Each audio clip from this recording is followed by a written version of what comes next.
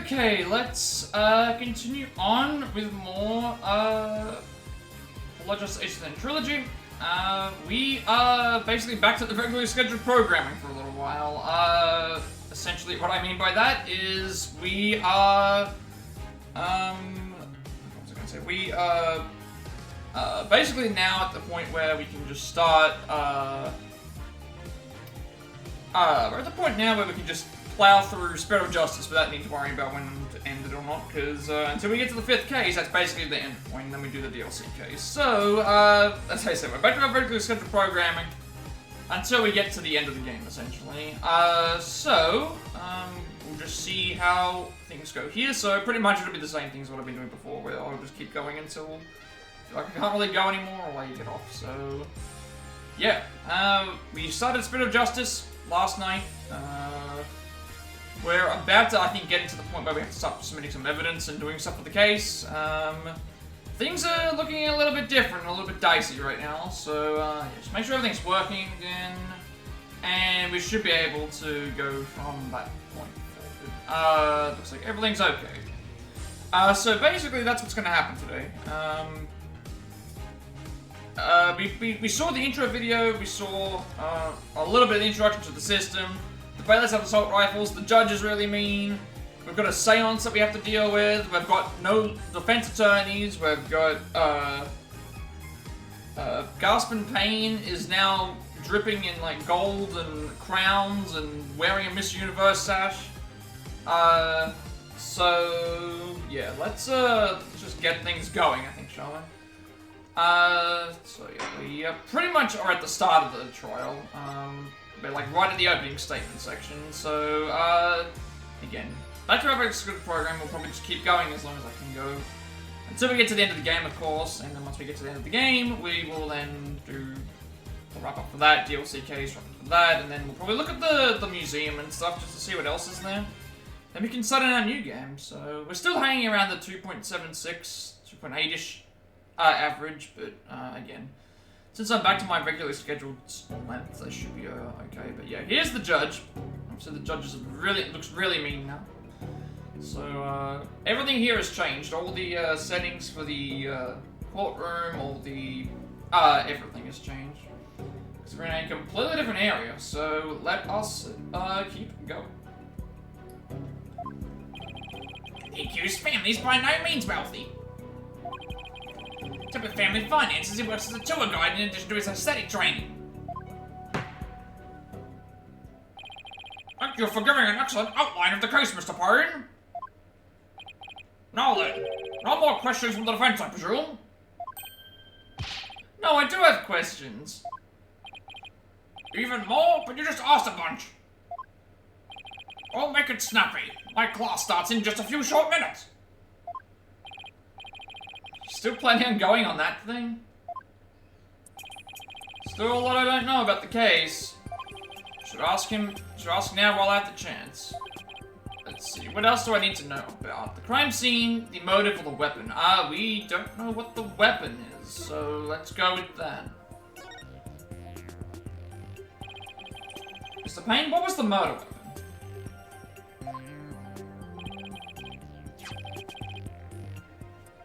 The murder weapon was the treasure box itself. The empty treasure box left at the scene and a large bloodstain on it. Utterly reprehensible, using the sacred treasure box for murder.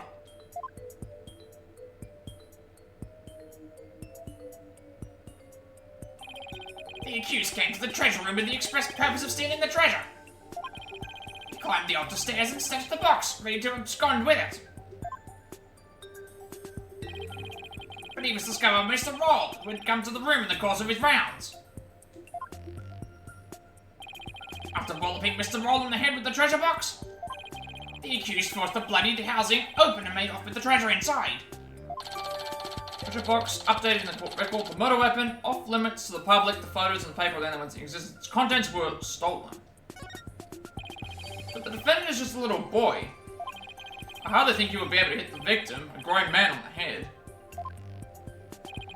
Very good point, Mr. Wright. But I'm afraid that won't help you. At the time of the crime, the accused was on the stairs leading up to the altar. The accused elevated position would more than make up for their difference in stature. Guess that makes sense. Mr. Payne, your reasoning is flawless. What an elegant argument. Hats off to you, Chief Prosecutor. Your title is obviously well earned. Well, the accused's guilt is certainly conclusive. Unless there isn't anything else, I am ready to announce my verdict. Very well, in that case, I find the accused... Just one moment, Your Majesty. Don't you think you're rushing the verdict just a little bit? I told you, I have plans to attend to, and... I'm late! It's already started! How did the time fly by so fast? Still stuck on that.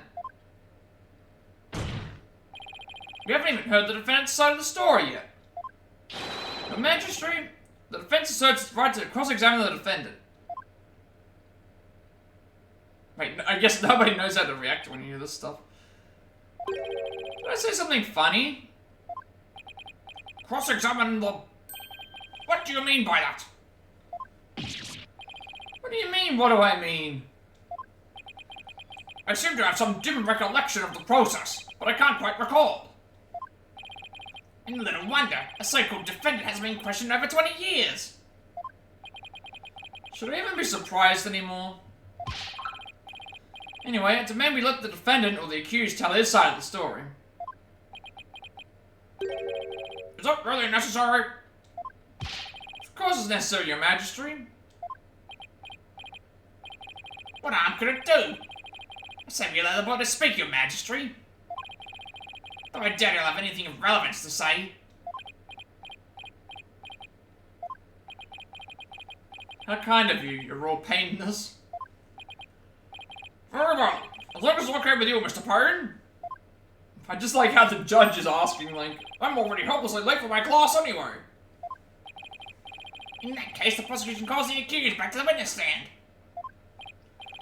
But before we do, I'd better call my wife and apologize for missing that class. Any objections? Go for it, Your Majesty.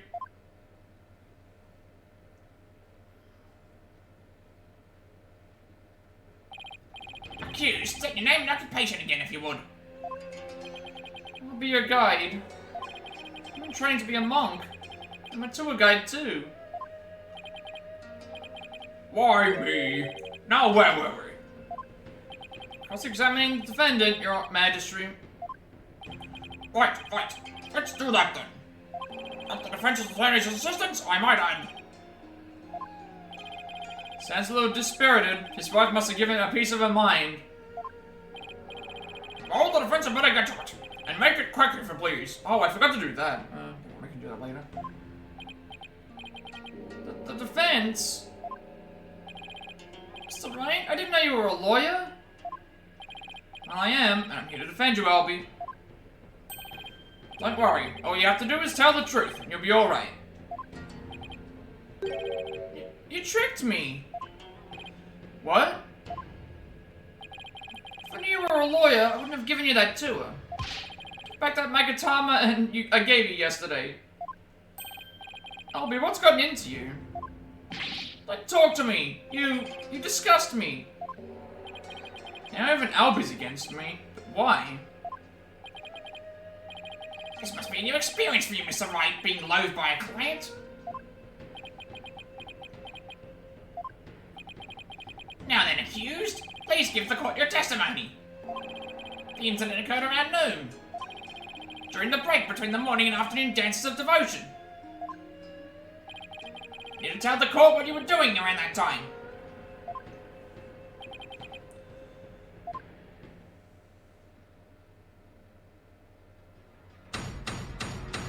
Oh, like these new, the accused account. You didn't kill Mr. Roll, you didn't steal the treasure. Not allowed to go anywhere near the treasure room. Never even seen that treasure box with the green Kurinese butterfly on it.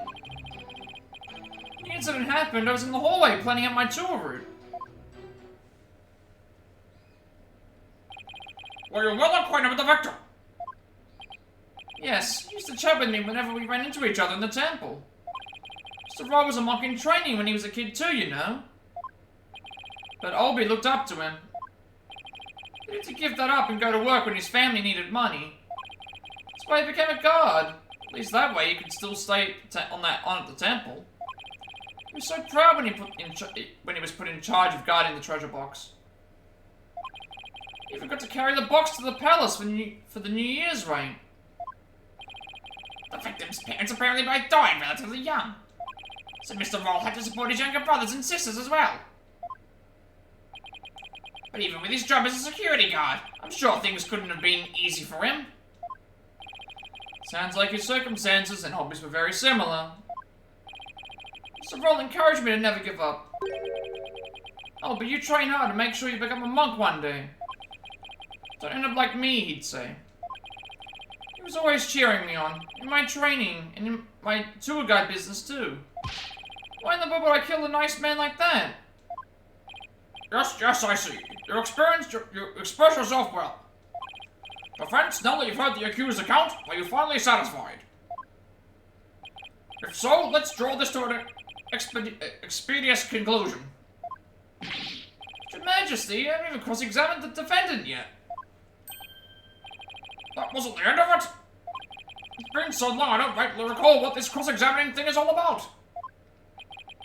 A judge who doesn't know what a cross-examination is? What fresh hell is this? I really do wish I could remember how it works. Should I give the judge a refresher on how to cross-examine? We might as well. Again, this is like the tutorial case. Guess I'd better, and we'll never get anywhere. Magistrate, please allow me to explain the procedure. First, we lawyers listen carefully to a witness's testimony. Then we use present with the R1 button to open the court record and examine the evidence. And why would you do that? To find and present any evidence that's inconsistent with the statements given. Present? I certainly don't need any gifts from you. Clearly, something is getting lost in translation with His Majesty. The point is, it's possible that the statement could contain a lie or a mistake. What? What do you do if you can't find any inconsistency in the witness's testimony? In that case, we may press the witness for more information. Pressing a statement might reveal new information or even entirely new statements. Presenting evidence is one thing, but pressing witnesses? I'll have you know, defense, that I do not allow violence in my courtroom. Rest assured, only gentle verbal pressure is used, no physical force involved. Well, I'm not convinced. After all, who knows what sort of tactics an attorney would resort to? One false move and I'll call the bailiff. Yeah, something's definitely getting lost in there. For now, I should just focus all my energy on questioning Albie. Comparing his statements with the information in the court record.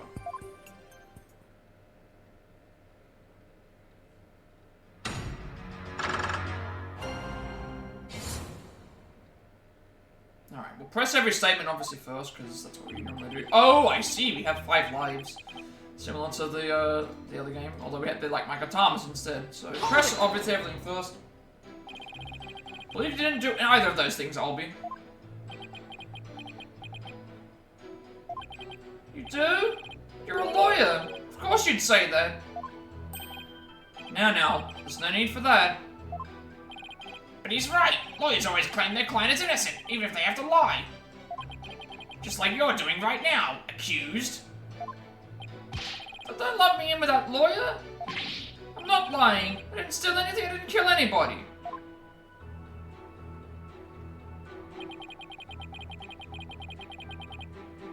Hold it! Not allowed to go near the treasure room. Why is that? It's a rule of the temple. Keep a lot of important things in that room. Yes, like the Founder's Orb in particular. Only the royal family may lay eyes on it. Didn't Mr. Payne say anyone without spiritual power would go blind? But you wouldn't be blinded if you just looked at the outer treasure box. You've never been anywhere near the treasure room. Too scared. You've gotta believe me. Never even. I better read the statement again. Hold it! Box with a butterfly in it. Yeah, you can see it in that newspaper article. Look!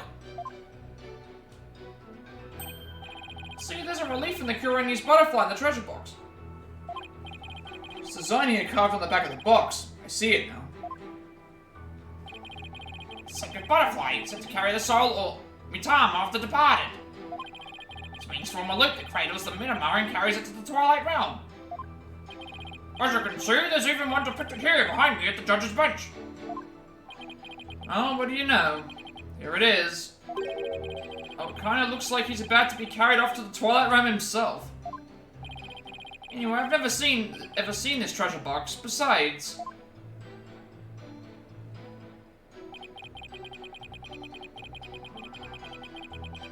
Hold it! Planning out your tour route? Yes, I was planning out a tour for you.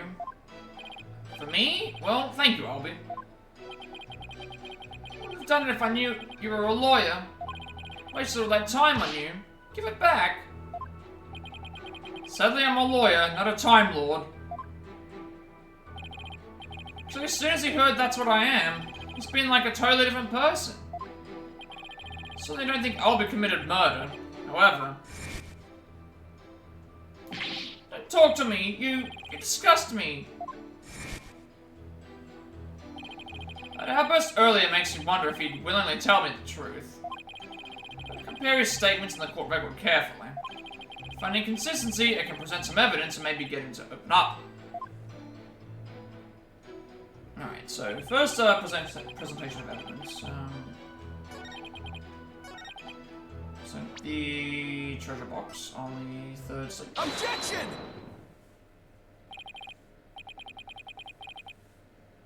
Albie, why would you lie to me?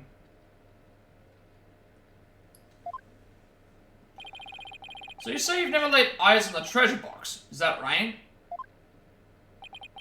That's right. It's forbidden, so I'd never do that. In that case, how did you know there was a green butterfly on it? Because I saw a picture of it in that newspaper article. Oh, take another look. These photos are in black and white. Couldn't possibly tell what color the butterfly is from these photos. Hold on, his bag. Did it just move? Polkonka. I beg your pardon? Polkonka is a word for in Kurenese that people use when they're surprised. You just exposed a lie, so this is the power of cross-examination, is it? I should be the one shocked here by your shocking lack of understanding. But just a moment. If the accused was lying, then that just makes him more suspicious than ever. And this just makes things worse for me than ever. Albie, are you hiding something? Please, give only true statements. I can't help you if you don't tell the truth.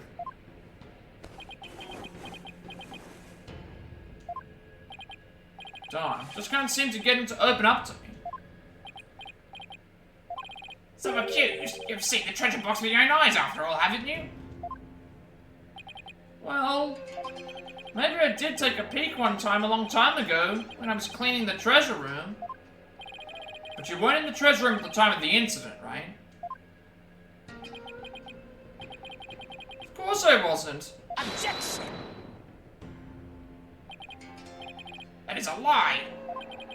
You were most definitely inside the treasure room on the day of the incident. Now I have proof. He does? This was found on the floor of the treasure room. It's a scroll entitled Notice and contains a list of temple monk duties. These instructions pertain to the day of the incident. What exactly is that supposed to prove? The accused's fingerprints were found on the scroll. Oh no! Where is it? It's not here! I must have dropped it somewhere. Indeed. You must have dropped it when you were busy murdering the victim. notice added to the court record. A notice from the day of the incident, the defense fingerprints were found on it. No. Then that means, can I look at this? So April 23rd, due to the growing number of thefts around the temple, we will be tightening security throughout. Therefore, all of the hallway shutters will remain shut for today's dates of devotion. Albie was there on the day of the incident. So this is the power of cross-examination. The more the accused talks, the guiltier he paints himself. Yes, it would seem so, your majesty. True to my argument, had evidence ready to refute it. How was any of that supposed to help the accused? See, I told you you can't trust lawyers and their lies. The benevolence already said the kid's guilty. Just to claim guilty and get it over with. No, everything's going all wrong. Shadow, what do I do? As expected, this cross-examination session has served no purpose whatsoever. No, you're wrong. But armed as we are with her benevolence's insight, there's no reason to deny his guilt. I guess I'll just have to poke holes in his inside affairs. By the way, this didn't prove to be very interesting at all, Mr. Payne. Nevertheless, I will now finally announce my verdict. Wait just one moment, your majesty. I haven't seen this divination seance for myself yet. As the defense, I have a right to check it. Is it really necessary? I have to get home and apologize to my wife. Guess she really did give him the business. Your majesty, I enthusiastically support having Mr. Wright see the seance. You do? And why is that, Mr. Payne? Don't you want to see it? See the lawyer being utterly crushed by the power of the seance?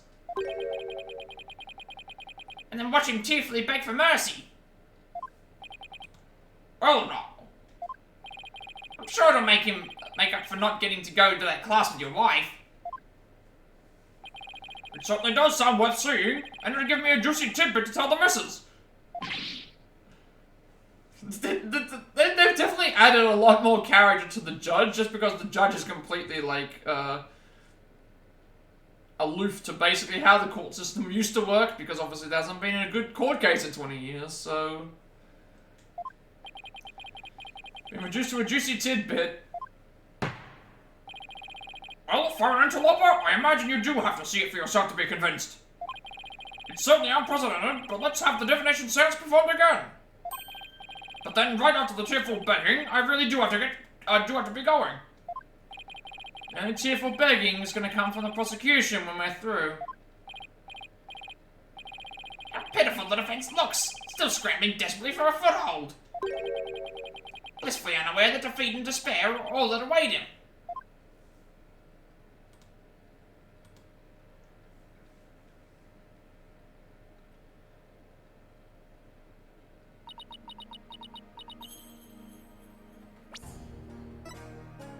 So Rafa Padma Curain, age 14, a Curainist priestess and princess of Curain.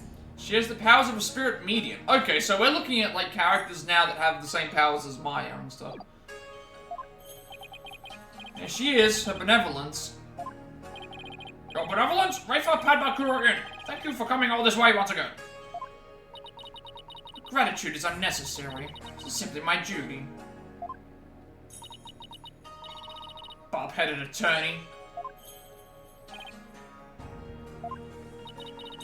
I'm told you question the veracity of the sacred divination seance. It would seem the depths of your irreverence and blasphemy are lost on you. Just a foreigner, ignorant in the ways and customs of this country. Apologize in advance for anything rude I might say or do, your benevolence. All I want is a fair trial for Albie. You would imply that the trials of this country are unfair? To explain, outsider. Welcome in, Sarada. Hope you're doing well. Hope that the games continue to do well in Call of Duty. Our verdicts founded on truths imparted by the very souls of the dead, like impartiality. It's fair about trials with no defense and no chance for the accused to tell their story. How dare you speak to our benevolence in that manner? Did you hear that? Did you hear how he talked to our benevolence? What does he know about anything? Ignorant outsider? We won't stand for it, you must be punished. Yikes, looks like I really stuck my foot in it this time. Punish him! Punish him! Punish him! Punish him! Silence, one and all! Is she standing up for me? Be not disquieted, my people. He merely expresses his opinion. Oh well, looks like her benevolence is going to be more visible than I thought. Attorneys are ghastly creatures, with souls stained black by brazen untruths. The words of a lowly worm such as that are not worth troubling yourselves over. Alright, I take that back. None of this prattling can sway the truth of my insights. Rest assured, he will soon see the error of his foolish ways. Now then, your benevolence, the divination seance of your wood. Certainly. Now you know my robe. Wait, someone has to actually take the royal robe and stuff off of her, I guess. Okay. Alright, what are we getting here? O Holy Mother, we hold this divination seance in your name. Let the eyes of everyone here be clear, and our ears be unstopped. O dance of devotion, guide the victim's soul to me, so that we may receive their final memories in the pool of souls.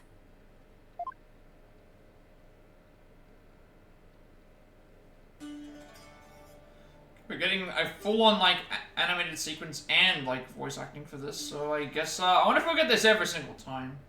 Probably not. Maybe just for the first, instance. They are definitely trying something different.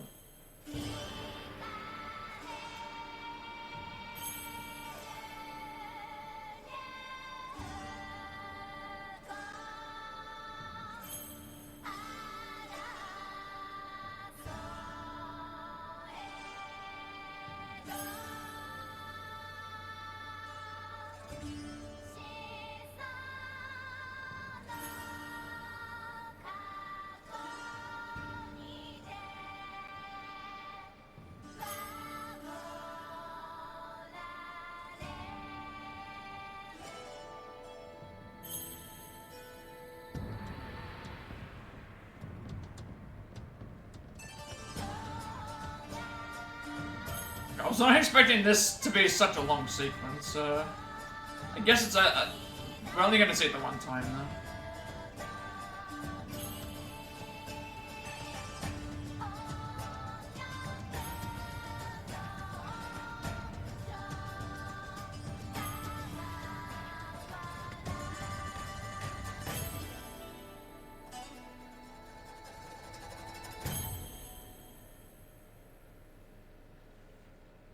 Alright, well that's, that was interesting.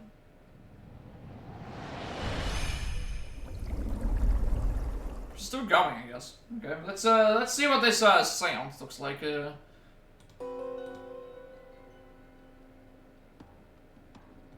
So, incense. Song of Ceremony, Boy's Voice.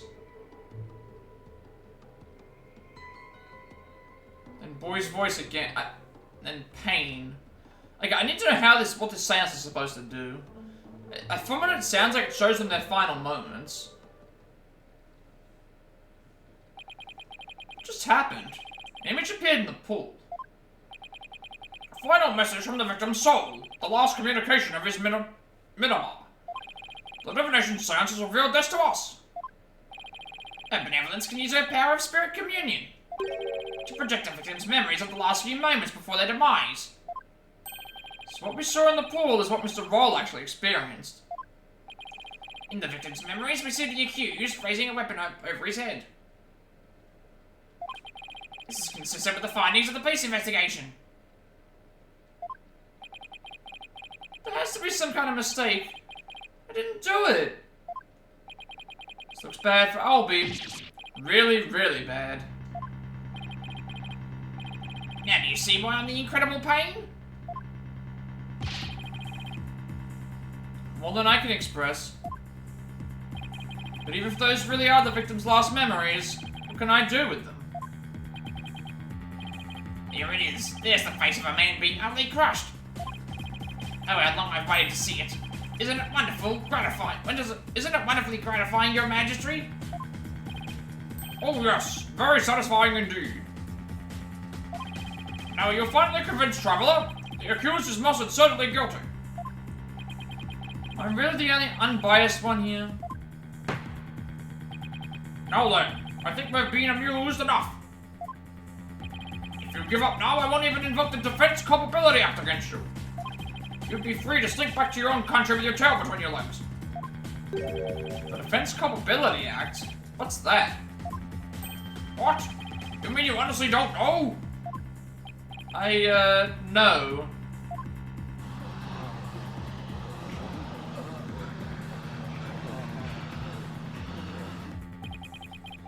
What's with all that hubbub? Well, well.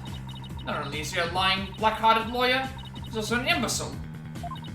Your Majesty, I think you'd better explain the Defense Culpability Act is to him. Yes, I think I'd better. The Defense Culpability Act, or DC Act for short, is as follows.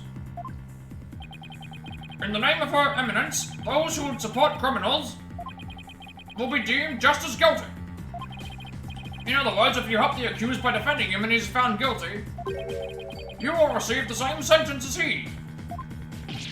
What? What kind of insane law is that? I guess that explains why there's no defense attorneys anymore, because, they probably all died. Or all killed. Under the DC Act, many an attorney has been convicted and met with a grim fate. Some went to prison, others received the death penalty.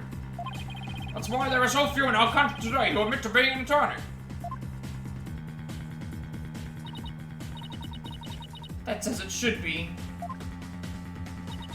The history of our courts prove that. Attorneys are black-souled creatures who would tell any lie to save the accused. Thus, attorneys deserve to be exterminated.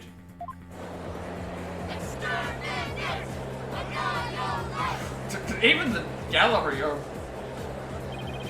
I felt so much hostility coming at me from so many sides. What could have happened to make everyone feel this way?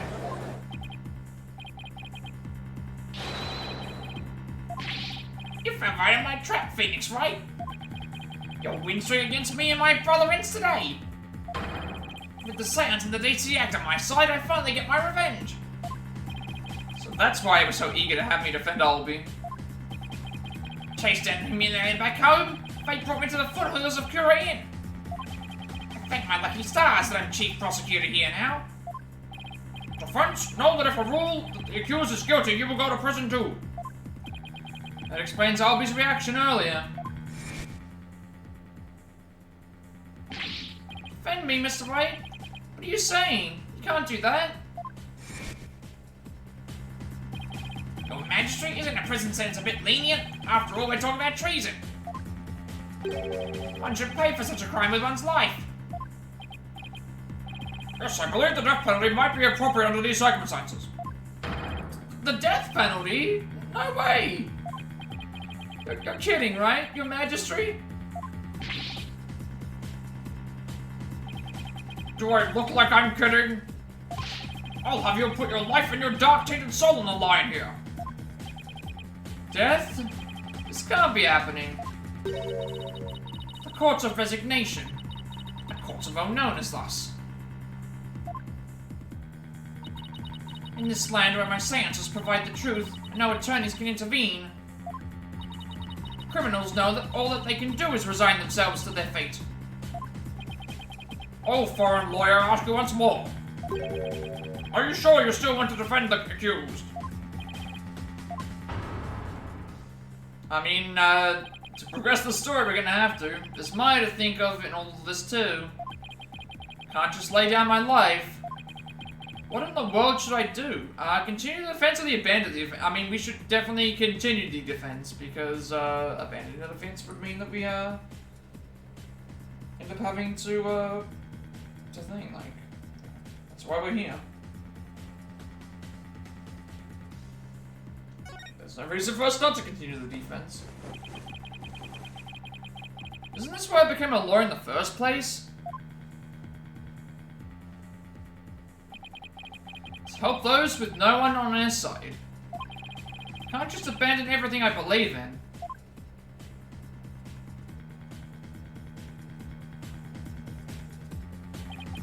All I can do now, stand firm and fight. Well, don't know about your tears on my account, Phoenix Wright. I bet you're defeating Grover before me, the chief prosecutor, for your life. Objection!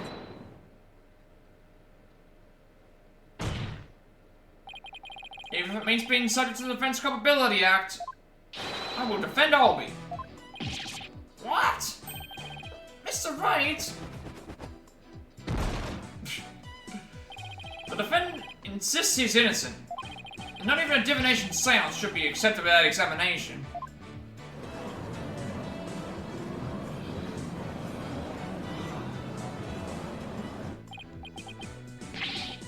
Bokunga!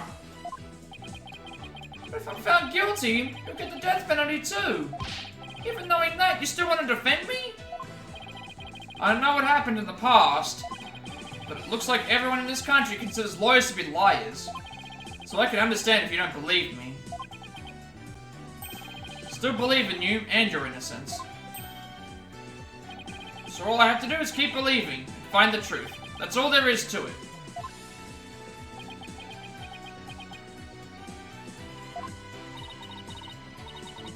Bob-headed attorney, continue to amuse me. Though your barb jabs are proving to be more than mere jokes. Benevolence. Believe me when I say it, this attorney will knock your insides out. That's enough! Insolent, disrespectful attorney. But you know what I think is going to be hard about this game? Is everybody that's in this court and stuff has Magatamas and stuff. So I feel like that we're going to be up against a lot more, like, right?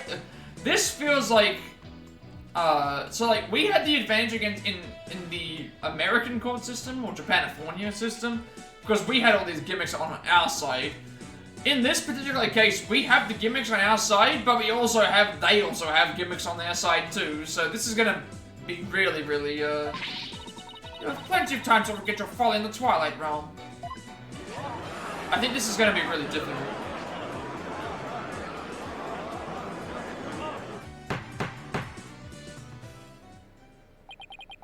Not a wise move, Traveler. Not wise at all. You should have taken the chance I offered to save your life. But you have made your choice. The Defense Culpability Act will be applied in this case. And with this verdict, you'll both be parting with your heads.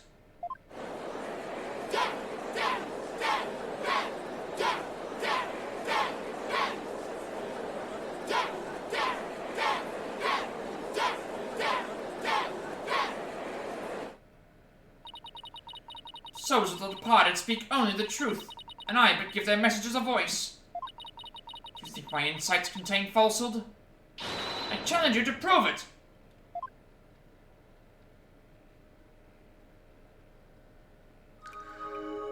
Okay, I guess this is like a new gimmick now, so, we'll figure out what we have to do. Rafa's insight. The accused swung whatever he was holding down on the victim's head. With the pain, the victim's vision went dark. This is when he lost his life. Still, I can't believe it. A murder after the morning dance of devotion?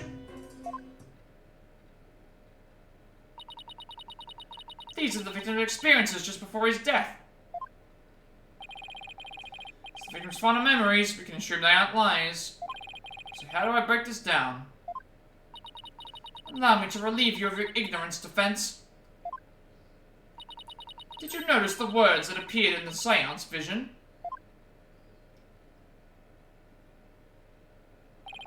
Come to think of it, I did see words, like Song of Ceremony and Incense. The victim's final memories are not limited to sight alone. Sight, smell, taste, sound, touch, all is laid bare in the pool of souls. So what Mr. Roll experienced with his 5 senses appears in the vision as words, right? Precisely, and by examining these sensations, we can perceive the victim's final moments with unparalleled clarity. Works for me. I can use all the extra information I can get.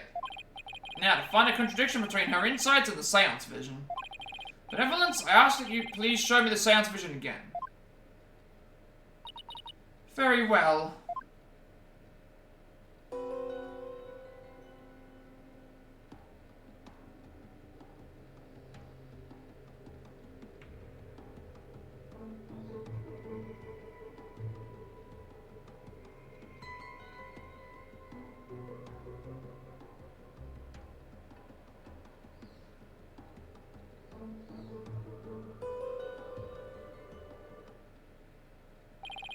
Wait a minute.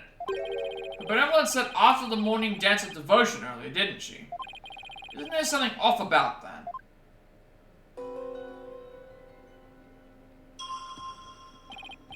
First I'll use the left analog stick to make my way to the inside that seems off.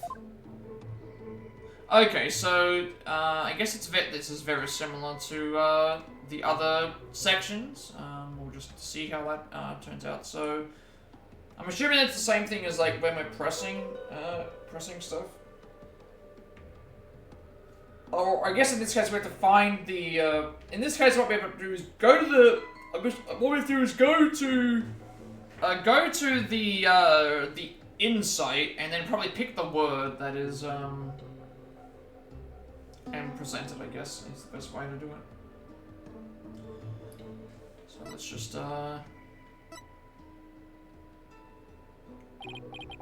This is the insight that sounded funny. Now I'll just carefully compare this insight with the seance vision. If the next sensation seems contradictory, I'll select it with triangle. Okay.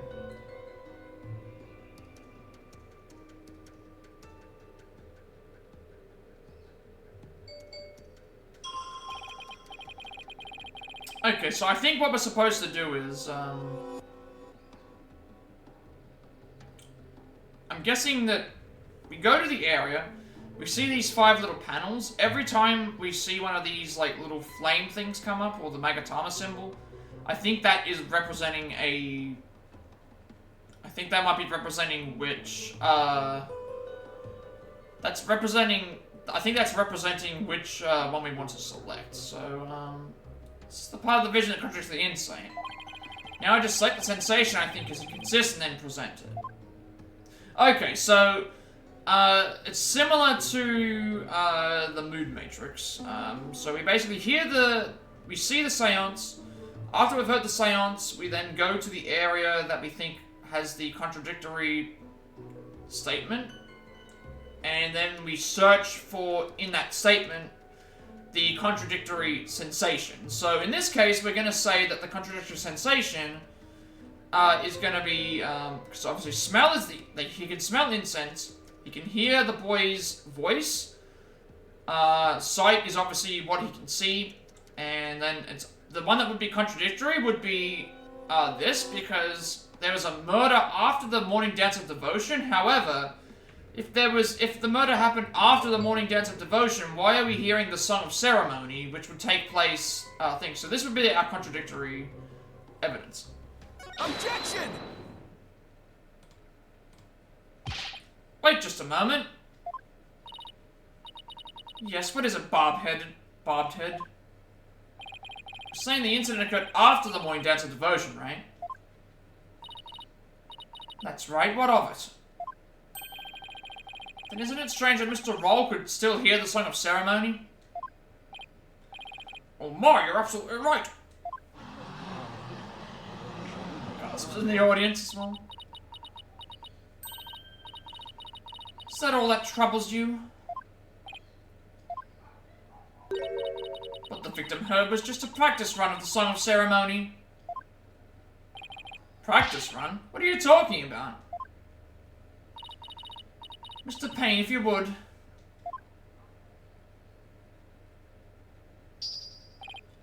Certainly, allow me to explain. The incident occurred in the interval between the morning and afternoon dances. During that time, the singers are practicing in the performance hall. Precisely. I was there as well, so I can corroborate this statement. I see, so what the victim heard was that practice session. There goes my contradiction. Okay, so you were practicing in this performance hall.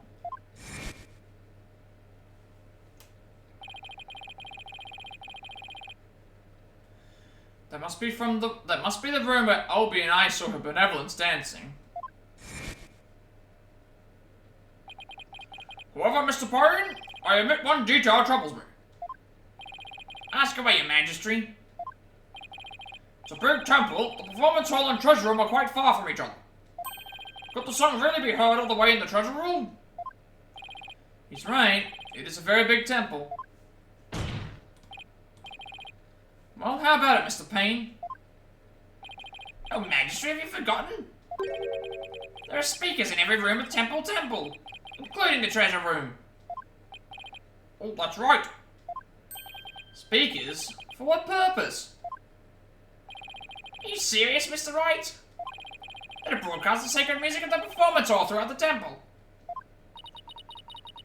That's why the victim could hear the song of ceremony in the seance vision. There's the practice run going on in the performance hall, heard over the speakers. Thank you for your explanation, Your Benevolence. That makes perfect sense, even to a feeble-minded old man like me. Think nothing of it. Now, if you wouldn't mind, could you please alter your insights for us? Very well. Okay, so insight revised. So now this has been changed to the song of ceremony the victim heard was of a practice run for the temple speakers. I think I'm getting the hang of this. If I point out any inconsistencies, she'll update her insights accordingly. So if I keep pointing things out, maybe I can knock all of her insights out after all. But if I know their consistency, so no matter how small. Yeah, this is a little bit interesting to figure out how, what to do. It's better to focus on the insights with the seance vision going. I'll try using pause to temporarily stop the vision. There, I paused the vision. Okay. I think I can use circle and square to jump to different parts of the vision. I'll try moving the minute mark to the flashing red panel there. That would be fast forward. Okay, now that I know how to get around in seance visions, it's time to find inconsistencies between the insights and the vision.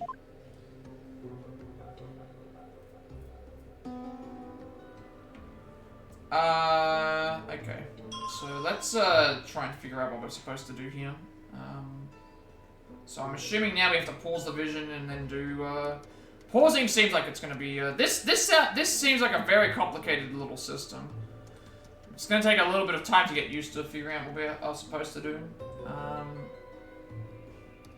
Because there's so many statements. There's 3 statements here. Then there's like 5 different like areas, and then we have to pinpoint certain things. So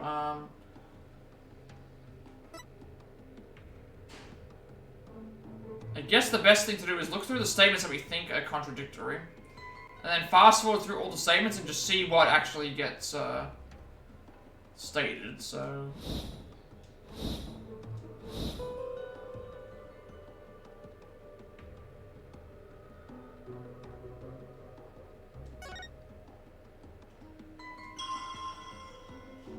And then, so when we found what we're looking for, so I guess we have to go looking through the statements that we think are contradictory.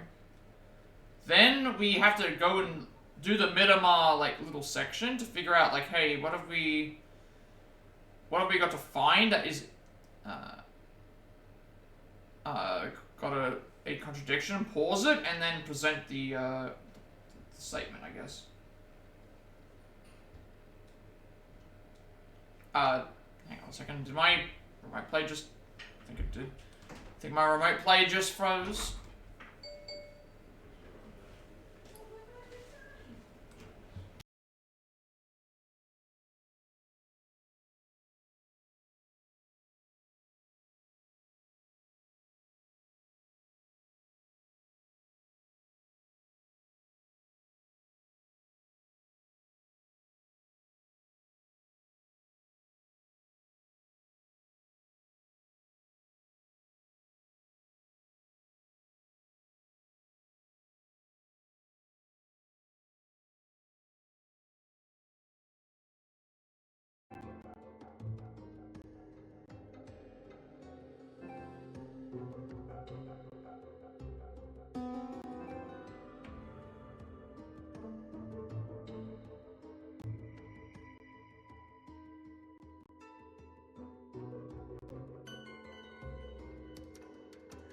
Alright, so what we did there is, so you go to the statement that you think is contradictory.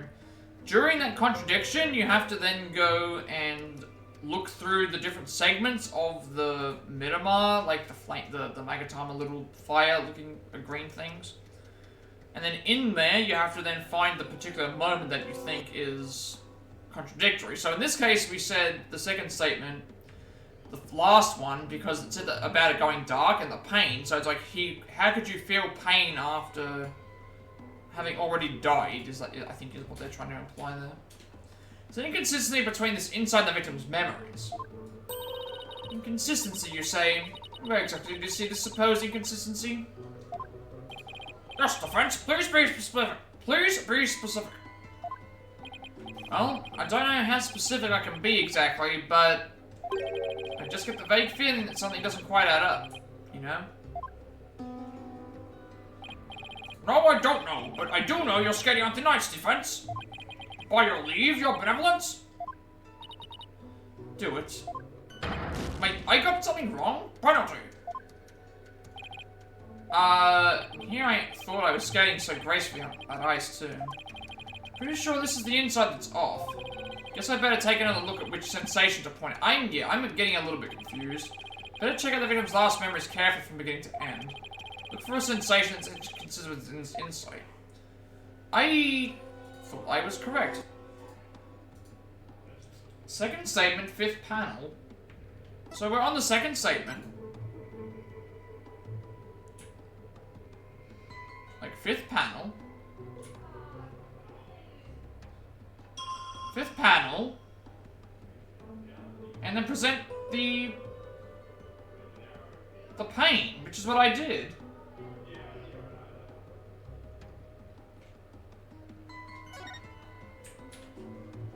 It should be this. Objection! That's what I did. Yeah, I don't know why I got a penalty for that. Was I too late? Was I not, like, soon enough? That's exactly what I did. Saying the victim's field of vision went dark right after we were struck, right? Correct? I did this, and it didn't give me the... Unless it was because there was that delay on the thing. Maybe I went too far. I didn't do it soon enough. Of course, as anyone with eyes can see. Oh, pardon me, but I must disagree. Benevolence, please take another look at the exact moment the victim felt pain. Everything goes black, and then, only after that, the victim feels pain. Inconceivable. This places the order of events at odds with what you say happened. My word. Hokonka, your benevolence. What is the meaning of this? I cannot be wrong. My insights are beyond fallacy. If what the event says is true, this is a very grave matter indeed. Please forgive me, your benevolence, but I'm afraid this contradiction is something we simply can't ignore. Objection! Now, let's not be too hasty, your majesty. I think I can clear this up. You have something to add, Mr. Payne? 1,000 apologies. It seems the prosecution has failed to make one tiny thing clear. And that would be... On the day of the incident, there was a power outage, a blackout in one part of the temple. As I recall, the crime scene was in that sector. Power outage must be why the victim's field of vision went dark. I apologize for neglecting to tell the court this detail. I'm afraid it slipped my mind. Rather you all along are only letting it slip now that it's convenient, Payne. Power outage knocked out both the lights and the speakers. There's a blackout there, was there? Well now, that explains everything, does it not? What do you mean, your benevolence? Please share your thoughts with us, if you would. Blackout occurred when the accused and the victim were faced with one another. Fearing the victim would flee under the cover of darkness, the accused swiftly brought his weapon down on the victim's head. I see, that makes perfect sense, your benevolence. So The victim was struck after the lights went out. The depth of your insight is awe-inspiring, your benevolence. Give her a hand, everyone. Well done, long may you live and prosper. Hey, I want to live long and prosper too. Enough applause. You flatter me.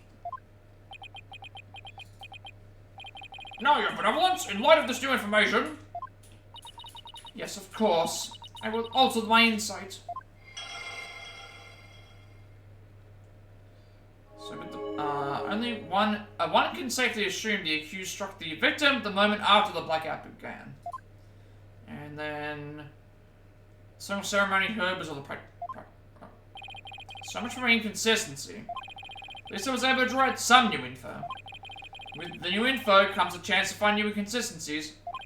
And to compare the insights with the vision again and see what else I can dig up. I'm not really sure I like this system. It feels a little too hard to try and figure out what... Like, you've got, you know, the statements. You've got the statements doing stuff. Like, so I think the way that it works is this video that shows with the 5 things. So you got the 3 statements, like you would with any other case, and then you've got the video evidence with the seance and the words that appear in the thing. I think they all tie to each other. So it's like this video runs in account to all 3 statements. So we've got 3 statements that we have to find the inconsistency in the statement, and then use the particular point of impact on the video in comparison with that statement. I think that's how it kind of works.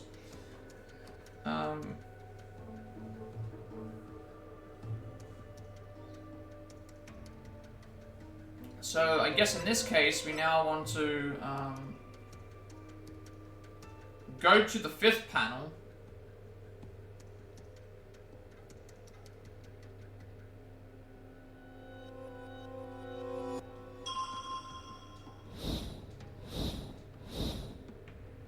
Go to the 5th panel, and on the 3rd statement, present the song of ceremony.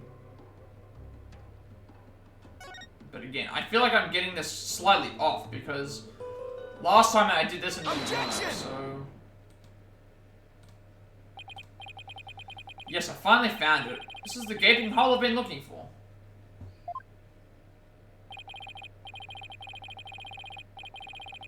Benevolence, as impressive as your spirit communion power is, it's not infallible.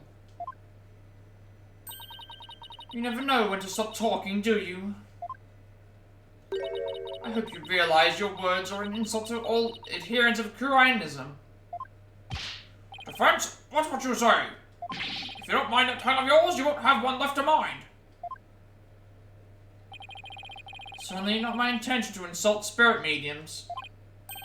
Maybe I'm not the one who needs to learn when to stop talking. But malarkey. I believe you said a few moments ago that the victim could hear the song of ceremony thanks to the temple speakers. But then, how do you explain how the victim could still hear the song of ceremony even after the power went out? This contradiction of facts can only mean the song of ceremony Mr. Roll heard was not coming from the speakers. What? Impossible! What do you say? That the song he heard was coming directly from the performance hall? Exactly what I'm saying. It's the only possible explanation. But the scene of the crime was nowhere near the performance hall! Right. The song couldn't make it all the way to the treasure room. Not unless... You mean to say? Yes, the treasure room was not the actual scene of the crime. It must have been somewhere else, somewhere closer to the performance hall. What? You can't be serious! There is a glaring contradiction in the claims of benevolence in the prosecution. Therefore, the defense insists that this case be thoroughly re-examined. No! This is completely unprecedented! An inconsistency in her benevolence's insights? Unbelievable! Heed not his forked tongue, your majesty. These are but the claims of a corrupt lawyer. A feeble ruse from a feeble mind. But the contradiction revealed by the defense is undeniable. We can't just turn a blind eye to it. But the defense's assertion is in the end meaningless. Even if the location of the murder turned out to be different. It doesn't change what I've seen at the moment of the murder. Indeed, the accused is standing right there in front of the victim. Furthermore, the murder weapon remains raised above his head. My insights still stand. Hate to admit it, she's right. Seance vision still makes the situation look really grim for Albie. Doubt even the defense can dream up an explanation as to why. The accused had his hands up over his head. Well, this defense dares to dream of making it out of this nightmare alive. You what? You still insist on trying to tear down my insights, do you? You better be prepared to back up your claim. Remember what will happen to that tongue of yours if we find you just wagging it. Of course, I can back up my claim just as soon as I think of something. You appear to be fully prepared, defense. As the embodiment of this court, I give you permission to try and prove your claim. As long as you're willing to stake your life on it. I concur, your majesty. Prepare the tongue shears. Chop, chop. Chop, chop? Yes, let's have the bailiff fetch them. I think I saw a suitable pair in the basement. Chop, chop. Stop, stop. I hear that lying lawyers have several tongues to spare. I'm sure he won't miss one. Thanks, these people are actually serious. I'm rather attached to my tongue. Think, Phoenix, think. Other than to raise a weapon, why would Albie have had his hands up like that?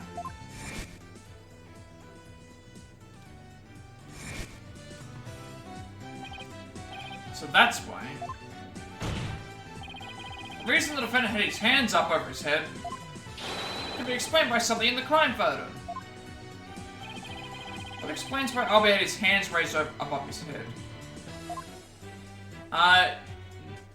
It looks like the footage is suggesting the gun, so the fact that he had the gun pointed at him might have suggested that he was raising his hands because of that. Take that! Gun. In the seance vision, I witnessed the defendant raise both of his hands over his head yesterday. You did? Where did you see such a thing? And the police had their guns trained on him as they made their arrest. Are you saying? The victim was a security guard, and an armed one at that. The defense proposes that the victim had pointed his firearm at Albie. And that's why the defendant's hands were raised in the air. Oh, Conker! Like, she actually fainted? Okay.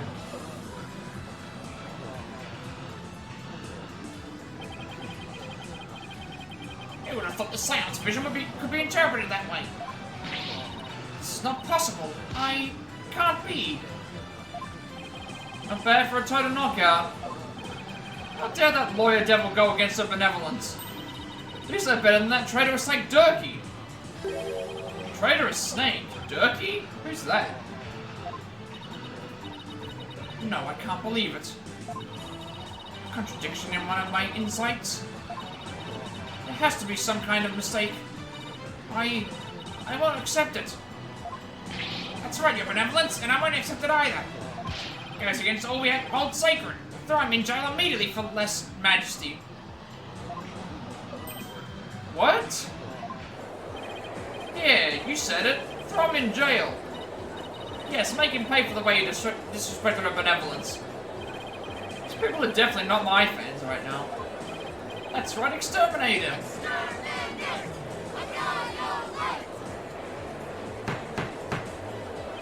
Peace! Give me peace! I said peace! Now, everyone, please calm down. Is he... Your Majesty, please assign this black-hearted attorney a suitable punishment.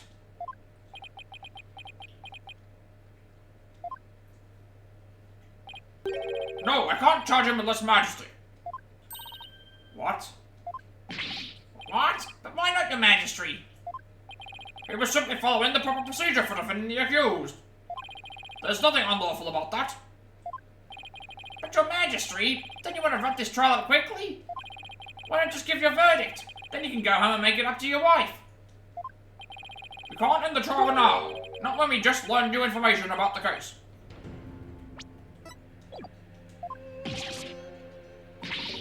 Magistry, not you too. You would honestly entertain the idea that my insight contains a contradiction? Truly, it is shocking. In the 20+ years since the DC Act went into effect, such a thing has never occurred. To be honest, I didn't want to believe it either.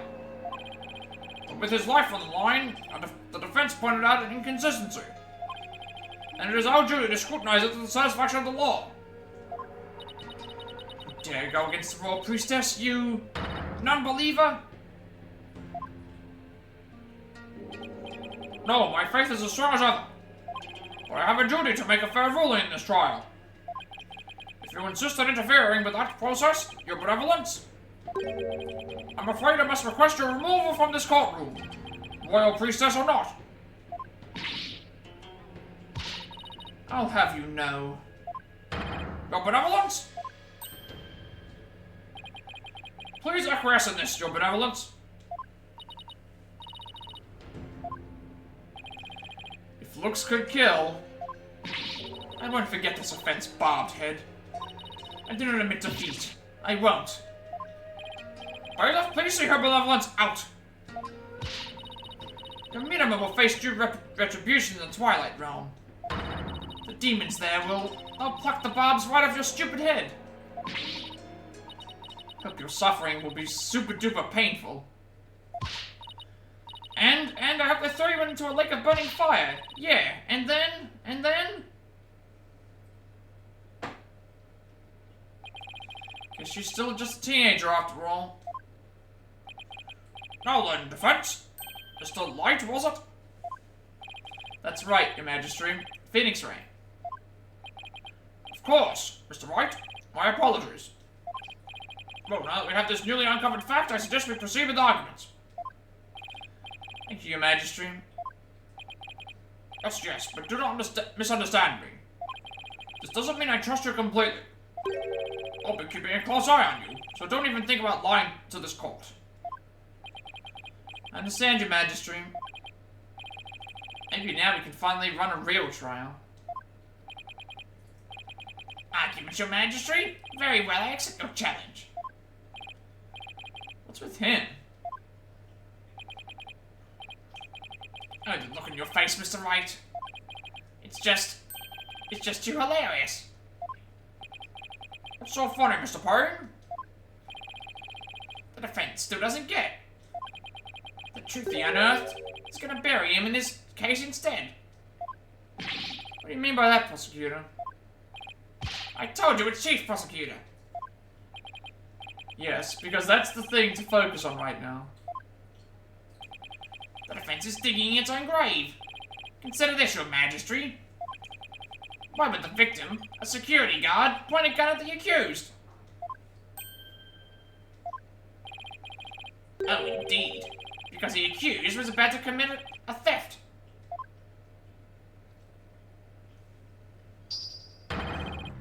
It's the only logical explanation. That does sound pretty logical, actually.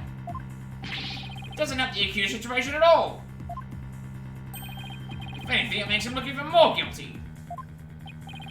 Yes, I have to agree. Allow me to spell out this truth the defense didn't bother to think through. Mr. Roll came across the accused just as he was trying to steal the treasure. The guard pointed his gun at the accused, and just when the power went out, the accused murdered the victim and hid his body in the treasure room. A hand truck for moving heavy treasure around is stored in the treasure room. The accused could have easily moved the body with that. After all that hard work to knock down those insights, back into the old familiar corner once more. Mr. Wright, do you have a rebuttal?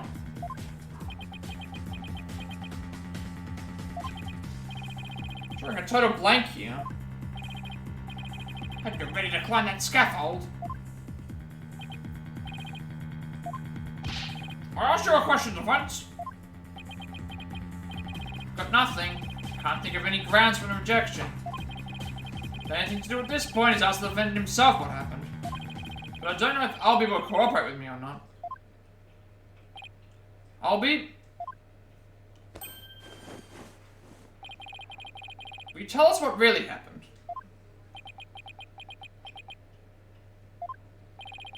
You don't have to say anything, accused. Fall for his evil trap and you'll only dirty your own soul. Albie, you have to tell me the truth. Can't help you unless you do. Mr. Wright, I'm sorry. Why? Why won't he trust me? Is this it? Is this the end? For both of us?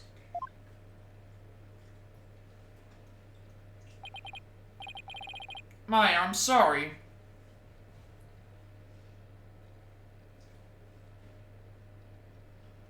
Never met a real lawyer before. Everybody always told me they're bad. Bad people who help dirty criminals go free. Never thought a lawyer would actually try to help me. Would actually believe in me. Would risk his own life for me. Never would have even imagined it. Albie? So that's why I lied. To try and save myself. But I'm not gonna lie anymore. If you believe in me enough to put your life on the line, then I'm gonna believe in you too. Allow me to explain!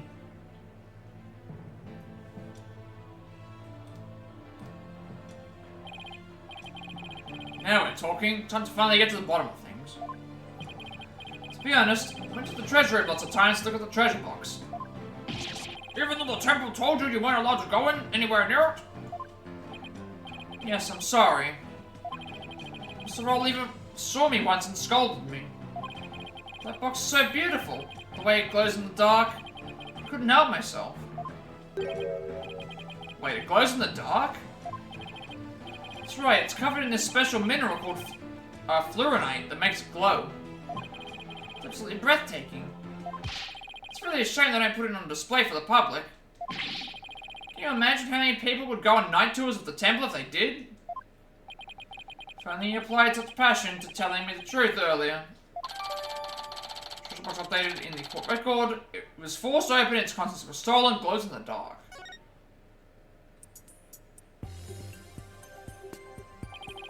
On the day of the incident, I was on my way to the treasure room again. When I ran to Mr. Roll on the great stairs. So those were not the treasure room stairs in the seance vision? No, they were the great stairs that connect to the hallway. Makes sense. The vision wasn't clear enough to show us what was at the top of the stairs. The diagram adds to the court record, a diagram depicting the temple treasure room area. All of a sudden, Mr. Roll drew his gun and threatened me with it. I quickly put my hands up. Mr. Roll, he acted so scary. For some reason, he had his scarf over his mouth. Couldn't read his expression at all. Just then the power went out. So I took that chance to hightail it out of there. I ran for my life. Even now when I tried to think back on it. All I can remember the gun and the piercing look in Mr. Roll's eyes. That must have been when I dropped the notice scroll. Which means someone else brought it to the treasure room along with Mr. Roll's body. Mr. Roll say anything to you when you ran into him on the stairs?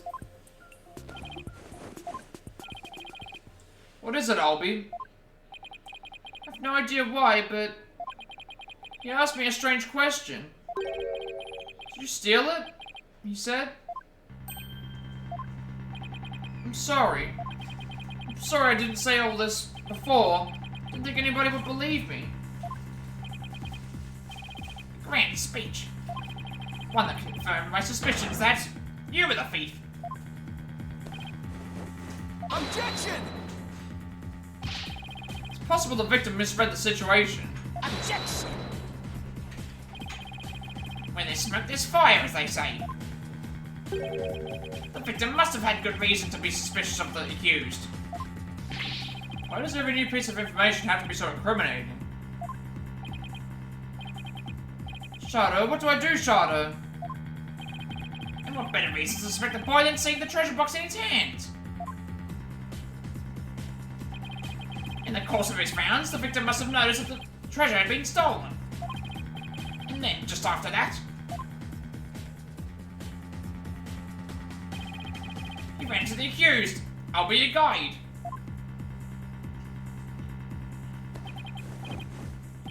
No, that's not what happened. Therefore, the one who stole the treasure and killed the victim can be none other than the accused.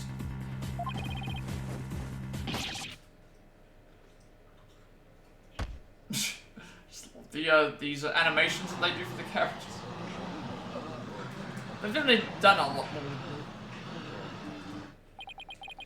What now? Wait, does it actually? Oh, Shadow is a puppy dog.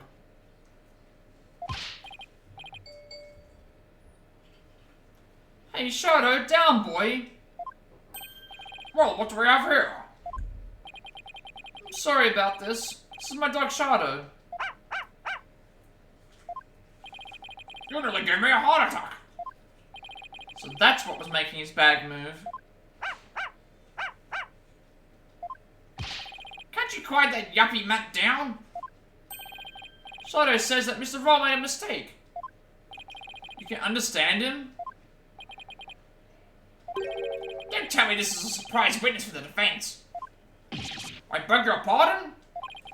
You don't think you're cross-examining an animal, are you? I mean, we've done it before. The previous case we actually did. Of course not, Your Majesty. Not this time, anyway. Well, I'm glad to hear that. I thought I'd have to reassess my assessment of your sanity for a second there. Think I'd better reassess my strategy, and fast. To somehow show that somebody else could have struck the victim or was sunk. Well, it's true that the defendant was standing in front of the victim when he died. It doesn't mean that somebody else couldn't have struck the victim at that time. You're going to go that far? Then I hope this means you have another angle of approach on it. Exactly. I mean, who but the accused standing front and center could have done it? If you can back up your claim, it's something more than conjecture. Okay, come on, Phoenix. Now I can think of something convincing. Where else could the victim have been struck from? The only other place would have been, if they weren't struck in front, they could have been struck from behind. That would make sense. So I guess you would just say here. Take that!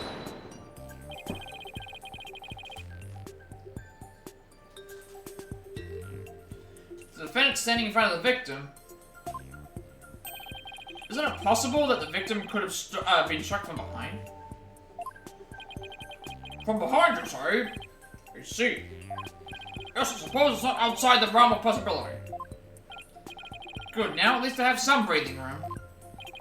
But who do you suppose it could have been? True culprit, naturally. The one who actually committed the theft and murder.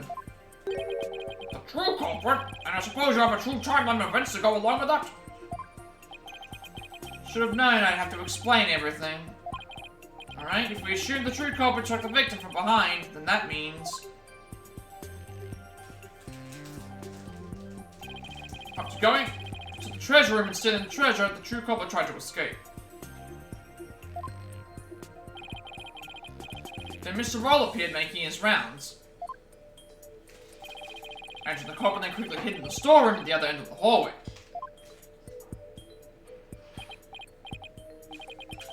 You're grasping at straws, Mr. Wright. Admit it, you have nothing but baseless conjecture.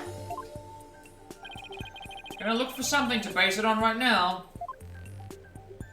Albie, when you ran into Mr. Roll in the hallway, was there anyone around the storeroom area? I don't know. There might have been somebody there, but I couldn't see. It's only halfway down the stairs, so I couldn't see the ends of that hallway. Let's see, swing and a miss. Oh, Shadow says that someone was there.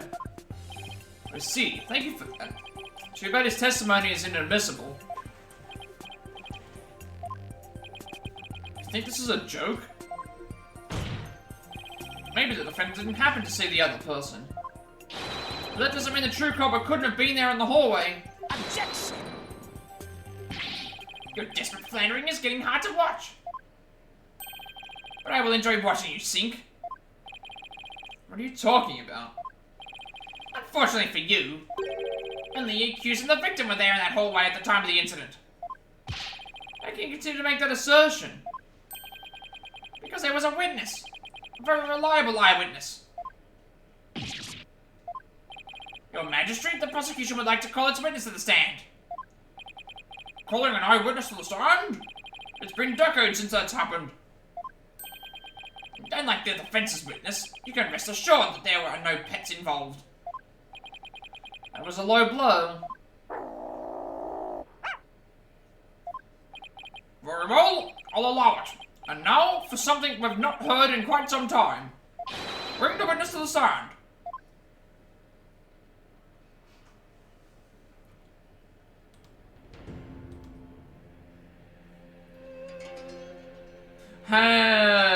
Okay, we know that you're the killer, because we saw the, thing here. Witness, please state your name and occupation.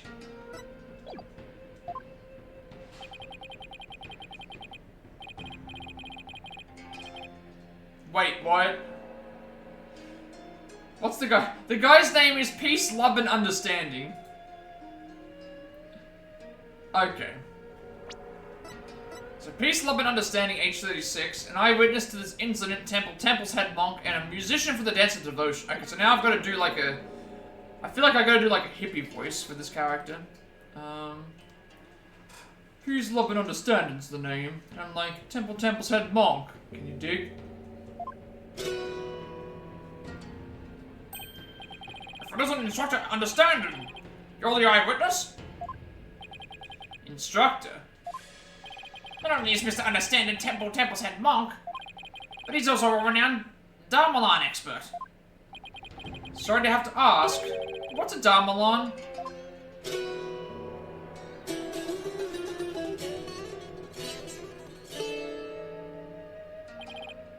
Check it. Here she is, my sweet serenader, my one and only. Groovy, right? You've heard our sultry sounds once before, brother.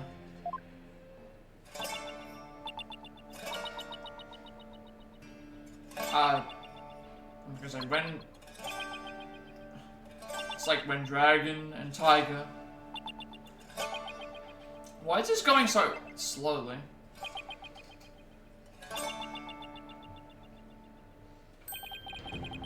It's a song from the Dance of Devotion. Right on, brother. The Song of Ceremony.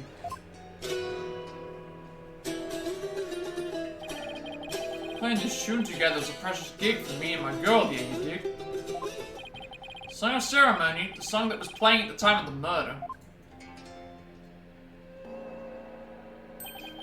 Oh, Holy Mother. May the righteous sounds of my Dharmalan serve as my offering to you. Wonderful! A great performance as always! This is my thing, you know. My bag. I make instruments speak, baby.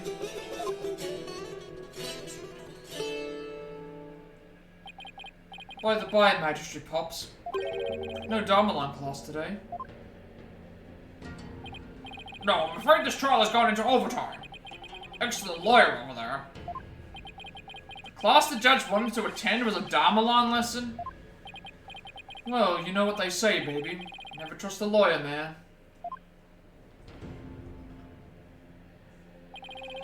The transgressions against the Holy Mother have to be brought to justice. Thank you for your cooperation, Mr. Understanding. As the treasure's keeper, you must have been shocked to learn that it had been stolen. Yeah, man. That was not cool. Keeping the treasure safe is one of your duties, Mr. Understanding. That's right, brother. Here's the one and only treasure box key.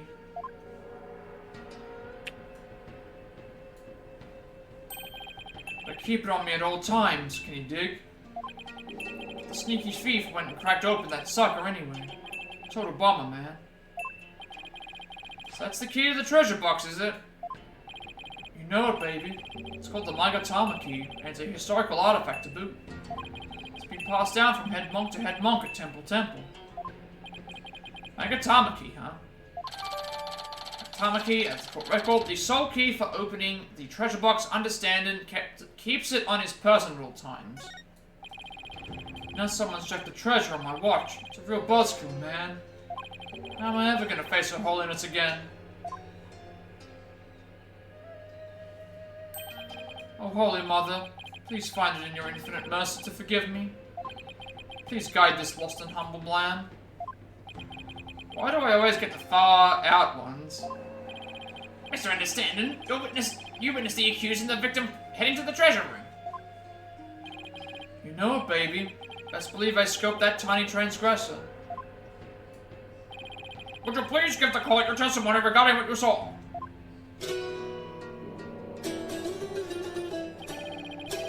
Bring justice against the transgressor, man. Yes, of course, I'll do all I can. In the name of Her Holiness, I vow to sing. Not but the truth, I swear to bring. Hit me.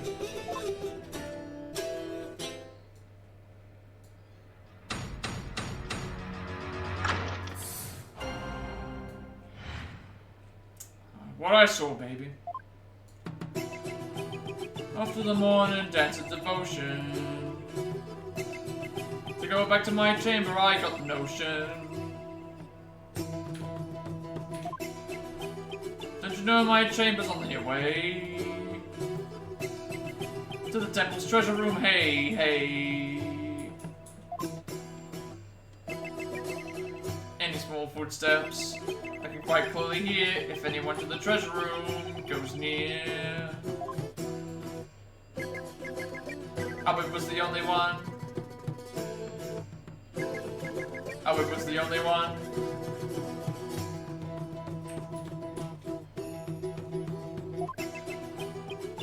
Before the blackout, one of them rolled. Only Albert to the treasure room did stroll.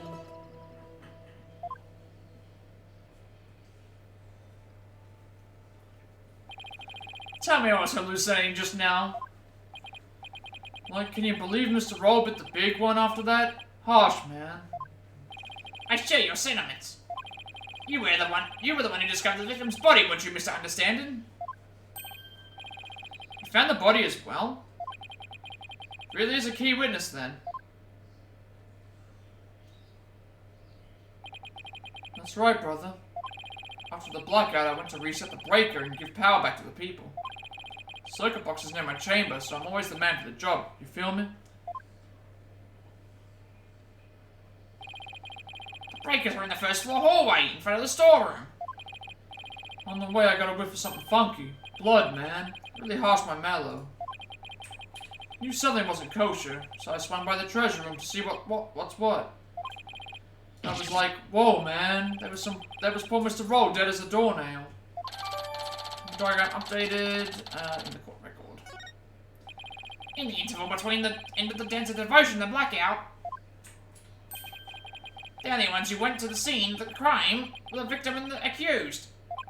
So you see, Mr. Understanding's unassailable account is what led to the accused's arrest. Hold it. Is it impossible that the murder took place before the end of the dance of devotion? I'm afraid that's not possible. The victim was in the performance hall until the very end of the dance. He was? Would you like some proof? How's this? A photo of that morning's dance of devotion taken by a tourist.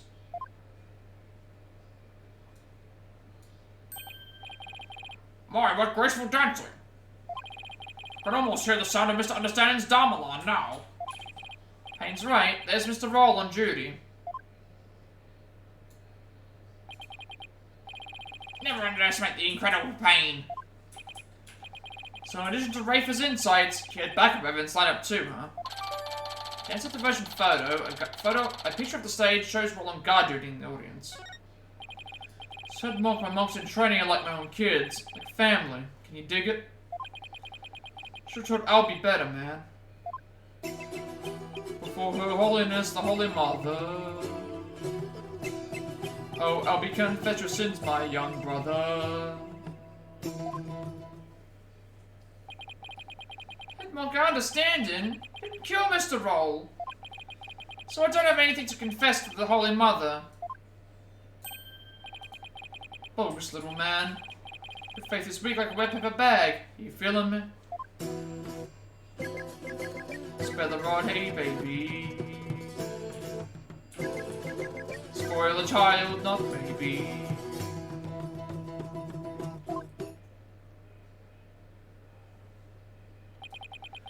Holiness is magnanimous, son. If you confess your guilt, she'll forgive you in the Twilight Realm. Don't suppose she could forgive him in this realm first. Defense, please begin your cross-examination. Alright, let's get going.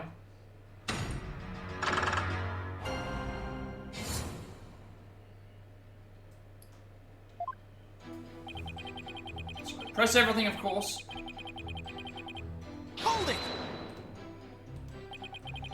I have a question. Lay it on me, man. How dare you interrupt the performance of the great Peace, Love, and Understanding? I was really enjoying that.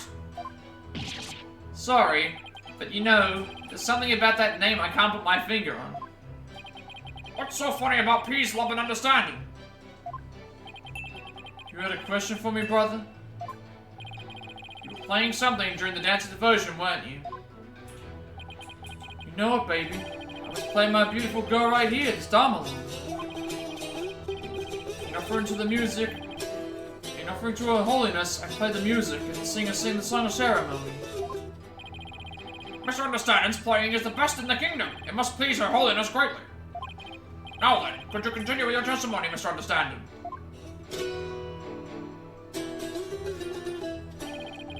For the Holy Mother, I keep on trucking. This Damalon still needs some plucking.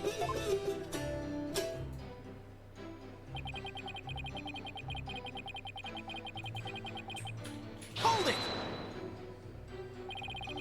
Please point out one more time where your chamber is located. Yeah, man, no sweat. The chamber is on the way from the performance hall to the treasure room. So anyone going to the treasure room will have to pass by Understanding's chamber. Give Peace Lovin' a chance.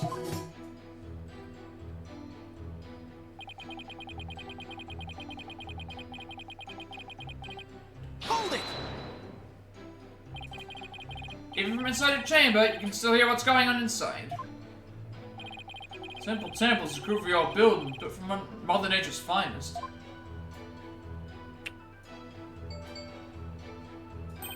You can hear a pin drop through the wooden walls, you dig? In an old building like that, I guess the walls must be pretty thin. And that's how Mr. Understanding could know the culprit's movements. So thanks to the Holy Mother's divine protection. Right on, my man. I dedicate this testimony to Her Holiness.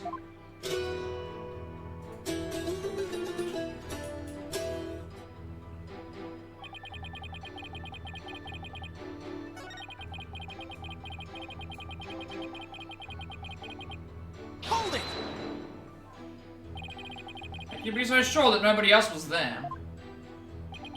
Whoa, man. You lawyers are as uptight as they say. Is it possible that someone else could have snuck past? The answer, my friend, is squeaky wooden floorboards, baby. They make such a racket, not even the quietest cat could sneak by me, you dig? Yes, that makes sense. And all of that just now was simply more of the attorney's unfounded suspicions, I see. That's the truth, baby. It's all that I see. The truth is all. It's everything. Words of wisdom, words of truth.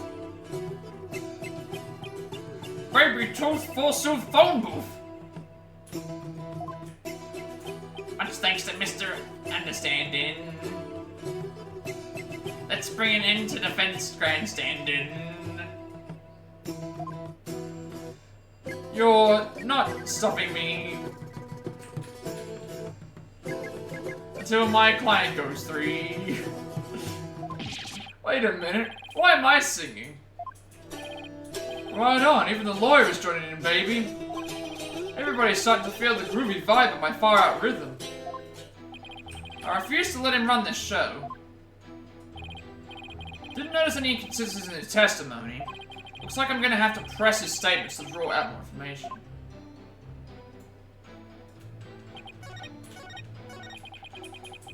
Hold it!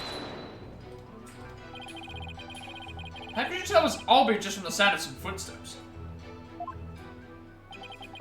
Aubrey's Patrick's family, man. Smooth groove of his shoes are easy to pick out. How do you know he went to the treasure room? Didn't you think it was possible he went to the storeroom at the other end of the hall? No way, man. Saw him with my own 2 eyes. Saw him? In the treasure room. This you can believe.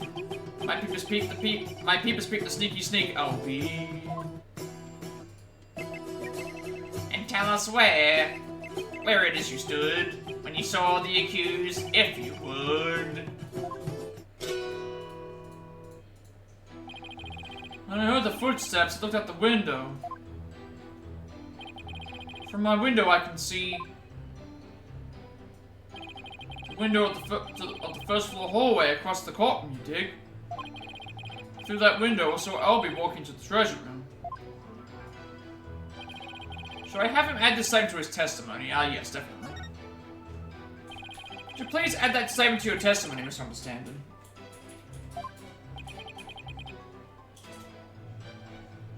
You got it, brother.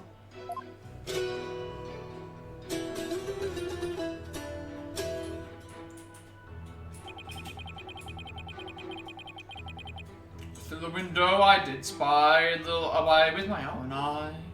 Hold it! Through the window, you say? That's right, brother. There's a courtyard outside the window of my chamber. Across the courtyard, I can hear the window of the I can see the window of the hallway to the treasure room, man. Judging from the diagram, I guess that's plausible. A view of the courtyard from your chamber? How nice that must be. I bet it's beautiful at this time of year, what with Curine's butterflies flitting about. You know, Pops, I have to look out into the courtroom when I'm playing my Dolomite.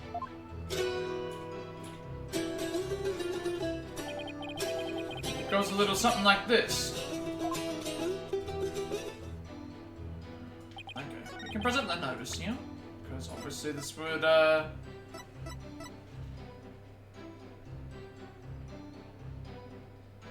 Objection!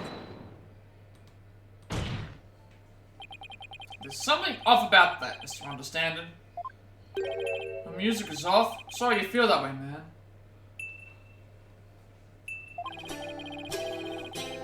Maybe this vibe ain't top of the charts where you're from. What's your poison? Orchestra? Jazz soul? There's something wrong with my ears, witness, but something's not quite right with your eyes. Mr. Understanding, you've been lying to this court. No, why would I lie? I got nothing to hide. Truth and truth alone is all I sing. Lying, you're not. Lying ain't my thing.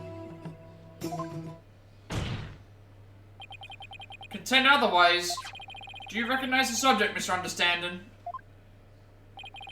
Simple notice, man. What of it? In this notice, the following instructions to the temple monks is written. All of the hallway shutters will remain shut for today's dance of devotion. What you talking about, Phoenix? Talking about the fact that from your chamber, you couldn't have seen anyone going to the treasure room through those shutters. Looks like you didn't get the memo. No way, I don't believe it, man. If you don't believe it, why don't you read the notice for yourself? Let's see, something something, will something, for something something. Is that your idea of reading? Not so hard at reading Kuroinese, man. Usually get one of the other monks to read stuff for me, you know? Doesn't that make your duties as head monk a little difficult? Hey, come with some slack, man. I only moved to this country 6 months ago. It's quite recent, isn't it? So, how did someone who's only been here 6 months become head monk of the temple? How little you understand. Religious faith can't be measured in months or years. I've only been an adherent of Kurianism for 3 months myself. Holy Mother's teachings really spoke to me, prompting me to stay in this country. Was it the fact that there are no lawyers here that spoke to you? Mr. Payne, I know just how you feel, my man. But Holiness teaching spoke to me too. Ladies and gentlemen, I present Brother Dumb and Brother Dumber. I don't know why Payne suddenly became a believer in Kurianism. I could understand and have had an ulterior motive for becoming a believer too. Misunderstanding? Were you really in your chamber as you claim? Hey, be chill, brother. Weren't you instead somewhere else? Objection! Mr. Wright, what kind of nonsense are you spouting now? According to Mr. Understanding's testimony, he saw Albie with his own eyes. Therefore, is it really nonsense to suggest he could have seen Albie from somewhere else?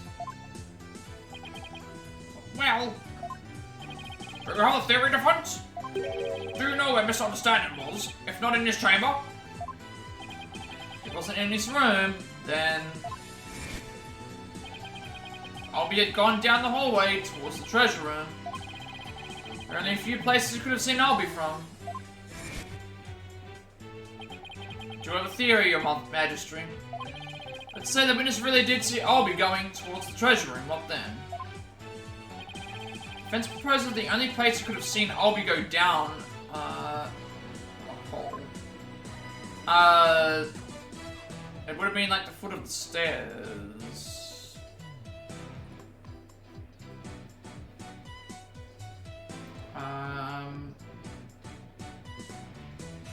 So I'm guessing they mean about here. Which again, this would also explain the... Yeah, like if Albie is here, the only place you could have been standing was either if this door was open, which I don't think it was, or they had to have been standing here. Take that! But you just suggested earlier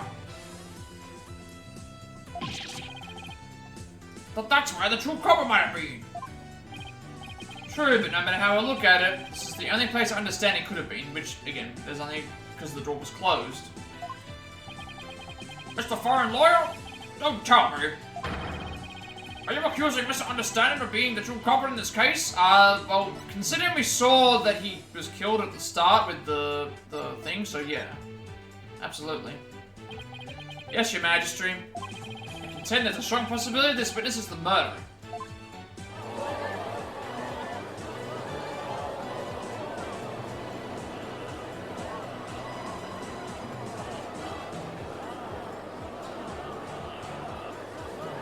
Objection!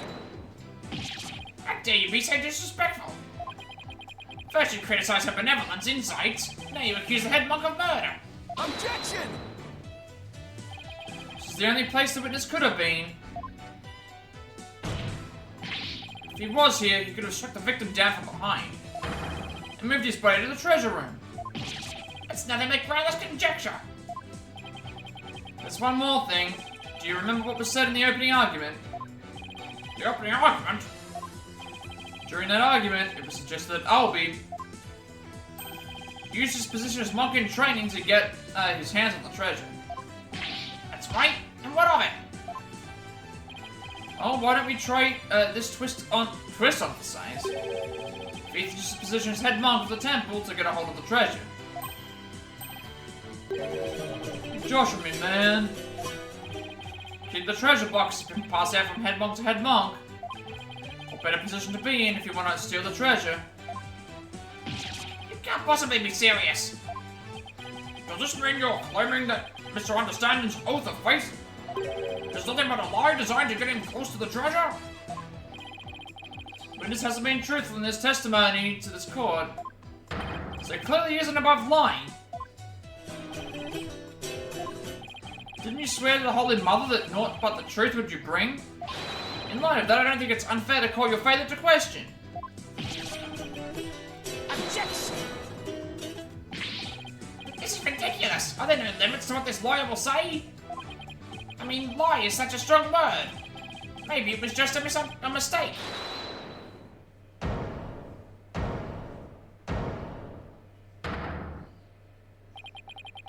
Not with a nervous wreck routine, prosecutor. You're just embarrassing yourself, man.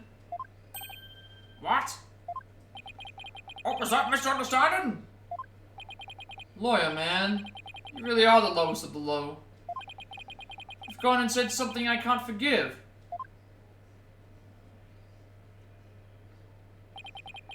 Call my belief into question, my faith in the Holy Mother. And nobody gets away with that.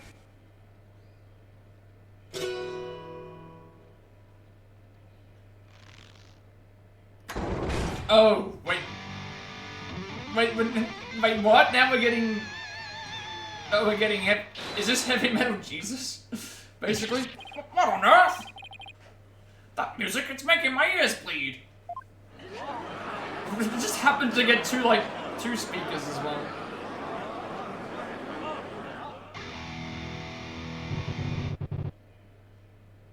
Now I'm gonna do another voice for this. This is the music of my soul. Death to the lawyer! I'm gonna have my voice doing this. I'm the Twilight Messenger, can't you tell? Gonna take this lying lawyer straight to hell! He's dripping with lies, women and Philistines. I'm gonna send that lawyer to the guillotine. To the guillotines. But I like my voice doing this. Now for something completely different. That plinkety-plank music just wouldn't let it express my rage. Your rage, huh? Isn't the real source of your anger having your lie exposed? You just don't get it. If I lied, it's because you drove me to it. No sniffing around and suspicious and throwing out false accusations. Sorry, but as a lawyer, I'm afraid that's my job. Yeah, well, lawyers are crap. Keep making noise, and I'll have to use my partner here on you. I'm the one making noise? Hey, so you want to know the truth, huh? Think you can handle the truth, do you? Fine. Let's see you try. Feel the heat of my brutal death beat.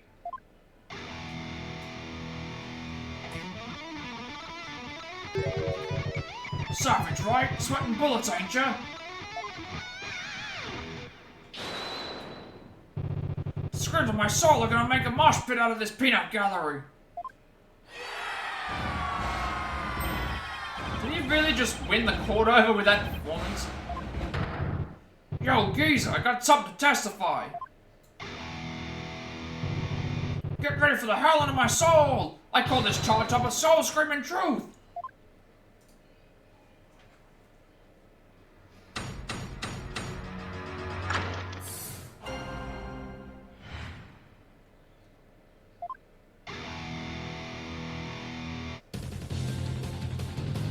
Priestess's dance had come to an end. To the music storeroom, my way I did wend.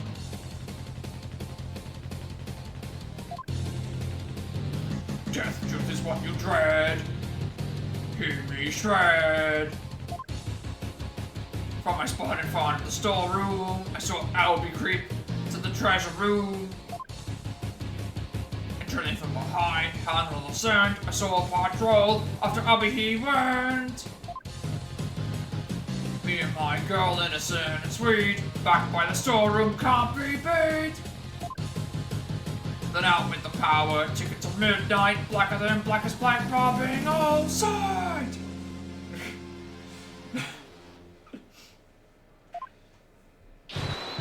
Yeah, baby, let that soul metal flow.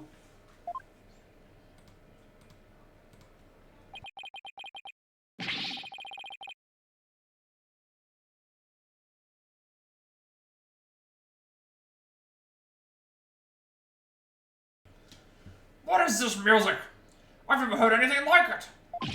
And it's so fast, it's making my head spin.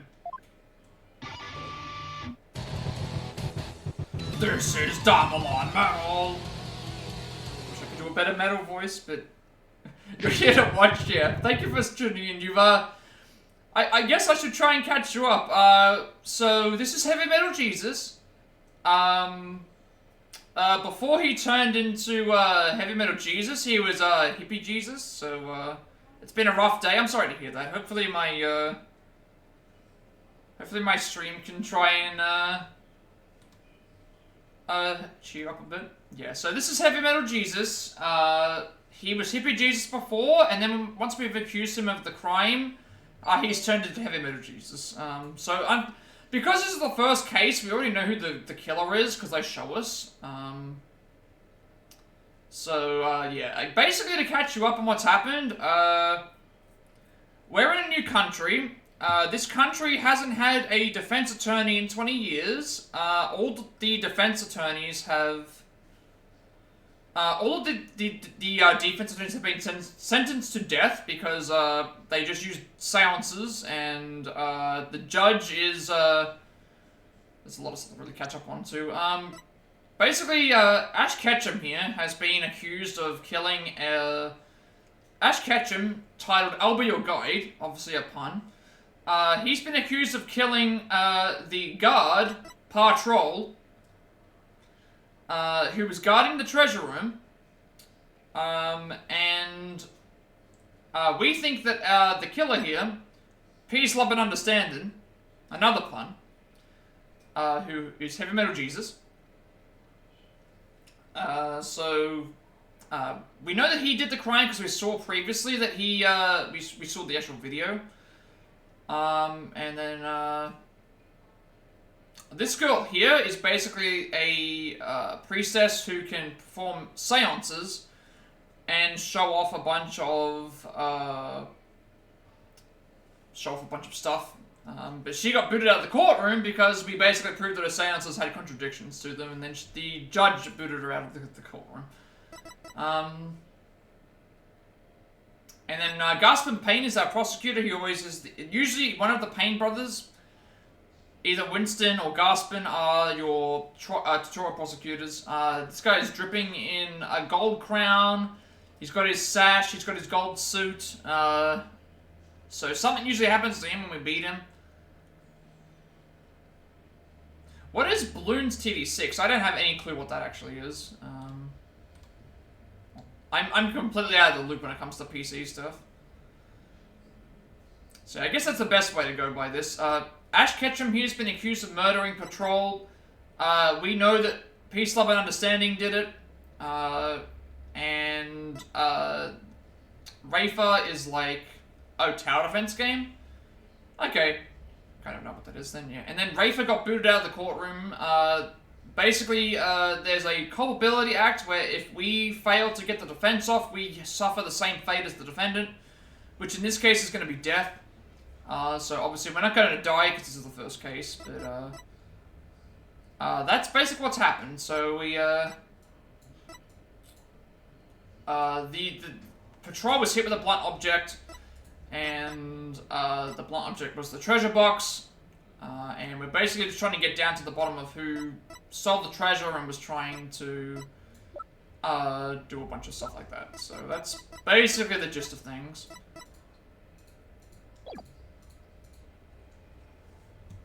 So yeah. And of course, I am back doing voices. I will be doing longer streams because we don't have any more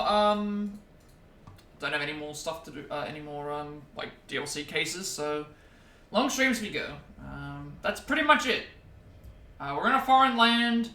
The complete the entire court system is basically against us. The bailiffs have assault rifles. The seance is like definitive evidence. The judge was too busy wanting to get to the guilty verdict so we could spend time with the missus. The judge is kind of turned on our side now. But yeah, basically the entire prosecution is it's like, oh, we haven't done any, we haven't cross-examined a witness in 20 years. We haven't had evidence presented in 20 years, so we're catching them up in the law system. Don't know much about music, but I've got chills, and they're multiplying. Okay, Phoenix, I know what you said there. You scared, lawyer man? Run away fast as you can! What a wonderful rhythm! The perfect accompaniment for further deliberations. Now, Mr. Understanding, what did you go to the music storeroom for? Hey, I went to put my Damalon away. She's my precious partner. Gotta give her a good rest after playing in the right. But then why did you lie before? Because you'd send me to hell. We all know about lawyers and their lawyering ways. Am I right, people? If I admitted I went to the storeroom, he'd have drummed up a false charge on me. Didn't want to get sent to hell? What do you say?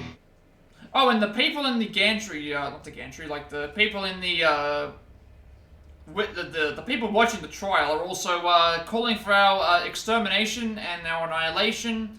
The judge a couple of times threatened to have our tongue cut out, as you do. He's right, that so would have happened.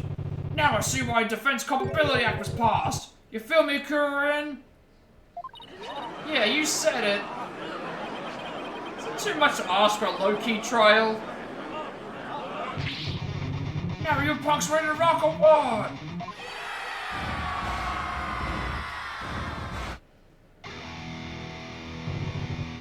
I can't hear you! I said you're ready to teach this lying lawyer how we do things around here? Yeah! Alright, then I'm gonna lay it on you one more time! The screaming truth of my soul! If I could do a death metal voice, I would, but that's gonna wreck my throat because, that requires a lot of, like, practice and stuff. I could not do that. If you've ever heard death metal, that's gonna just wreck my throat. Alright, we have to press all the statements, obviously, because that's what we always do.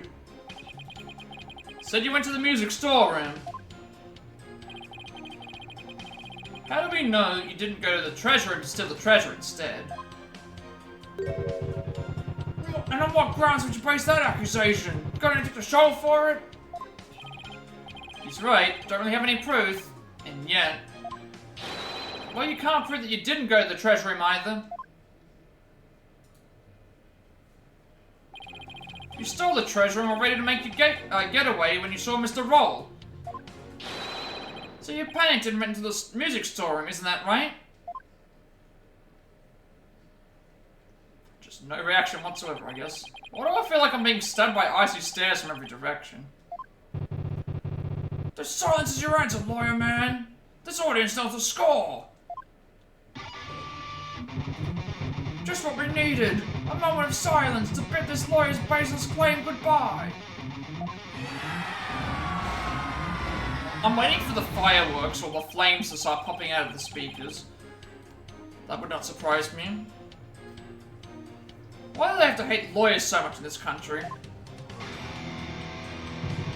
I said it before and I'll say it again, lawyer man. After the priestess's dance, I went to the music storeroom.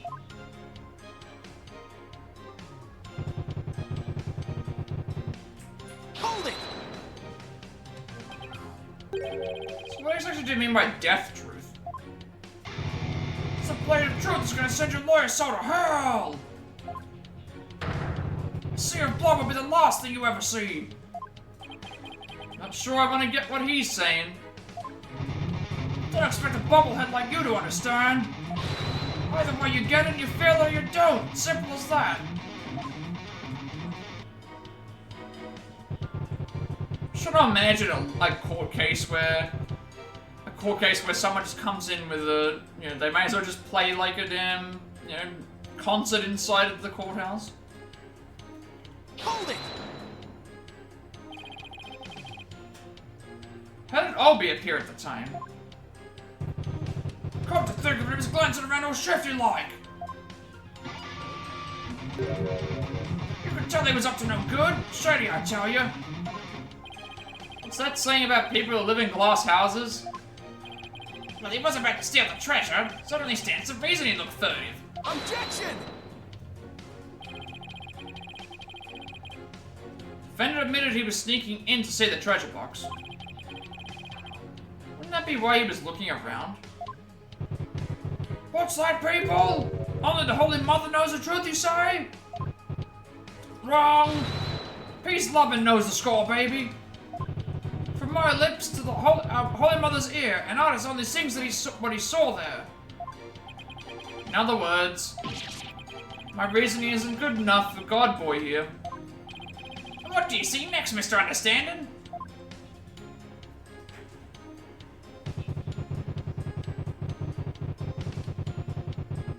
Hold it!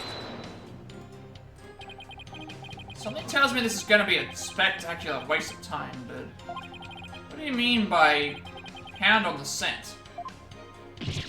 What? You don't get it? It's always the same, y'all. Lyrics questioned without mercy. The more famous the song, the greater the controversy. Wasn't your lyrical sense I was questioning? I say hound in the scent like a hunting dog, cause you know Roll was a god and... Uh-oh, here we go. The inspiration came to me suddenly like a flash and... Hold it! That's okay, you don't have to explain your lyrics anymore. Hey, you're the one who asked. I knew I shouldn't have asked. Mr. Understanding, you're still on the stand, so please take your testimony. You can explain your lyrics to me later in the Darmalon class. Fine, have it your way, geezer. The show must go on, slash and thrash.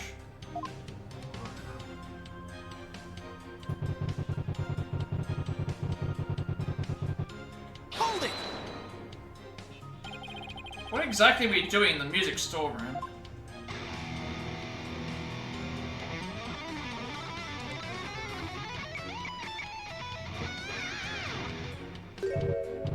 There, get the picture? Picture? What picture?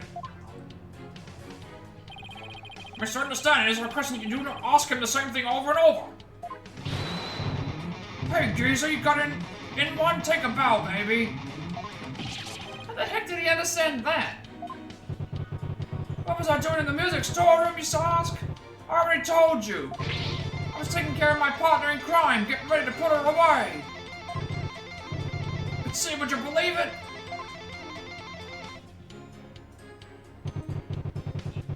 This has to be like the last one, surely. We've got any information yet? Where were you when the power outage occurred? I gotta rest my voice, because this is like, I am not a musician. I am definitely not a musician. Like I said, I was in the music storeroom. My girl had been sounding a little off, so I had to get her back in tune. Isn't it true that you were actually in the hallway at that time? The hallway, you say? Why would I be in the hallway? We were waiting for Mr. Roll to come back from his patrol of the treasure room. Now that you discovered the treasure had been stolen, you were gonna kill him.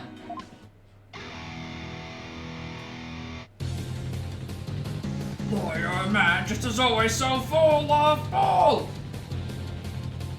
Spewing noxious lies and pulling the wool! Filthy liar through and through, and I ain't never ever gonna forgive you! Honor lies with no evidence. As always, his claims are just tenuous. Hey, nice prosecutor, I'm picking up what you're throwing down! Someone stop their jam session, please.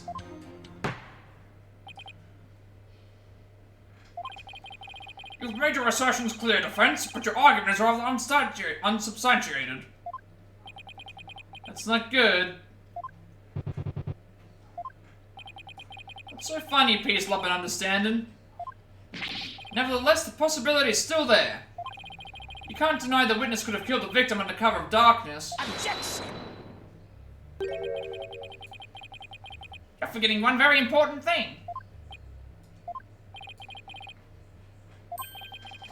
Seems like you've forgotten that the adage happened by chance, not design. That's right. Oh, that's right. I did forget about that. It's not like the witness planned the adage so he could take advantage of the darkness. And with that darkness, it would have been hard to sneak up behind Mr. Roll and kill him. You're right. Even I would notice someone come out from behind me. Well, defense, what do you have to say about that? What can I say about that? Mr. Wright, your claim is completely without merit. Unless you want to argue that the witness somehow magically made the adage happen. Well, maybe not magically, but... Wait, that's it. I contend the witness could have made the power age happen. With no magic necessary. What? You have a theory, defense? All he had to do was make use of something shown in this diagram. What did the witness use to make the power age happen?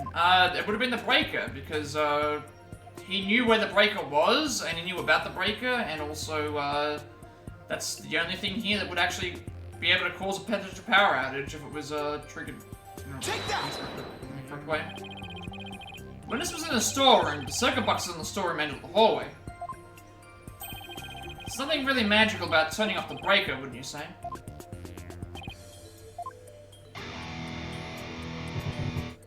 Nice try, but that theory doesn't hold water, lawyer man.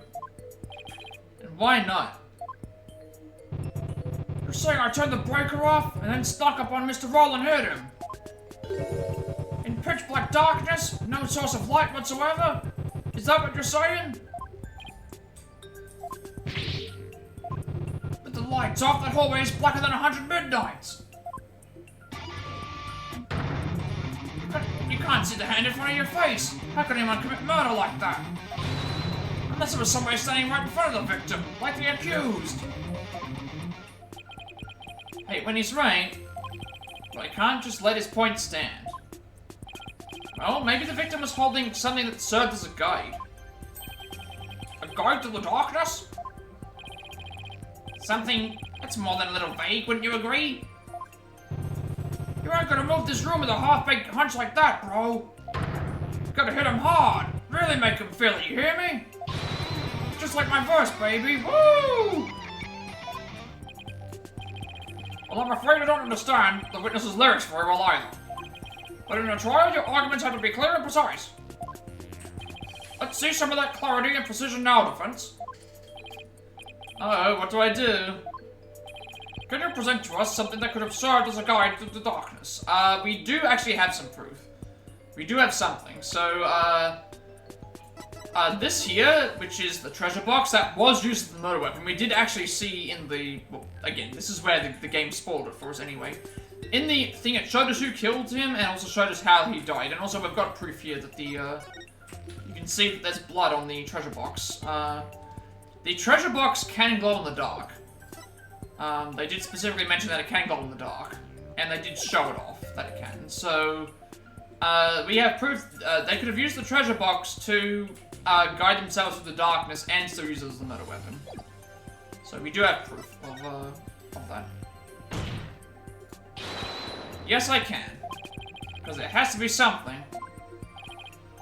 Alright, let's see what you have, defense. What could the victim have been holding that served as a guide to the darkness? We'll go with the treasure box. Take that! I believe the victim was holding the treasure box.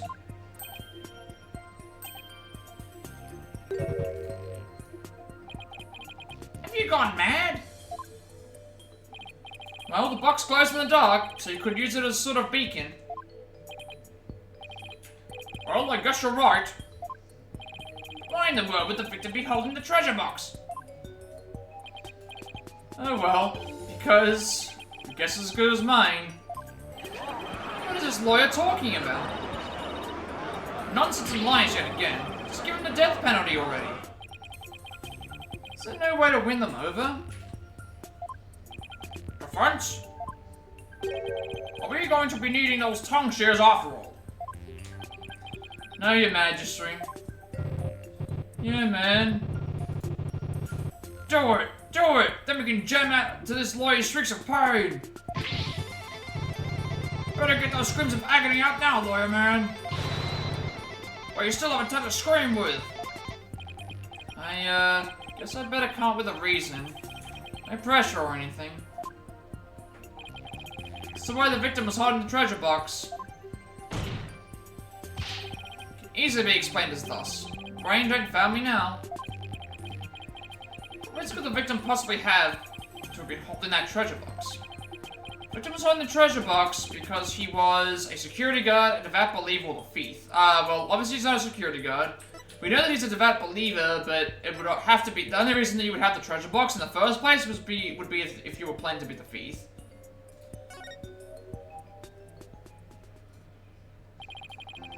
It's an idea I just happened to stumble upon.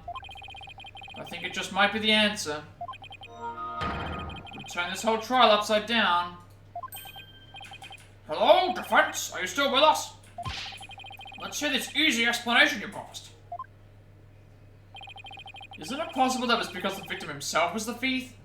The victim? The thief?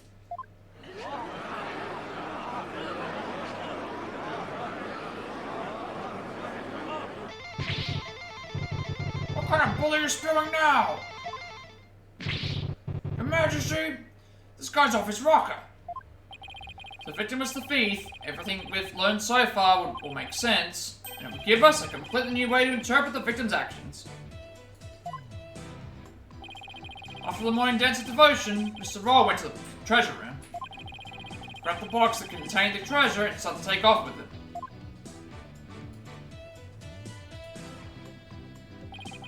Then he ran into Elby on the Great Stairs. That's why Mr. Rob put his gun on Elby. Then when the blackout occurred,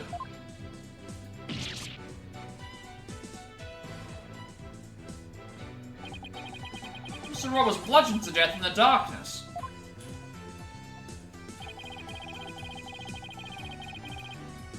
This explains why the victim would be holding the glowing treasure box in the dark. And how it would have been possible for someone other than the accused to kill him.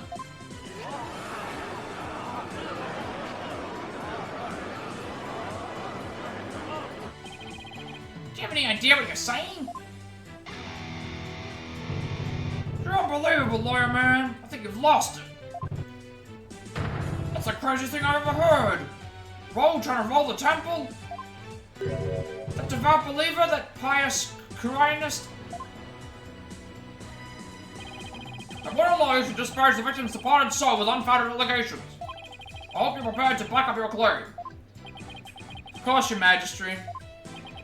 Oh, really? In that case, can we assume you have proof? Uh-oh, proof, huh? Do I have any proof? I can't back down now. Yes, I have proof. In my dreams. Proof that Mr. Roy was the thief may have been left behind on a certain piece of evidence. Very well. Let's see your evidence, and be ready to stand behind it. Footprints, fingerprints, I'll take anything at this point. Need proof. Something that would have been involved with the theft. And that might still have been some trace evidence left on it. What proof do you have that the victim might have been the thief? The treasure box. Take that! The defense would like to examine the treasure box. There might be trace evidence on it that would show that the victim had held it. Right, you better hope you turn up something more definitive than that, defense.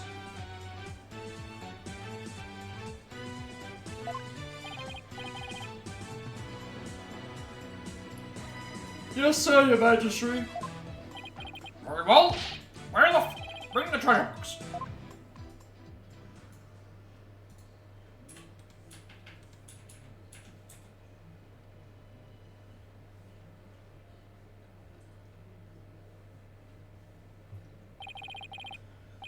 There you are, defense. You're free to examine it.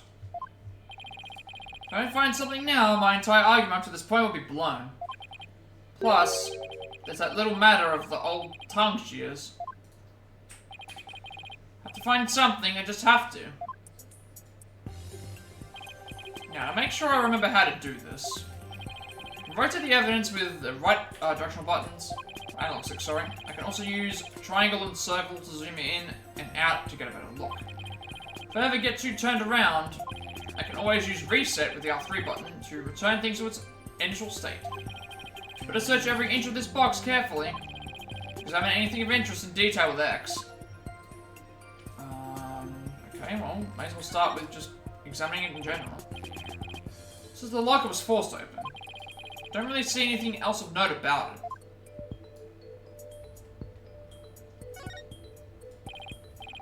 Lid of the box was forced open. While the victim was hiding the box, the lid must have been closed. Try closing the lid too.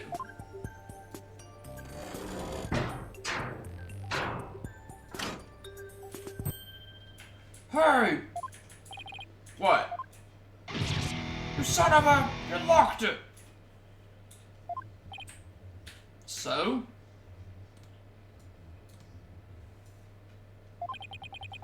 What's the big deal? I thought you can open it with that key you're wearing. Yeah, I can. No sweat. Then why is there a bucket load dripping off of you over there? I think I'd like to open this box back up again. Could you lend me your Magatama key? Sure. Okay, let's see. Where's the keyhole? Well, it's the Magatama key. So wouldn't it go in the hole above the Magatama mark?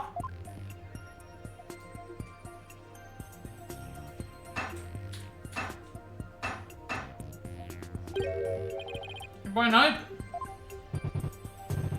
Would you look at that? The thief must have busted luck when they forced the box open. Really? Because I'm not so sure about that. The box updated the court record, the murder weapon, not even the Magatama key can open it. In any case, better take another good look.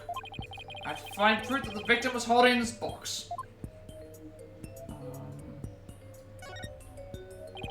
This is the lock, it's forced open. Don't really see anything else of note about it. This lid is really shut tight.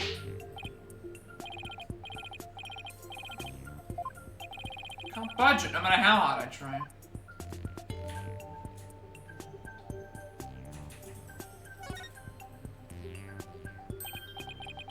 This bloodstain shows the outline of a hand. Could this be what I'm looking for? We managed to take a look at this. There's a bloodstain here that outlines the shape of a hand. Really? Let me see that. Oh my, you're right. Now I'm getting somewhere. But if the bloodstain is an outline of the victim's hand as we were talking the box. What? Even when he was being struck, he held on tight to the precious treasure box. After all, he's gone through a lot of trouble to seal it.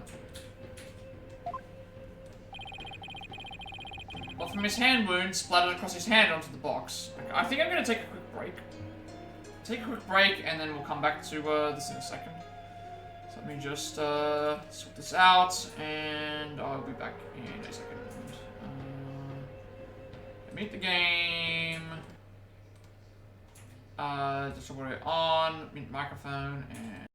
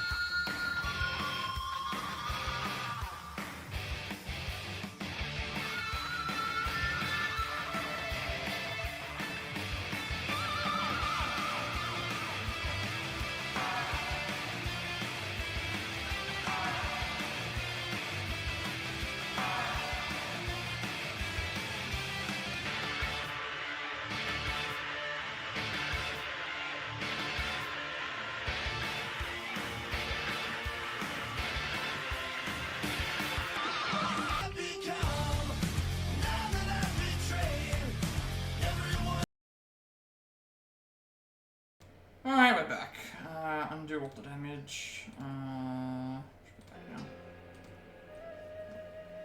We are back. We are back. Objection! Majesty, don't let yourself be taken in. Just more of his loyally deceit. What do you mean?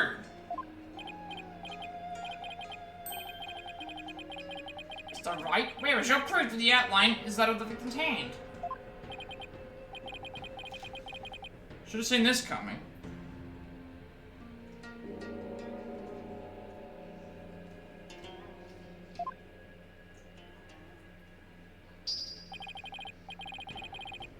Either show proof or prepare to meet the shears.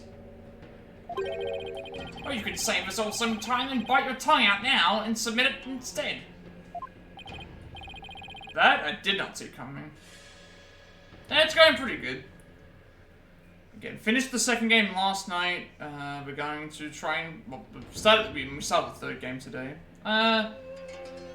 Again, my average is... it's still fluctuating around the 2.7, 2.8 range. So it's like one of those things where it's like, hey, it's in the range that I want it to be, but it's like it's just taking forever to... It's taking forever to get there. And like, I kind of want to get there before I finish the game, just because... if I need to figure out what game I'm playing next, then that's going to mean I'm going to be probably several days where I'm not going to be streaming. I'm doing pretty well. I'm enjoying this game. I don't think it's as good so far as the first one, as the second game, the previous game. Some of the elements they introduced were a thing, but the story and the characters are still very good, but probably you're doing well as too. I don't know why I keep wanting to say as well. Hope you're doing well as well. That sounds really stupid. Yeah, we'll eventually get there. Like, I've never reached 2.8 before. My highest was 2.84. We're at like 2.76, so... Hey, we're gonna get there. One way or another. Old defense, how about it? Do you have proof that the outline is of the victim's hand? Once I reach 3, let's crack some cold ones. Nah, we're gonna drink a tall glass of water. We're gonna drink a tall glass of water for the stream. That's the only way to do it. Where would the proof of something like that even be? Please submit your evidence at this time. What evidence shows that the outline on the treasure box is that of the victim's hand? It was the crime photo. Yeah, the crime photo. Take that! It's just one of those, eventuality things. We'll reach 3 eventually, like, I'm very close. 24 pack of water? I mean, I don't even know, do they even sell? I guess they would sell 12 packs of water, wouldn't they? I mean, like, when I reach affiliate, I mean, I have to do channel point rewards, and usually channel point rewards hydrated is just one of the channel point rewards, so it's like, hey, like, if people want to make me drink water, I can probably, I can probably do that, but it's like, yeah, that's, I'm not looking forward to that part of the thing, because usually I don't like to, but I mean, I have to do what the chat says, right? 24 pack of water it is, yeah.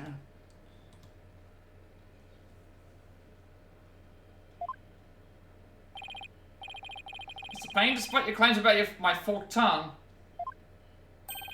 Just so happens I have the proof you require, because I've got to think about what I'm doing for channel points and stuff too. Like, I want to do something with the sandwiches, just be like, hey, like, if people get certain types of sandwiches, then it's like, they get, like, extra channel points.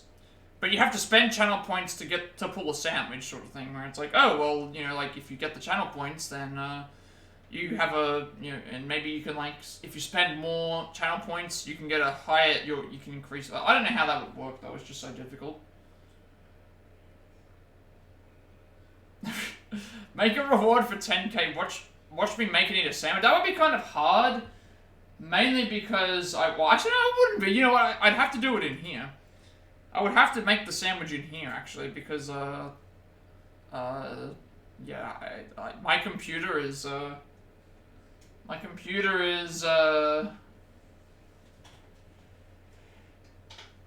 in a separate room to where my kitchen is. I mean, that's what I said. It's like, when I do my big thank you affiliate video thing, going through, like, everything, I will have, what I'm gonna do is I'm gonna have, instead of where the game is, I'm gonna have, like, a giant Word document, and I'm gonna be like, hey, like, these are all the things that I have access to now. These are all the things that I have access to now, like channel point rewards, emote slots, a whole bunch of other things. Let's try and get some ideas. Let's try and, like, get some like, ideas flowing, so I can at least try and, because I'm gonna have to put all my incentives on hold and just focus on getting the affiliate stuff set up, so I need to, like, think of, like, a bunch of ideas and be like, hey, like, what do people want to see? What kind of, like, because, like, my viewers are obviously gaining channel points and subscriptions and all that stuff. It's like, I need to know what people want to see and what they want to, like, I have some ideas that I want to try and do, but, not necessarily, like, what, in general. Like, I've already thought of an idea of having, okay, when we're playing a game, I'm gonna have a poll. The poll is basically going to last until we finish that game, and maybe if I can somehow do something where it's like, hey, you can spend your channel points to, bid on which game, and then, like, by the end of the playthrough of the game, I can be like, oh, why don't you, like, we'll see which bid won the, thing, because that way at least I'm playing something that I want to play, but I'm also playing stuff that my viewers would more than likely want to see, because they're bidding on it, which would make a lot of sense. You do? It's right here in this crime photo. It is? Where? Defense, please point it out. Proves that the bloodstain outline on that box is that of the victim's hand, you ask.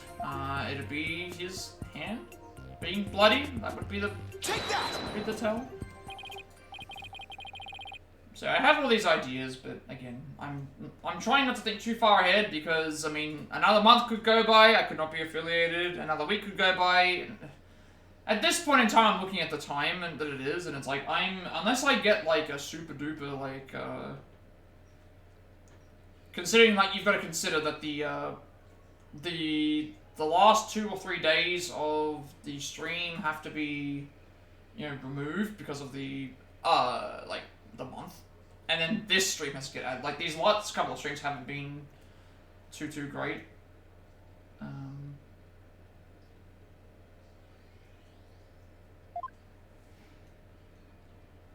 But, I mean, you can't have them all be like that, it's fine. Like, I have to just, accept that that's just how Twitch goes. Some days you're really lucky, other times you're not, so...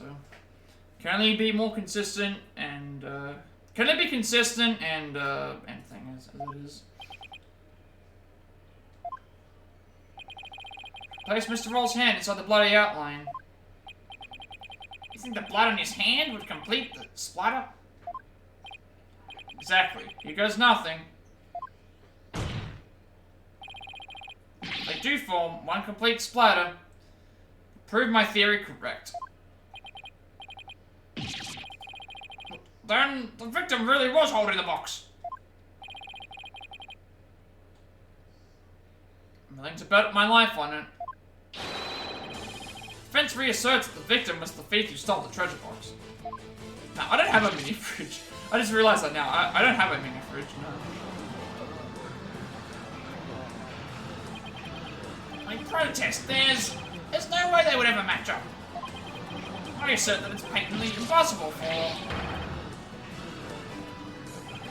Talk about tongue karma. Sounds like you just bit his.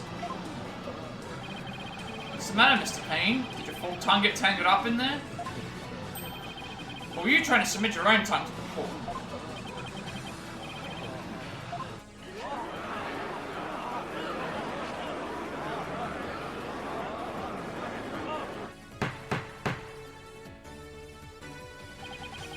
I can hardly believe it.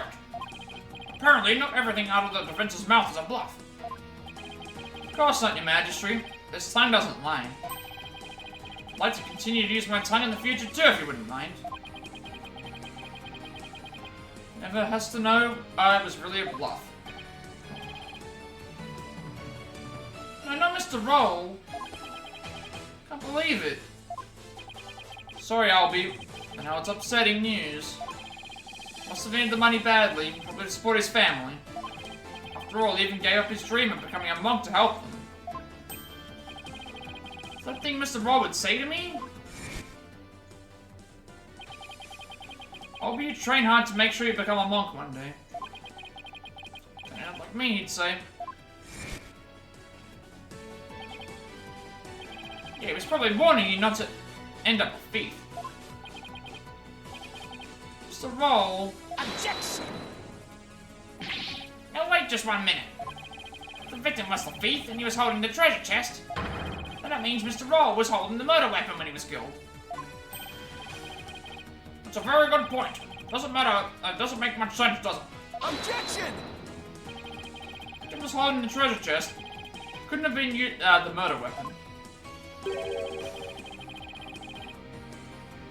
Which means the real murder weapon must mean something else. Thank you, Cupid, for the lurk. I hope that the, was that today? No, it was yesterday, wasn't it? Hope that the, convention, that you went to, was fun. Convention, or, what was it called? Sometimes I was saying convention, remember you saying what it was. Thank you very much for the lurk. Hope you're doing well. Let's see. Something else? Blood was thought to have gotten on the box when the box was used as a weapon. Turns out that wasn't the case. Blood splattered onto the treasure chest the victim was holding. When he was struck with the real weapon, that's what really happened. Isn't that right, Mr. Understanding?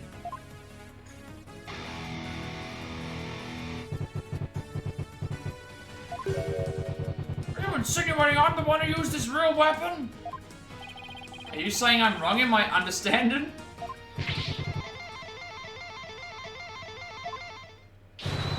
Got me right up, lawyer man. I feel a song coming on.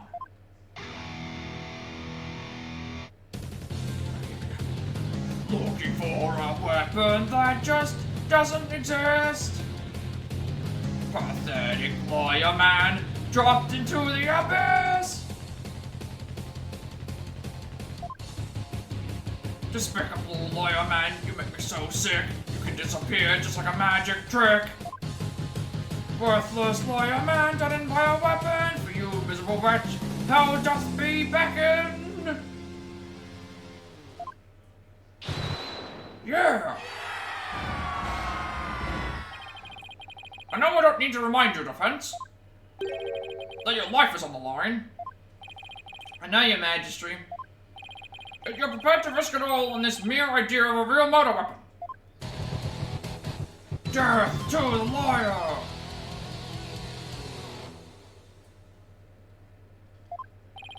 This is it, the moment of truth. Can't back down, not now. Yes, Your Majesty, I am. I'm confident the real murder weapon does indeed exist. It's a bold claim, Mr. Wright. Now let's see you back it up. Show us which piece of evidence points to this real murder weapon. Gladly. If I knew which one it was, what would somebody like understand and use to bludgeon someone? Now the defense, please submit your evidence to the court. Yeah, let's see it, lawyer man. Let's see this thing that shows the real murder weapon you say I used. It was the... It would have to be the... I was gonna say it with the treasure box because of the,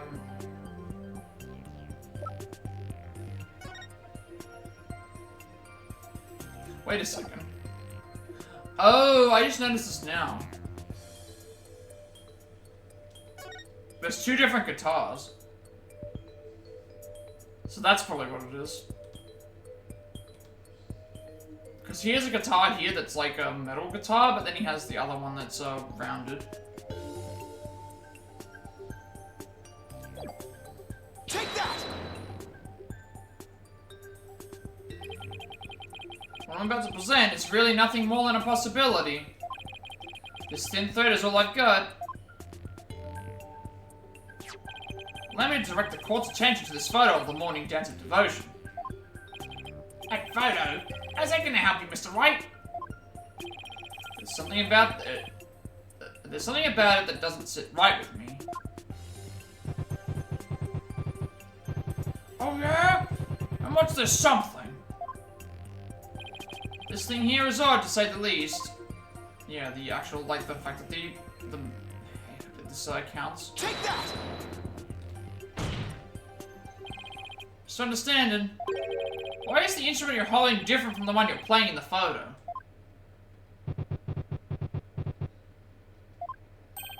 Would you look at that? They're completely different shapes. I believe you said your Dharma alarm was your one and only. Well, Mr. Understanding, what do you have to say to that? I got nothing to say. Now let me know answer for you. They're different because the one in the photo is no longer in playable condition. Not after you used to bludgeon Mr. Roll to death.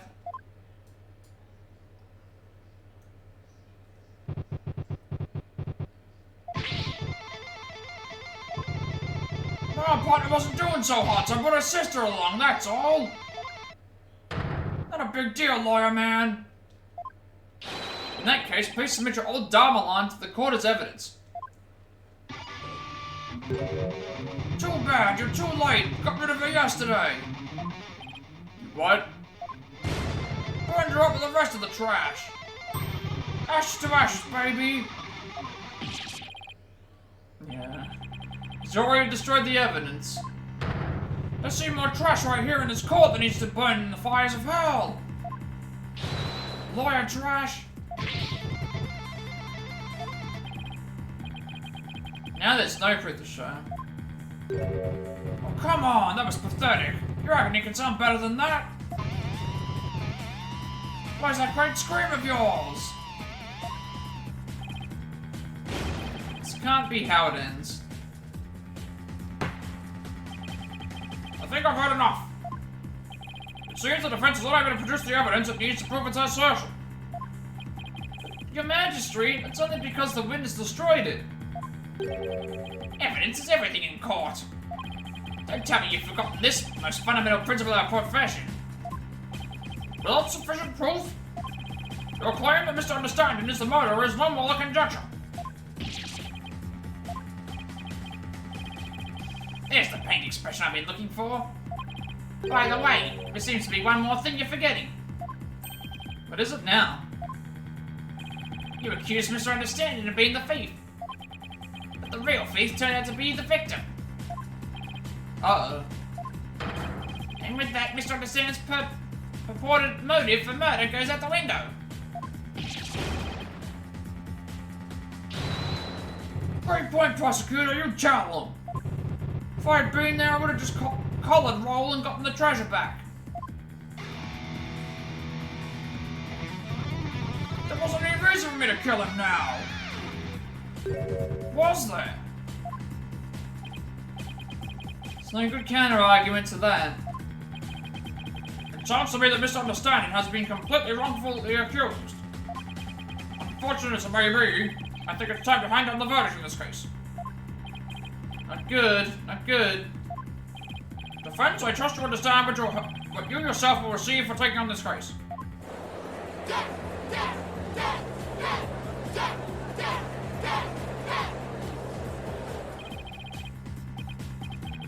What do I do? The murder weapon's been destroyed. Now I've got no motive. Or I'll be convicted, and I'll lose my life too. Mr. Wright, you've wasted this court's time and disparaged everything we hold sacred. You should charge you with less majesty in addition to the crime of obeying the accused. Yeah, you should pay for desecrating my good name. Bye-bye, lawyer man. Time for you to do some repenting in the Twilight Realm. This guy is guilty of sin. I just know it. He must have had some reason to kill Mr. Roll, but what? Come on, people, let me hear you scream and shout! It's time to take this lawyer treasure out! Exterminate, annihilate, exterminate, annihilate. Thing to do at a time like this is turn my thinking around. be trying to figure out what Understanding's motive was. Should be thinking about what kind of situation would give him a motive. Did you steal it? He said. We know that Mr. Roll was the thief, and that he had gotten his hands on the box. So then why? Why in the world did he ask Olby that question? What about the treasure box would have prompted him to? Defense, what's gotten into you? Now I get it. Now it all makes sense. Like, oh, conquer, man. What are you trying to say? Mutter and squealing to yourself? Sounds like you've knocked something loose upstairs. The Magistrate, please hold off on your ruling for just a little while longer. Don't tell me you're going to start begging for your life now. No, Your Majesty, that's not it. It's just that I realized something important. We've been operating under a serious misconception this whole time. A misconception, you say? That's right. Mistaken notion about the treasure box. Could this really be true? If so, there's still a lot to figure out. Very well, let's hear what you have to say. Thank you, Your Majesty. Your Majesty, this is just more than just of his nonsense. He's just stalling for time. This is your last chance, Defense. The second I find it really is nothing but nonsense.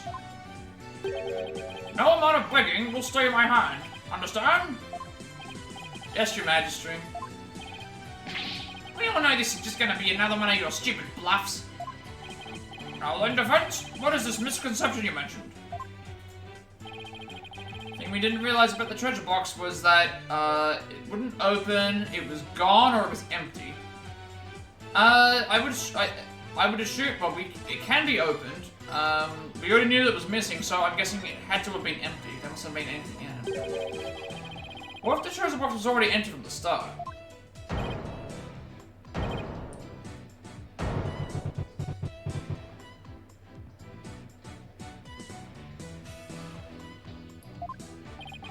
Please recall, when Mr. Roll ran to Olby on the Great Stairs, he asked the boy a question. Did you steal it, he said? Also recall that Mr. Roll was holding the treasure box at the time. So why then did he ask Olby the question that he did? That is a bit peculiar, isn't it? Not at all, Your Majesty. Magistrate, sorry. Not once you realize that. By the time Mr. Roll got to the treasure room, the treasure box was already empty.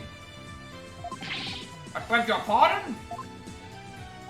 Mr. Roll suspected that Olby had gotten to it first, which is why he confronted Olby when he ran to the boy on the stairs. Objection! But how would the victim have known the treasure box was empty? Didn't have any way of opening it. Objection! Once a year, the victim had the duty of carrying the treasure box to the palace. He was so proud when he put in charge of guarding the treasure box. He even got to carry the box for the palace for the New Year's reign.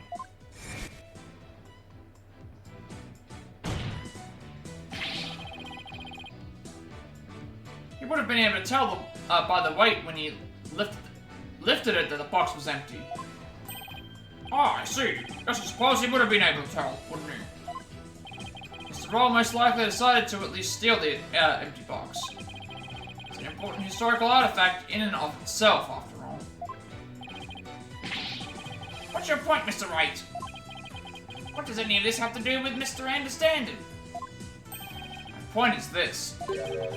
Gave Mr. Understanding a motive to murder the victim. A motive? Mr. Understanding, keeping the treasure safe is one of your duties, isn't it? So if anybody had found out that the treasure was missing, you would have been accused of incompetence. The moment Mr. Roll discovered that the treasure was gone, his fate was sealed. Because you decided then that he had to be silenced forever. That's absurd.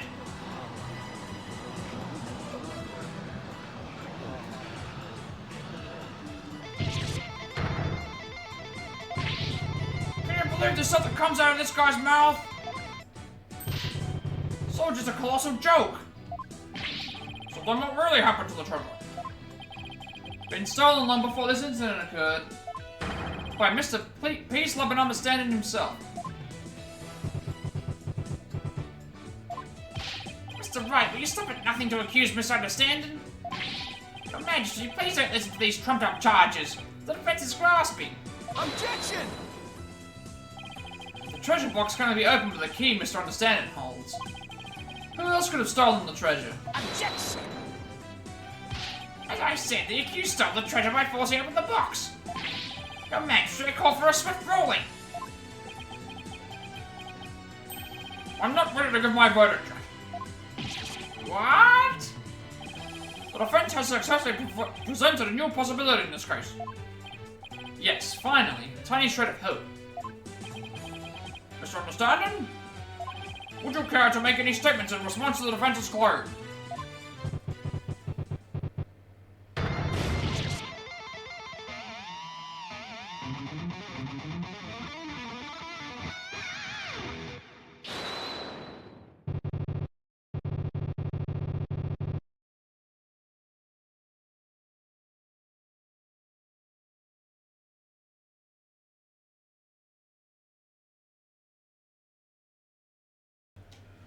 This is all bull! My nugget's a rage cage and it's all ready to explode, baby! Instructor Understanding, please calm yourself. Not gonna take it! No, I ain't gonna take it! I dutifully watched over that treasure with pride! And now I'm getting accused of stealing it! This lawyer is a lying scumbag! But I believe I got something to say. Open up your ear holes, sheeple. Let's rock. Death to the lying lawyer!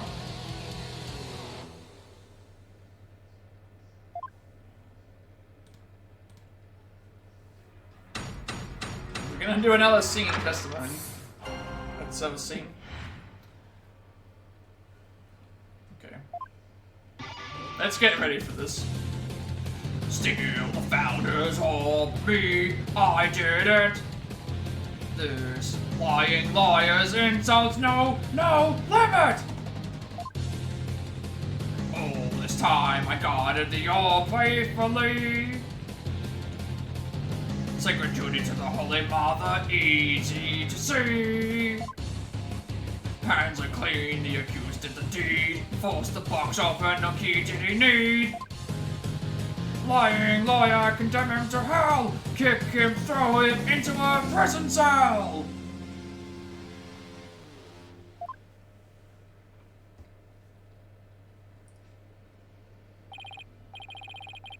Alright, we've now heard from both sides. Either the treasure box was forced open by the accused, as the witness claims, or Mr. Understanding opened it, as the defense claims. Defense, this is your last chance to cross-examine the witness. Yes, Your Majesty. If you are unable to prove your assertions by the end of this cross-examination, Then the DC Act will come into play and both you and the accused will lose your lives. I understand. Life or death, it all comes down to this. Mr. Wright. Don't worry, I'll be here to defend you. I promise it'll be alright. Thank you, I believe in you, Mr. Wright. I know you can win this for us.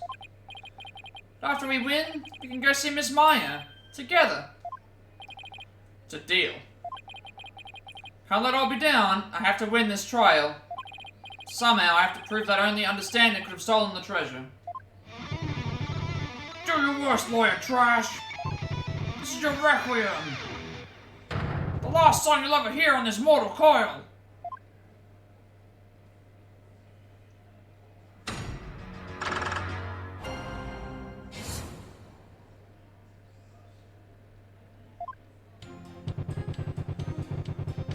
So I really have to try and Hold it. voice for this, but I want to keep going. The argument that the orb is already gone before the murder fits all the facts. It's no use even talking to you! Where's your proof that I stole the orb? Huh, lawyer trash? He's right. Don't have any proof.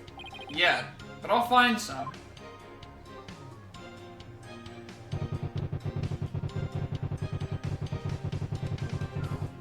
Hold it! Sacred duty, huh? The problem with that is that I don't think you really are a true believer. Why, you? How dare you question my faith? It's downright insulting. I'm not trying to insult you, but I can't suspend logic either. You wormed your way into the temple with the intent of stealing the treasure, didn't you? Federally insults I can take out of you, lawyer trash. But you're the only one who could open the treasure box. Just keep arguing the same old lie. I sing the truth. Hear my battle cry.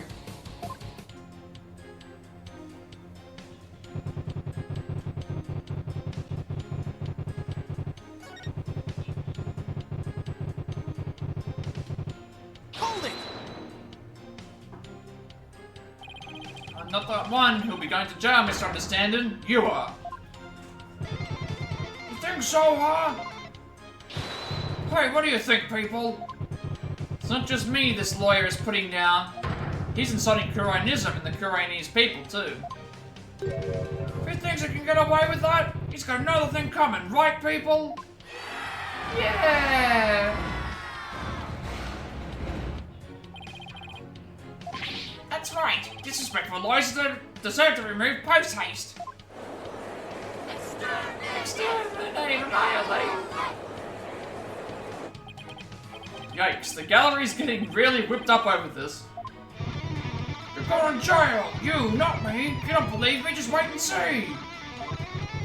It's too late. No forgiveness for you. Not from me, the judge, or Her Holiness, too. You ruled the day you set foot in this court. To the gallows, lawyer, you will report. This is it, my last chance. The thing is, even though our lives are on the line, I feel strangely calm. I think it's because I know as a lawyer, I just have to do what I do best. All I have to do is believe in my clients, and Albie's innocence.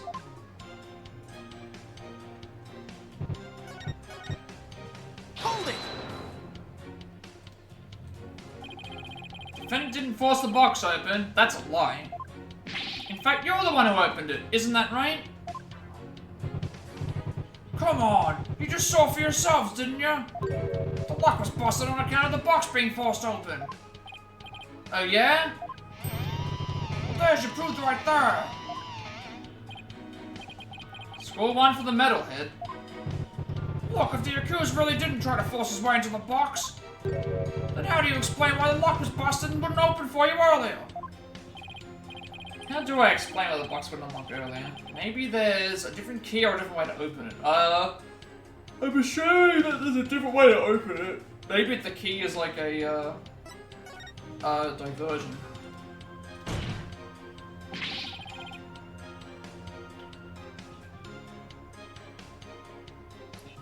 It's a different way to open the box. What are you talking about? The secret trick to opening it to protect its contents from being stolen. And you're the one who knows how it works, isn't that right?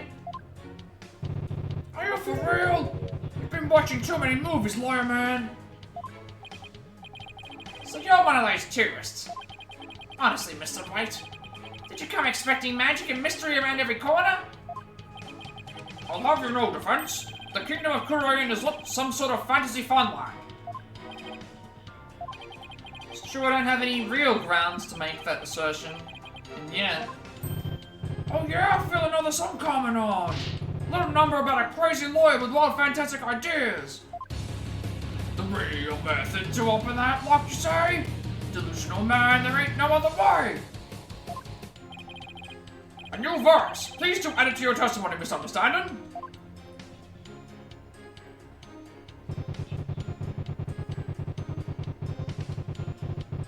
Hold it! Delusional, am I? We'll see about that. Wild ideas, that's called delusion. Mixed up lawyer, drowning in confusion. Indeed, the defense's sinful wrongdoing has made him lose touch with reality. Let's hear it. What'll it be for the sinner's flight of fancy? Nothing, because I'm not the delusional one.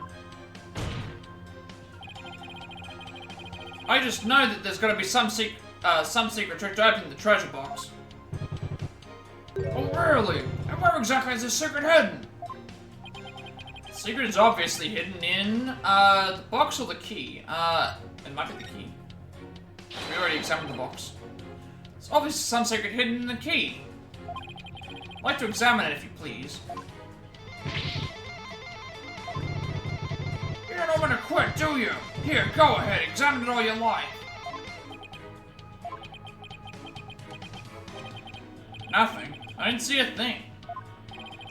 Roll defense, what have you discovered? Afraid I haven't discovered anything. Your Majesty? Here, I'll return it now. I told you, didn't I tell you? Yes, you told me. There's just no reasoning with this man. The accused's mouth look open. There's some other explanation. That's right, he desecrated the box by opening it without me using this minima key. Wait, what did you just say? I'll say it as many times as I have to get it through your thick lawyer skull.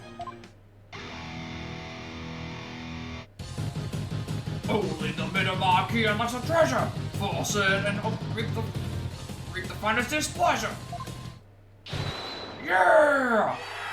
Yeah! For the forgetful defense's sake, could you please add that to your testimony? If I have to, carve into your brain, lawyer man.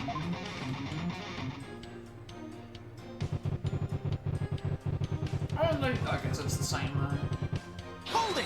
same thing again. There must have been some secret trick to this key. Oh yeah? And what exactly is this secret trick? What's that smug look for? Maybe something like it can change shapes? Wow, man, that's some wild imagination you got there. Give credit where credit's due. You can daydream like a champ. Just like any Megatama, this key is made of a translucent material. One look and it's pretty obvious it can't change shapes. Yeah, I wasn't really sold on that one myself. I feel like there was something odd about Understanding's testimony just now. I think I better take another look through the evidence. So I'll have to present something here, I think. Probably the actual key. Objection! Just a minute, misunderstanding. You just called your key the Minima key, didn't you? But didn't you originally say it's called the Megatama key? The minima key? What's that? I don't know, Your Majesty, but apparently it's a rather crucial question. What? What's the big deal? So I said the wrong thing. So what? Simple slip of the tongue. An aim for effort, Mr. Wright, but your grandstanding betrays your desperation. I'm afraid a small slip of the tongue like that adds absolutely nothing to your argument. What say your defense? Is it an important detail? Judging by Understanding's reaction, I'd say it's everything my argument needs. Yes, Your Majesty, it's very important. This key is apparently not the Megatama key, but rather the Midama key.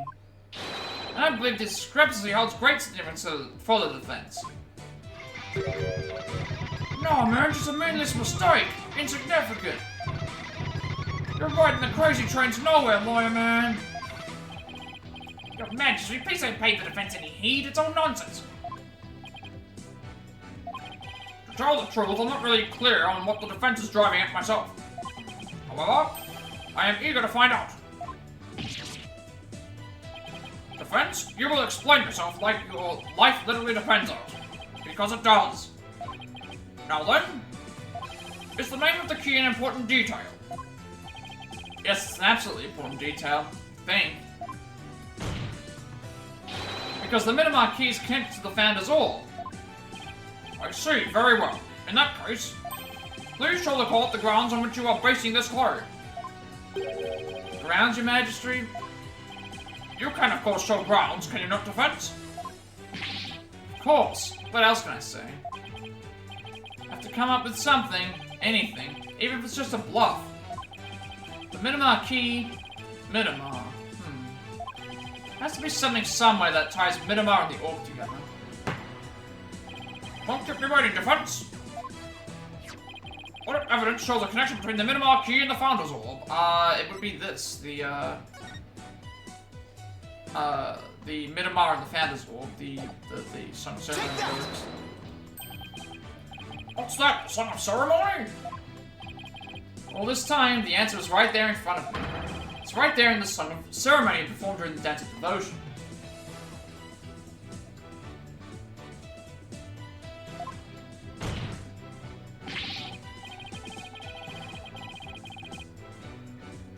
Your Majesty, the Song of Ceremony tells of the treasure of the founder of Kurianism. But hidden within its lyrics is the secret behind how to really open the treasure chest.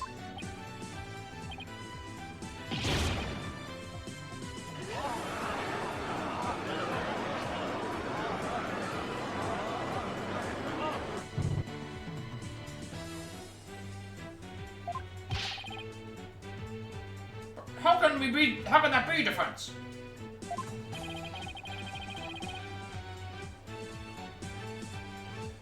The ceremony contains following lyrics. When the butterfly embraces the Minimar, favor of the orb is bestowed.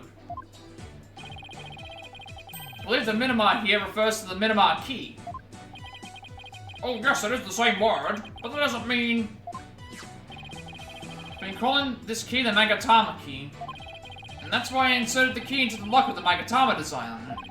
But that was obviously not the right way to use it. I suppose you know the right way? I do, Your Majesty. To use the key properly, you have to first flip it vertically, flip it horizontally. Which way is vertical and horizontal again?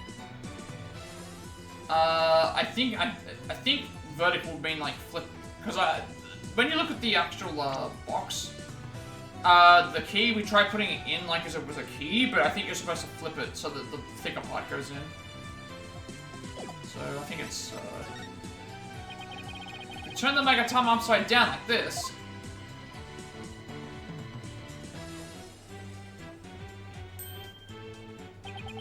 It becomes the Kurianese symbol of the soul. In other words, a Minimar.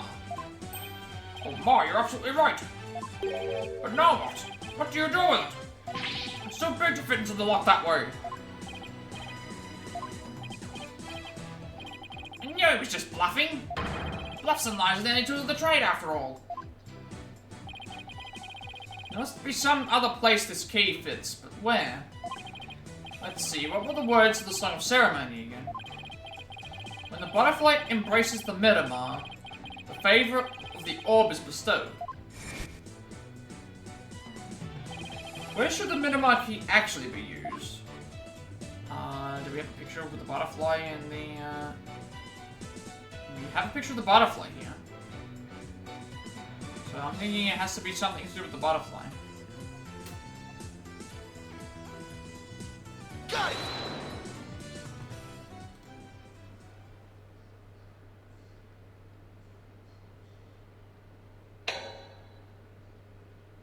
Oh, it actually does fit. Okay, that's cool.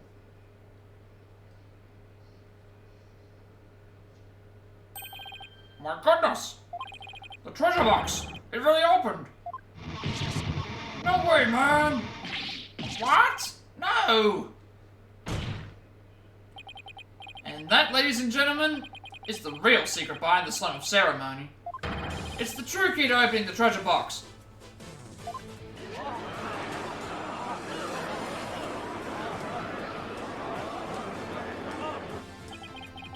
It's all over, Mr. Payne. How so? Let's say someone was fooled into trying to force the front-facing lock open. Sadly for them, it won't budge. That's because the lock is, after all, just a decoy. Then what you're saying is... neither the victim nor the defendant would have been able to open the box. They therefore had no way of stealing the treasure. The only one who could have stolen it is the one man who knew about the Minimar key. Peace, love, and understanding. But I'm not done yet. Please recall the scene of the crime. On the floor by Mr. Roll's body was the very unlocked and very open treasure box. Only someone who knew how to open the box could have left it in that state. And so there can only be one true culprit. Admit it, Mr. Understanding, you're the one who killed Mr. Roll.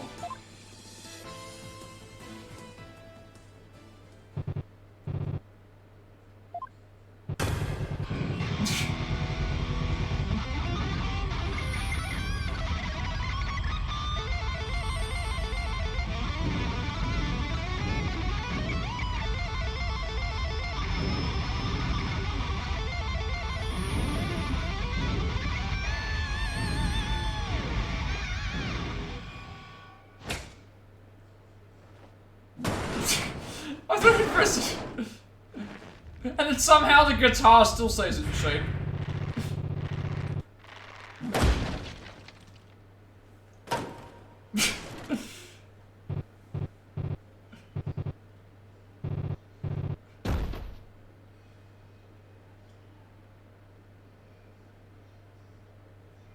Okay. Curse him! It's all his fault! Let him to try and steal the treasure! Why do I have to spot him with that box? On my way to the storeroom after the morning dance. It's his fault I had to cause that blackout and clock him good.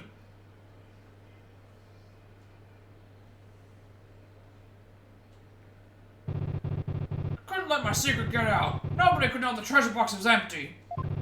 I'd lose my position as head monk. Who knows what else they'd do to me? I had to stop him.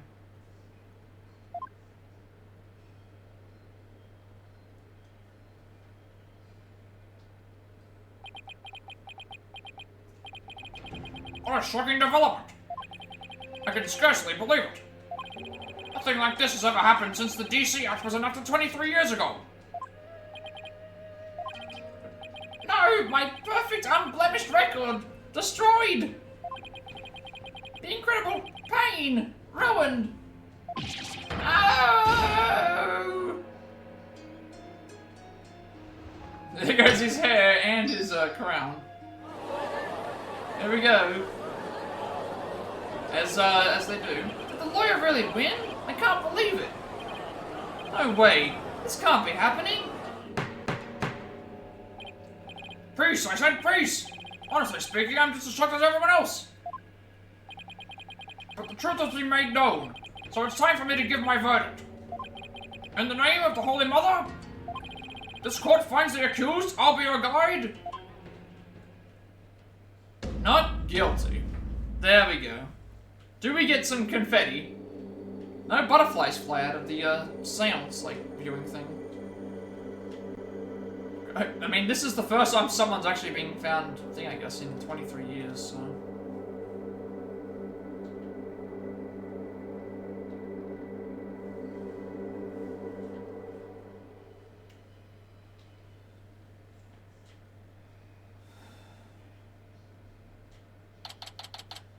April 24th, 1:36 PM. High Court of Kuroin. Accused lobby.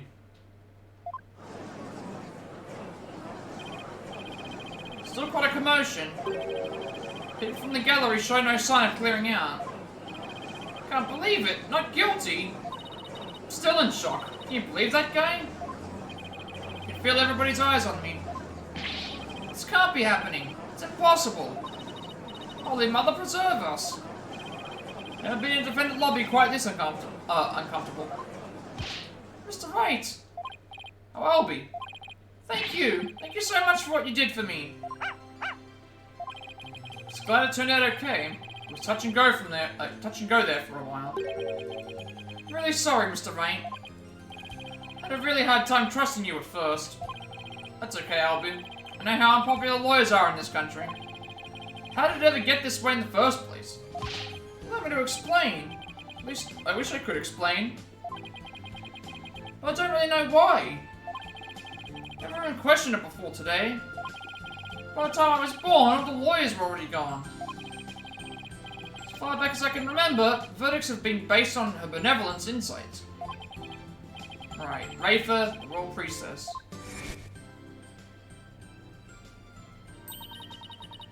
You would imply that the trials of this country are unfair? Do explain, outsider. How verdicts founded on truths imparted by the very souls of the dead lack impartiality. For her part, I'm sure she really believes in what she says, but even with the benevolence of divination seances, lawyers are still necessary. Without proper defense, people could easily wind up receiving wrongful convictions. It's the right shh. Huh? Don't say that so loud. People might think you're a rebel. You could be arrested. A rebel? That's right. One of those people going against that queen in the court system.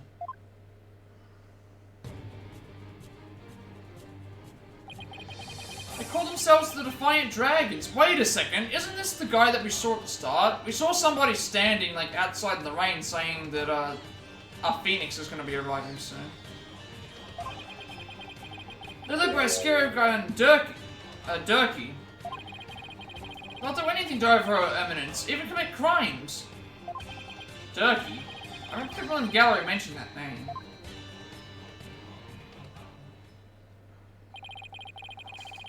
Things you're saying sound a lot like the stuff they say. But you're not scary like that Durkee guy. Pardon the intrusion? Wait, who are you? Yeah, you! I want to talk to you, see? Flight, is it? Right, sir. Phoenix Wright. And you are? I'm the Kuranese Minister of Justice. The name's Inga Karkul Kurian. I oversee the whole legal shebang. I was watching that three-ring circus in there. You were? Wow, the Minister of Justice. So he's in charge of the entire court system, Defense Culpability Act and all. Mr. Inga, how are you, sir?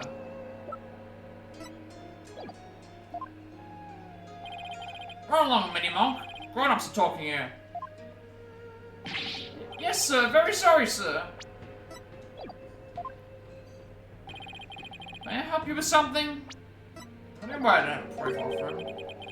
Just wanted to go look at you. Guys like you aren't exactly a dime a dozen around here. Well then.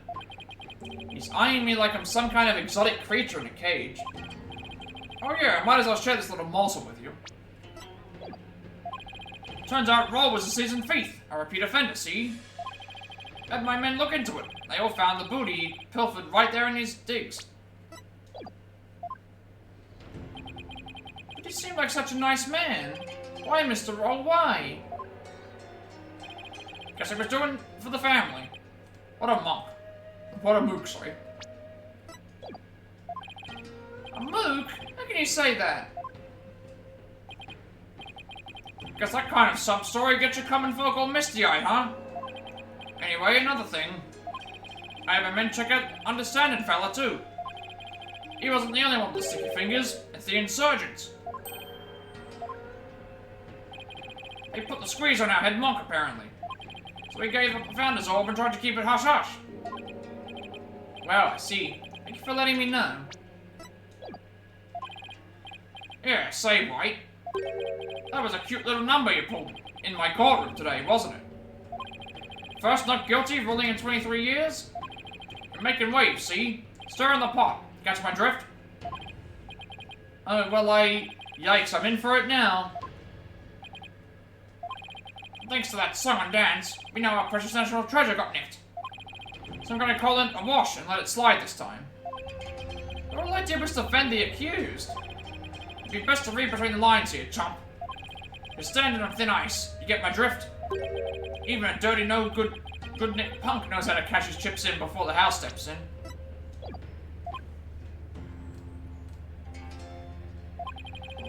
do us both a favor and keep an eye on the path you're walking down.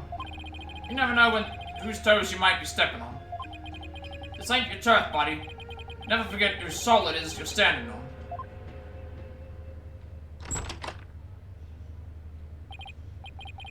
Yucks, he was kind of scary, wasn't he? Yeah, well, no use worrying about it. We have more important things to talk about. Such as when we can continue the sightseeing tour. Tour? Anytime, sir. We still have plenty of time until Miss Maya's training ends. There's still a lot more temples to see, and all kinds of local foods to eat. I can show you the natural beauty of the area and the waterfalls just for training. I haven't shown you the breathtaking mountain view from the Plaza of Devotion yet, and this is person-made. Oh, I can't even read this fast enough. It's even faster than the other one. I haven't shown you the breathtaking mountain view from the Plaza of Devotion yet. There's this place where you can, where they dare you up a really steep cliff that offers you a soul, a great view of the Twilight Realm. And walking on a bed of nails doubles a foot massage. Alright, slow down, I'll be, there's plenty of time. When we're done with all that, we can go see Miss Maya together. Yeah, you bet. Maya, I wonder about how she's doing. Hope she's okay.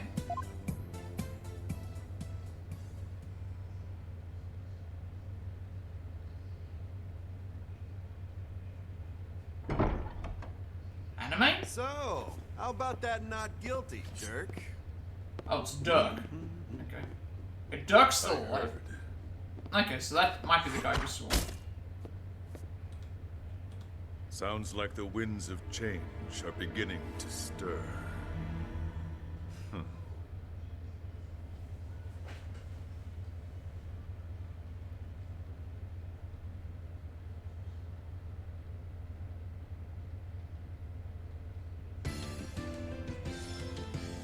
Alright, there we go. Foreign Turnabout complete. Alright, sync up the trophy, obviously.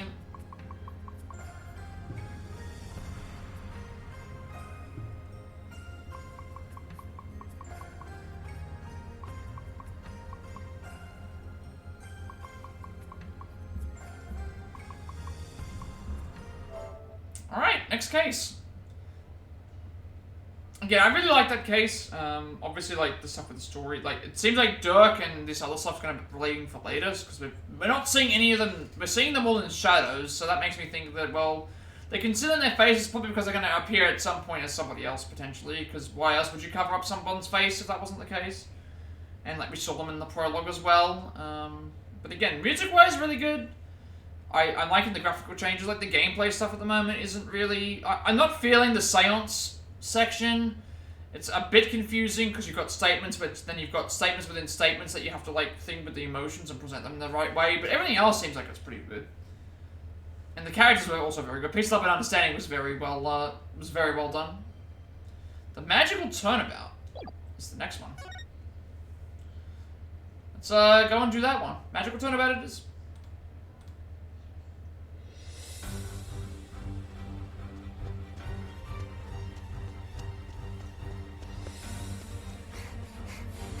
It looks like Alice. It's supposed to be Alice in Wonderland. Behold my might!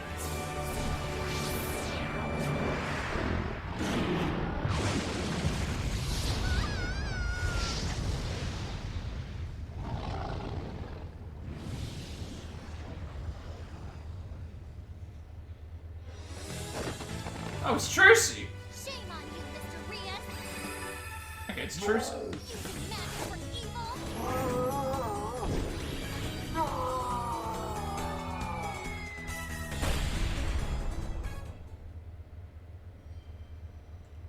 Pretty cool looking cameo for that. April 27th, so this is what, 3 days? 3 days after that case? 10 AM, Penrose Theatre Stage. And that's how the evil magician Mr. Rose must have feeling. Oh, so she's got her own stage show. That's awesome, she's got her own stage show. See you back here, everybody. You just said a circumstance letter, it's the same thing. Okay, so Athena is in this case, as well as, hang on a second, never mind. We're playing as Apollo. Trucy's in this case, Athena's in this case, and Phoenix is in this case. So, I guess we're playing as Apollo. Considering it's got, Phoenix's profile here.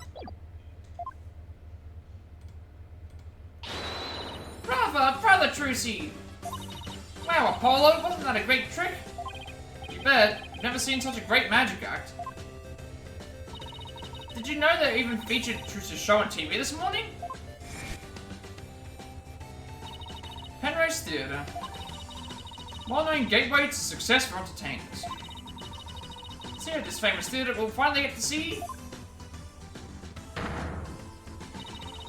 Trucy's rights. Trucy in Gramarye Land. The long-awaited revival of the magic of Gramarye.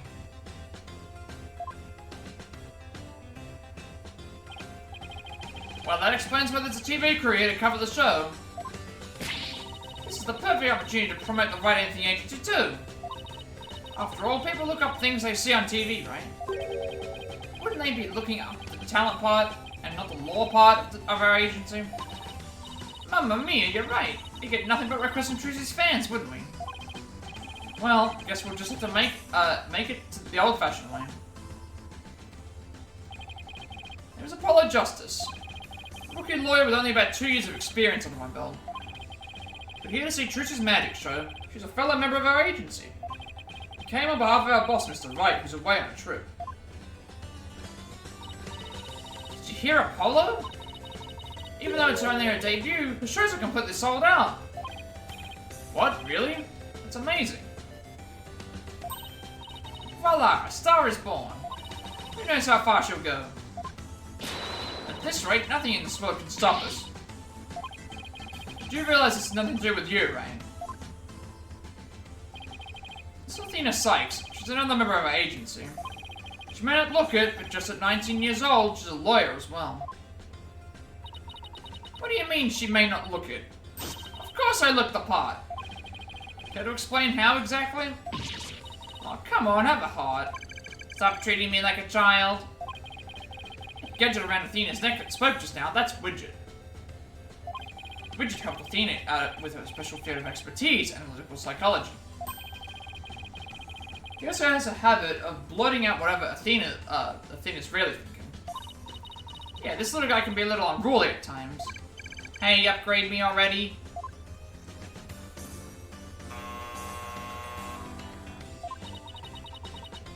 Your attention, please. The show will restart after a 20-minute intermission. We ask that you please be back in your seats before the next act. Thank you. Hey, why don't we go say hi to Trucy in her dressing room during the break? Yes, let's go see that big star. I'm so nervous. What should I say to her? Whatever you usually say to her at the office every day? I mean, yeah, I don't know why you would treat her any differently. I'm loving these, set pieces, like they all look very well. This also reminds me of the place that they were in for the, Apollo Justice game. Penrose Theatre dressing room. This is Trucy's dressing room. Looks like she's busy over there with someone.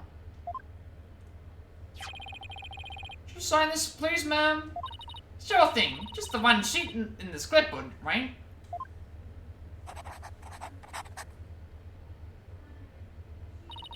Fan asking for Trucy's autograph, maybe? I don't think so. Looks like some kind of contract. Thank you very much. I'll get this to the producer right away. Great, thanks. Holy Athena, you came! Of course! Congratulations on your big debut. Thanks. Who was that just now, by the way? Somebody from Take-Two TV. They want to turn my magic show into a TV special. They plan to broadcast it nationwide. Can you imagine? Wow, you really are a big star. Hey, can I get your autograph later, Trucy? Sure. My signature's in high demand today. Would you like one too, Polly? Yeah, actually, I would. Whoops, looks like I ran out of flyers, so I'll have to sign your forehead instead. Hey, knock it off! Look, just forget about the autograph. This is Trucy Wright. She's a magician, Mr. Wright's adopted daughter. She's She's becoming quite renowned in the magic world these days for impressive skills. A lot of people get this wrong, but Apollo's actual job is being my magic assistant. No, you're the one who gets it wrong. You can do that trick you always do at the office for me, Trucy? Okay. Behold, the wondrous magic that can make anything disappear. Well, the panties are back. 3, 2, 1, ta-da! The magic panties are back that make all the evidence disappear. Well, in this case, just the lawyer's badge. My magic panties are an extra-dimensional galaxy. Brother, Trucy, brother! Okay, but why do you always have to make my attorney's badge disappear? That's because out of everyone at the Write Anything agency, you're the one I get the best reaction out of. That doesn't make my poor badge feel any better. Oh, we can actually examine! We can examine now! So in the entire of the previous game, we weren't able to examine the main, like, area at all, to go and see what we can, do and stuff. We weren't able to do that at all. So you know what? We should just definitely go ahead and do that before we, continue. We can examine the area! We don't need, before, in the entire previous game, you can only examine when you're in the actual crime scene. We can examine now, so we get a bit of extra dialogue. Potentially.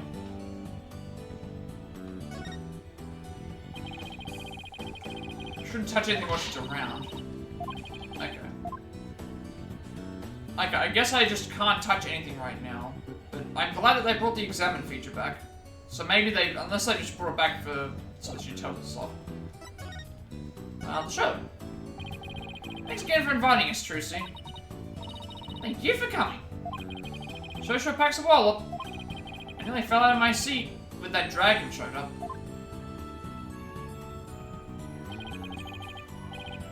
And when it attacked you, phew, I was terrified, even though I knew it was all just a part of the show. That's good, because that trick is the crowning glory of Act 1. I'm really glad you're enjoying this show. Your shows are completely sold out, Trucy. They say your fans were all over the tickets the instant they became available.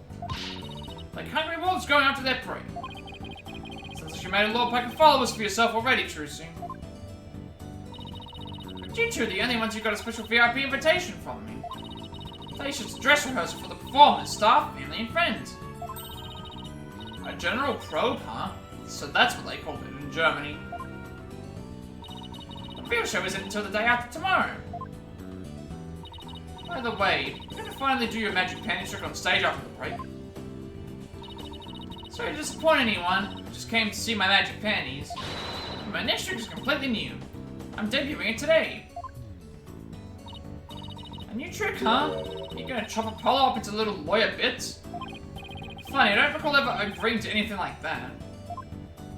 Well, that does sound like a good idea. Today's trick is a totally new trick Grammary original. The entire feature of the trip is riding on the success of this special trick. Special new trick. This show is really important to me. It isn't like any of the other shows I've done. As the rightful heir to the trick Grammary repertoire of magic, this show is my first chance to unveil the tricks I've inherited. Trick Grammary, huh? Yeah, I have a poster of them hanging right over there. Yep, there they are. There's all the new, again, all the characters we remember. We've got, we don't know the character in the top left. We haven't met him yet. Outside of what we saw in the thing. Magnifique Grammary is obviously the guy that killed, himself in the hospital. Lamaroya, aka Athena and Apollo's mother, or Trucy and Apollo's mother. And then Zach Grammary, no, Valiant Grammary on the left. And on the right, Shady Smith, or Zach Grammary, I believe it was. It's been ages since I've seen a picture of them. Trick Grammary is a group of magicians who dominate the magic world in their day. Trucy is the sole heir to the troup's entire repertoire of stage music. This is going green and purple on the left here. It's the great Mr. Rios, the other magician in today's show. He used to belong to Trick Grammary too, a long time ago. Hey, so tell us more about this special magic you're going to reveal today. Secret troop gramarye trick. Left behind by my late granddaddy at Magical Gramarye. It's never been performed before. This is the first time it'll be seen by the public. Grand unveiling, huh? No wonder she's been working so hard.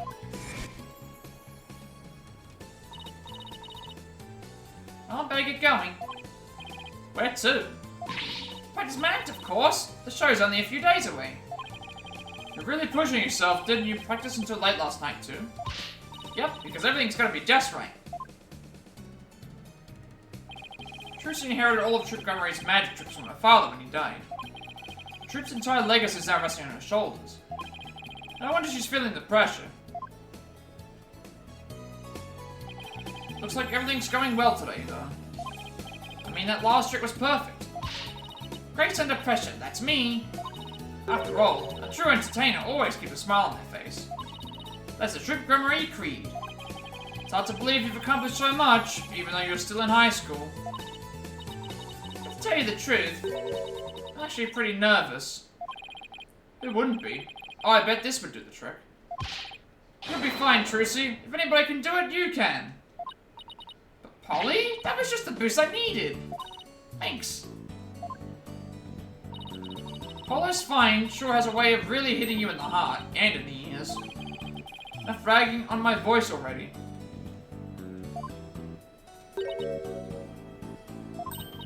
Hi, Bonnie. Oh, okay. It's almost time for the second act.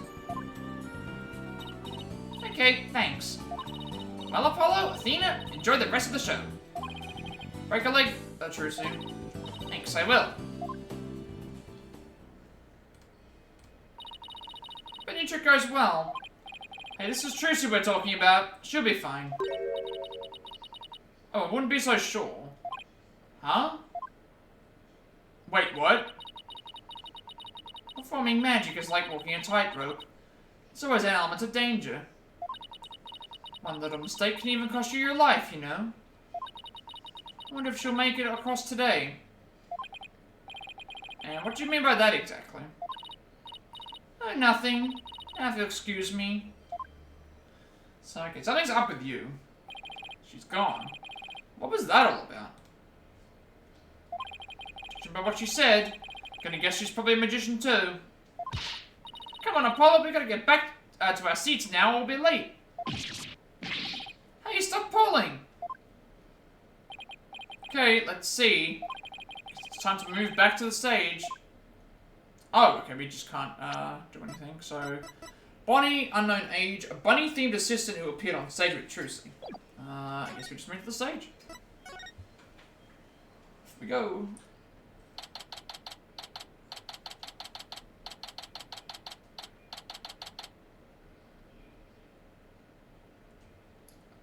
April 27th, Penrose Theatre stage. Hurry up, Apollo, it's about to start. I want to see what Trucy's next trick is. Really wound up today, aren't you? Why don't you take your seat and try to relax? Whoa, look, there's a TV reporter over there. A TV camera and everything. Oh yeah, baby.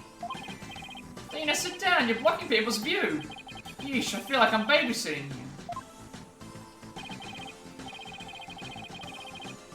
Hello everyone, I'm reporting from the beautiful Penrose Theatre, where the public performance of Trucy in Gramarye Land begins in just 2 short days. But today, they've very kindly agreed to give us a sneak preview. Isn't this exciting? Paolo, do you think I was on TV just now? How should I know? But if you were disgracing our entire age, that's for sure. Hey, what the heck's that supposed to mean?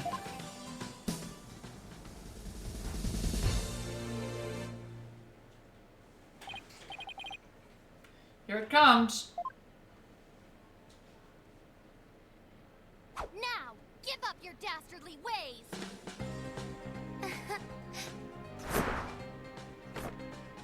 Huh? They're supposed to have, we just saw them stand there.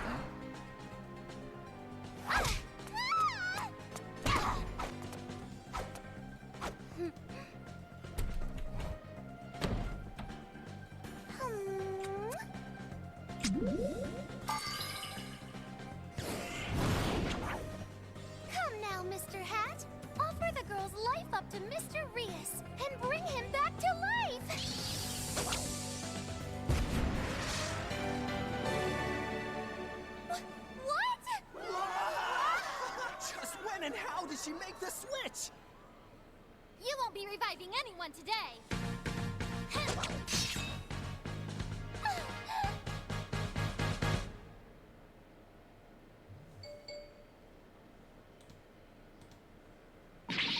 Wow, that was amazing. I have no idea how she escaped that coffin. Glad Trucy's escape trick went off without a hitch.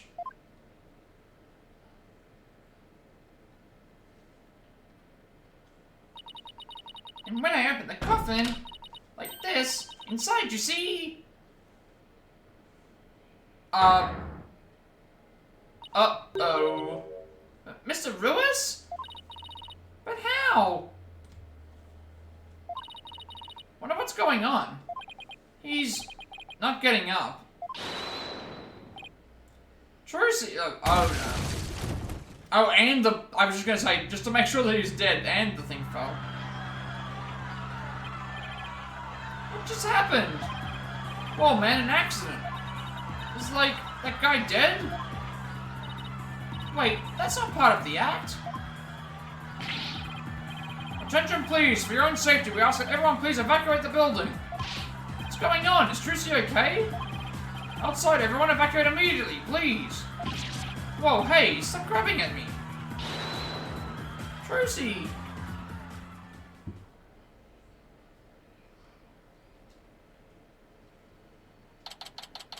April 27th, Penrose Theatre. Kicked us out. Hey, what gives? Will somebody please tell us what's going on? Poor Trucy. Hope she's okay. Hey, here comes that staff member from before. Your attention, please. We regret to inform you that today's show has been cancelled. I was looking forward to the rest of it. We are very sorry, but the theatre is on lockdown pending a police investigation. Excuse me? Is it because of that accident? That man in the coffin, is he...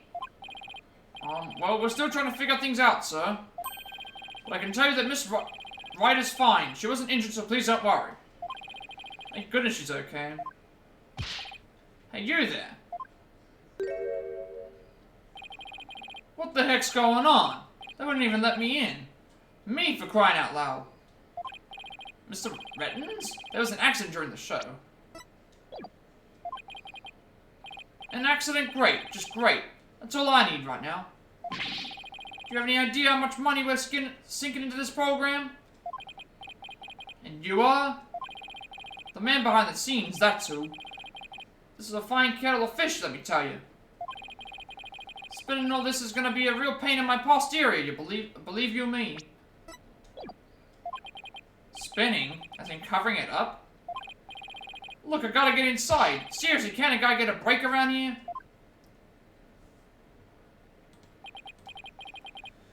There he goes. Why don't we go back to the office for now? Sure, Trucy will call us when things have settled down. Yeah, I guess you're right. So that's the same thing. We can examine finally. Look, there's Trucy, front and center, so they definitely brought her back. So the show actually starts the day after tomorrow, huh? I don't know if you've noticed, but you see that man in front of the poster? He's been standing there a long time looking at it. Yeah, I noticed, and sometimes he kind of stretches his hand towards it a little bit. But he's one of Trucy's fans. Think he's gonna try and make off with it? Who knows? Oh look, guess we don't have to worry. Every time the man reaches for it, the dog growls and pulls out Eddie's pant leg. Yeah, it kind of begs the question, who's the master and who's the pet?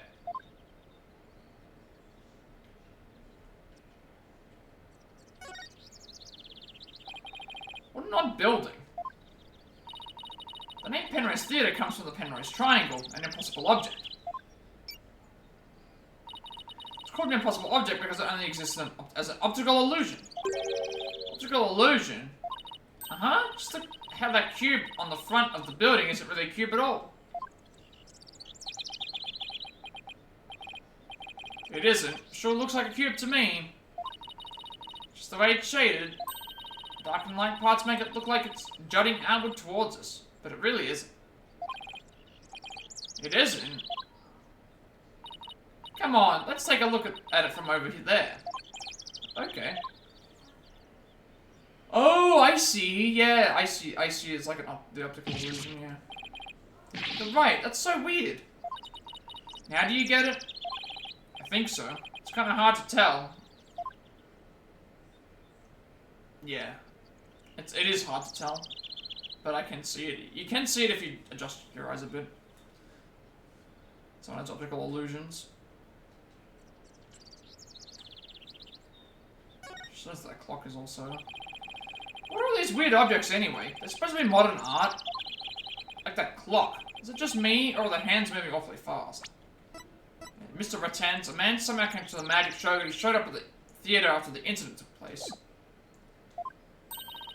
Hey, caramba, what kind of clock doesn't show the proper time? Is that part of what makes it art? Who knows?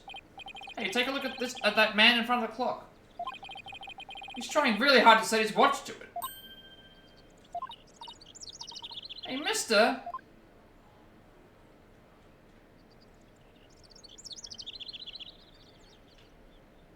Don't think there's anything else to check. I guess we go back to... back to the agency. So I guess we should be able to examine Charlie this time around. April 27. Write anything, agency.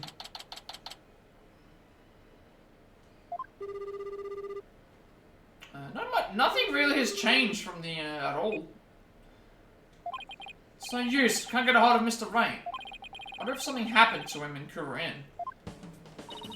Maybe he got caught up in some kind of trouble again, as always. Yeah, trouble's drawn to him like iron filings to a magnet. Yeah, well, they're speaking Kurin, they're showing something about it on TV right now. There's been some surprising news coming out of the Kingdom of Kurin. The country recently saw defense attorney Phoenix Wright win a not guilty verdict. The first verdict of its kind in 23 years. Mr. Wright won a trial in Kurin? Lawyers are said to be highly disrespected in the Kingdom of Kurin. So Mr. Wright's win was an upset victory amidst entrenched hostility. Wow, did you hear that? First time in 23 years. Yeah, but what was he doing in court there in the first place? I thought he just went for a visit. So he was in some kind of trouble, just like we thought. Next, an update on the unfortunate accident that occurred at the Penrose Theatre. And now they're talking about the accident at Trucy's show.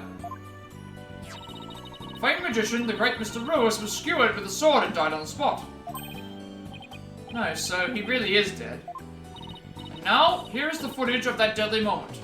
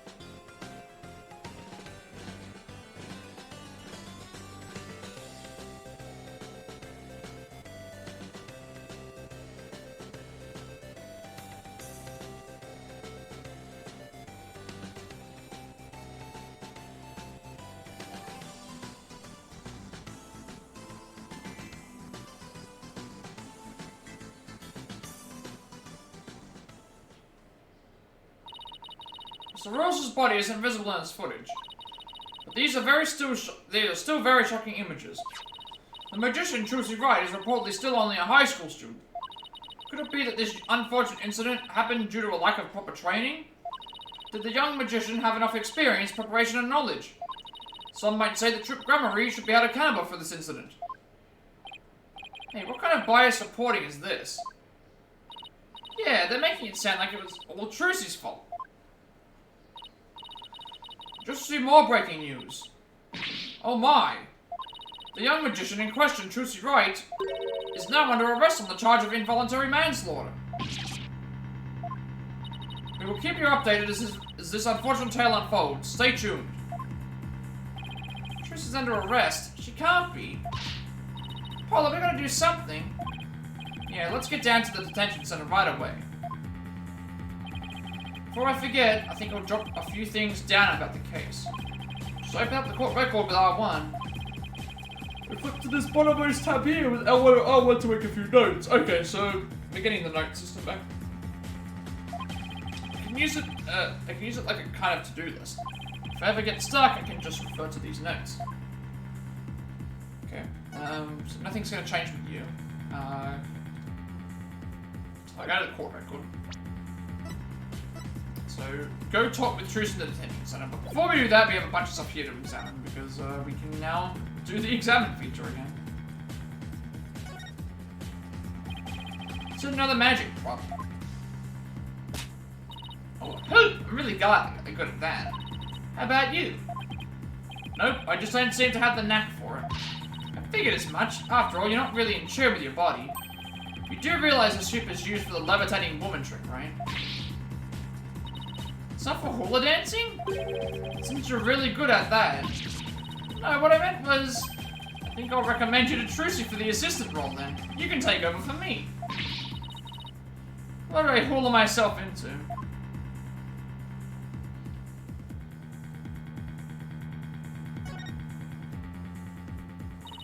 What kind of tricks Trucy uses these things for? Like this little guillotine, for example.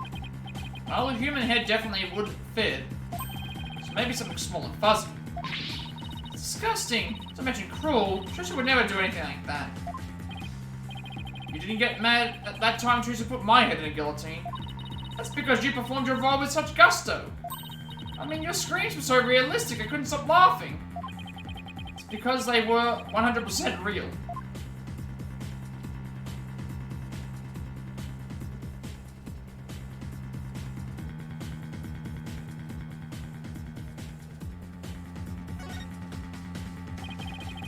There aren't personal items littering the office. This place is as messy as ever.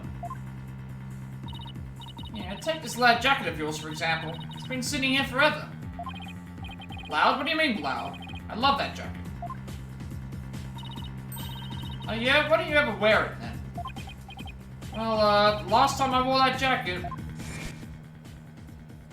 Oh, Polly, I'm so happy for you. You finally decided to take the plunge. Now you're ready for your stand-up comedy debut. You, Daddy, and Athena should form a group. I can see it now. Primary color punchlines. Let's just say that jacket brings back painful memories.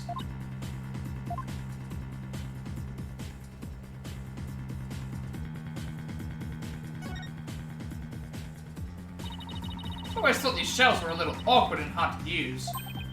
Yeah, the shape doesn't really lend itself well to the concept of shelves. I mean, there's a hole in the top part and everything. Did you ever notice that every now and then things disappear when you put them aside? It's like the shelves remember that they used to be a magic prop or something. Not the most useful piece of furniture in the world, to say the least. And there's Phoenix's beanie. I just spotted Charlie, so he's looking pretty perky. For a guy whose desk is always a big jumbled mess. Mr. Wright never forgets the water Charlie. Sometimes I catch him staring at that plan and smiling. Must hold some special meaning for him. Could be, he did say Charlie's been in this office since the first days as a lawyer. Doesn't seem to want to talk about it much though. One thing's for sure, Charlie is no ordinary plant.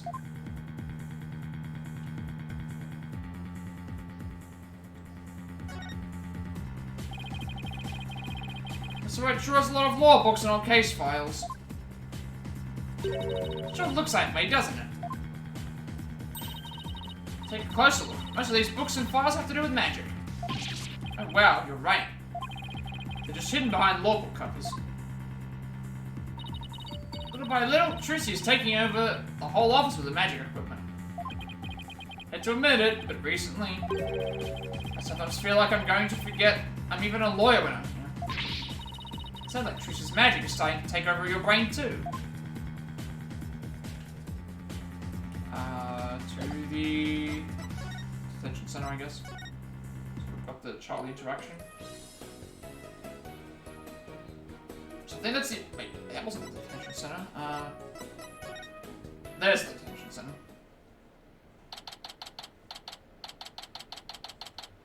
'27 Detention Center Visitors Room.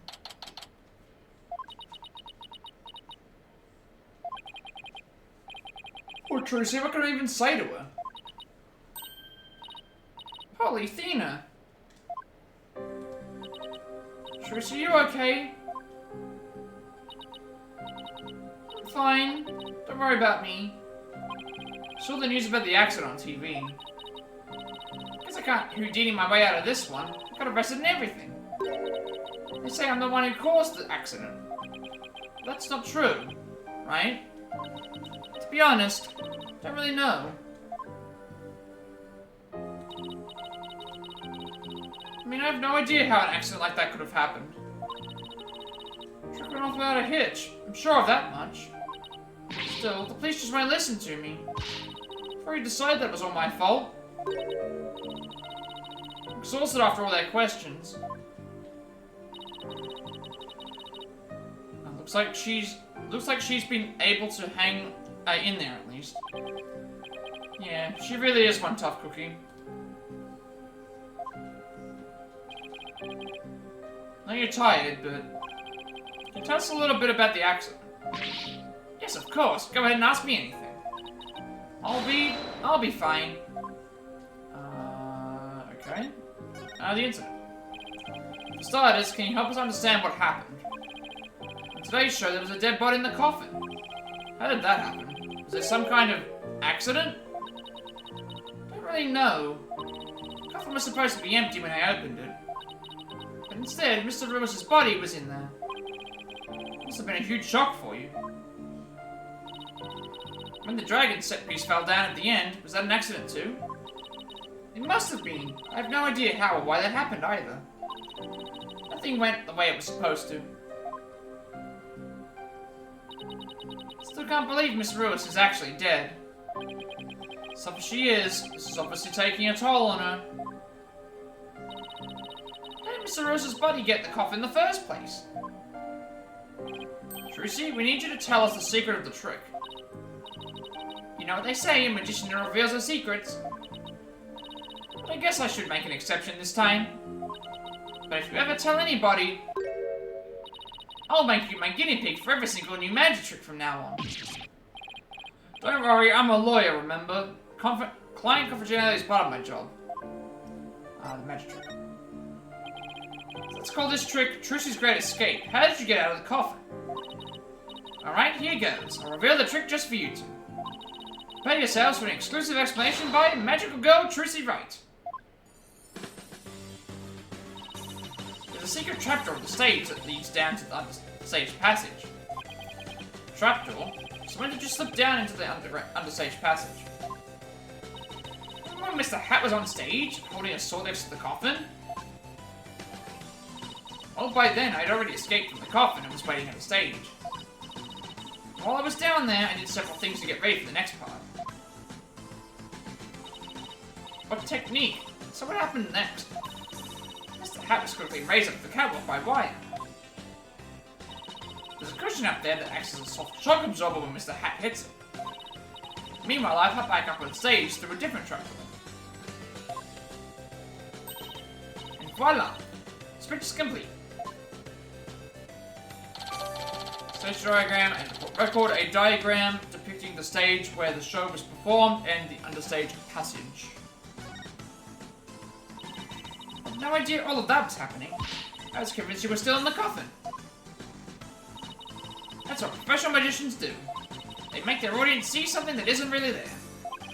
In other words, you make us see illusions, right? We call it misdirection. Or we keep you busy believing one thing, but busy making something else happen. What we say is there really isn't, and what we say isn't there actually is.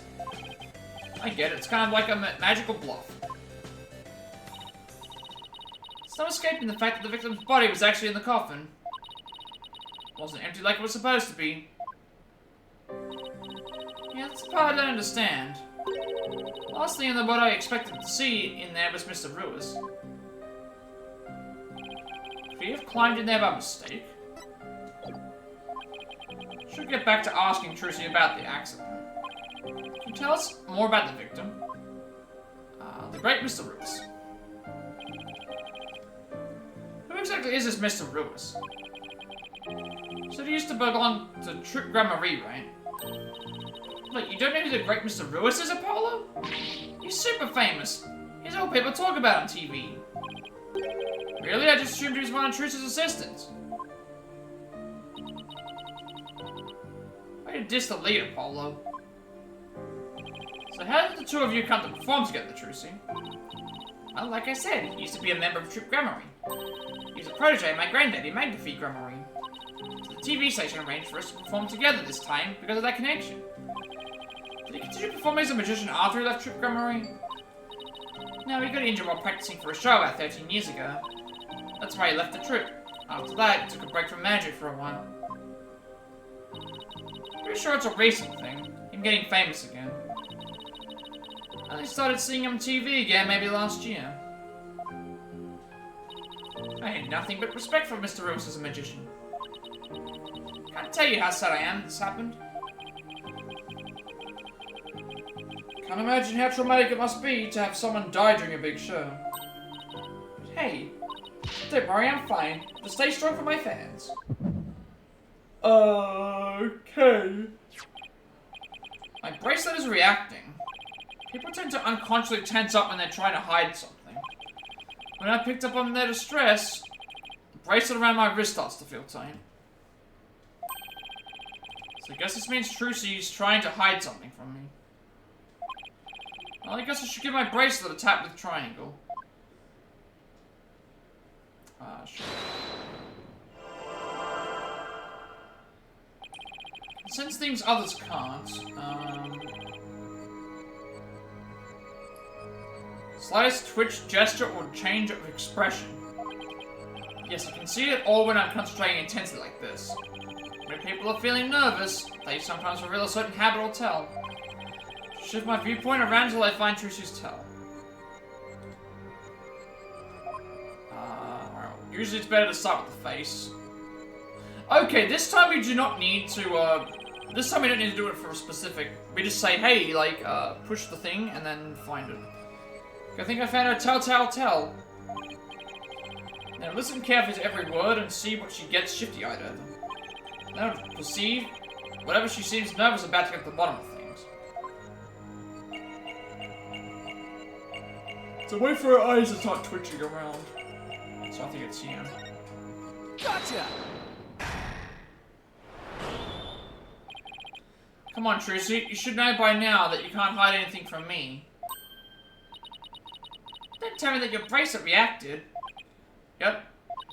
And here I thought my smile was going to do the trick.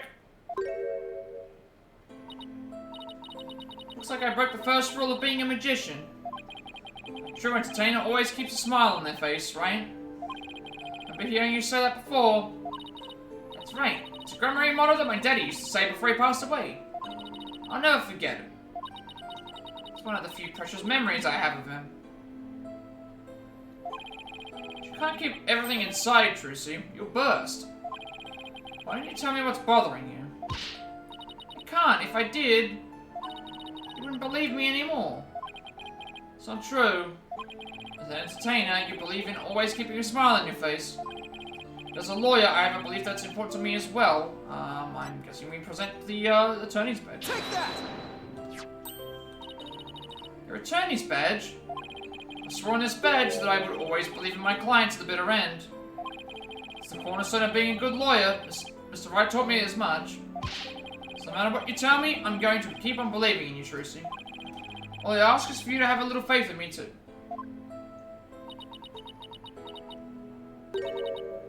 Alright, thanks, Polly. Okay.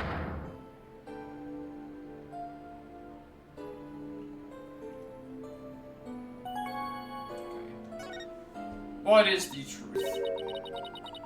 Polly, what if I made a mistake? What do you mean? If it really was me who stabbed Mr. Ruiz? What makes you say that? Well, in my escape trick, I used both a real sword and a rubber sword. I switched the real sword for the rubber sword just before I stabbed it in the coffin. So if I somehow had been in there, the rubber sword shouldn't have hurt him. Mr. Ruiz is found dead in the coffin. I know, it just doesn't make any sense. I know I swapped the swords. You're absolutely sure? Positive. I practiced that trick hundreds of times with no mistakes. I remember very clearly swapping the swords this time too. But could I have made a mistake this time? Could you really have? Well, I better get going.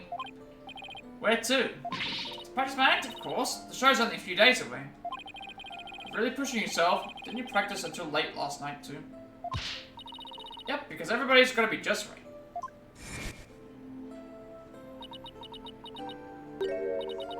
Maybe I really did kill Mr. Ruiz. Trucy. The worst possible mistake I could make. Such a horrific accident right in the middle of the show. And yet, all I can think about is... now that this has happened... Trip Gregory will get its performance rights pulled. There'll never be another show. Everything my family worked so hard for will be gone forever. Poor Mr. Ruiz had his own life and a great career ahead of him. I ruined everything. I destroyed it all. I took it all away.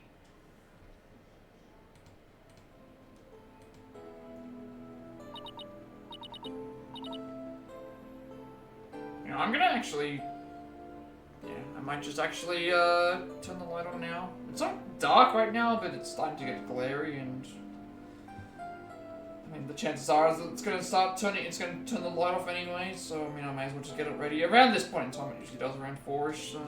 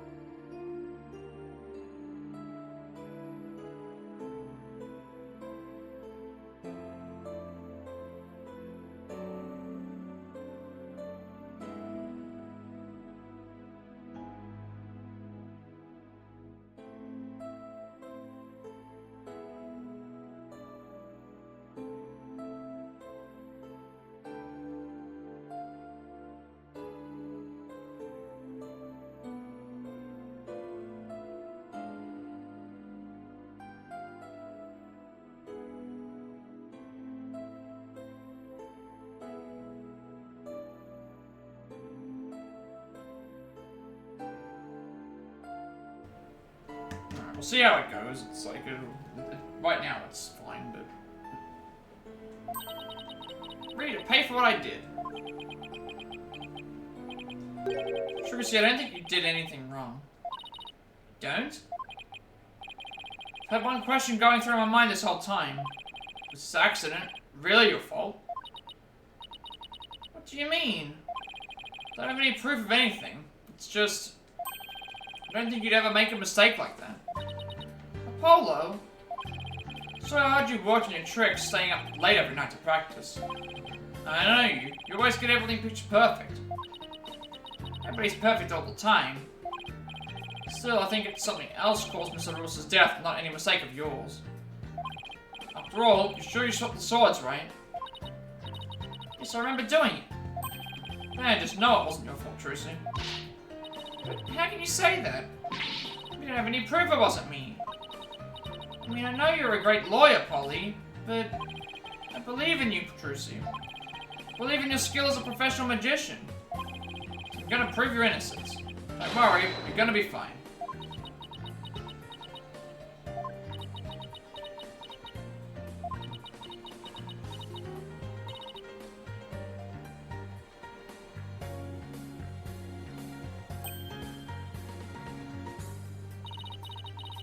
Thank you, Apollo. Thank you for believing in me. I'm going to believe in you too.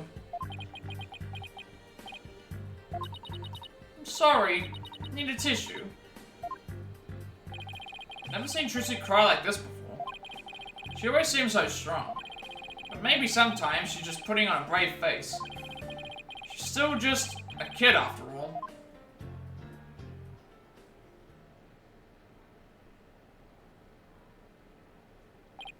So I have to ask to make it official, but will you let me defend you? Yes. I'm counting on you. I don't want to have to cancel the show on its opening day.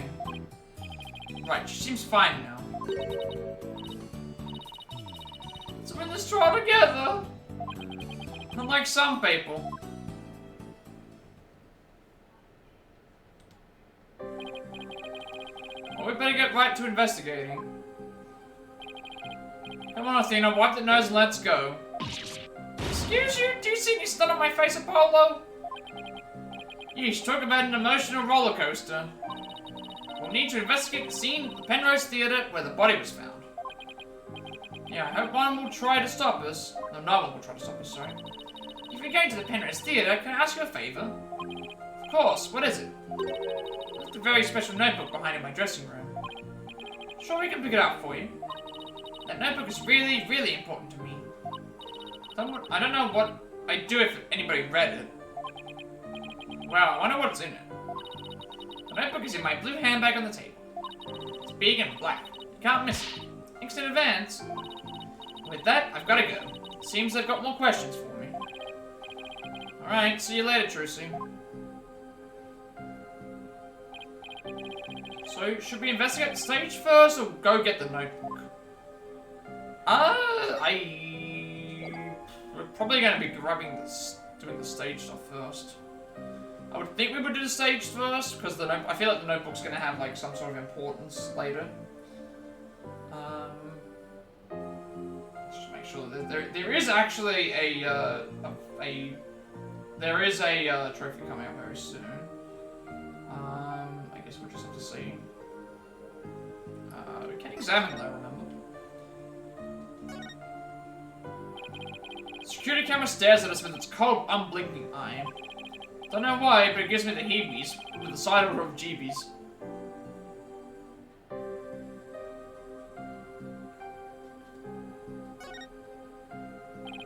It's the microphone speaking with people on the other side of the glass.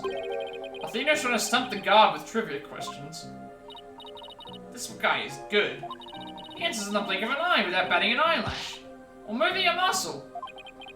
See that board?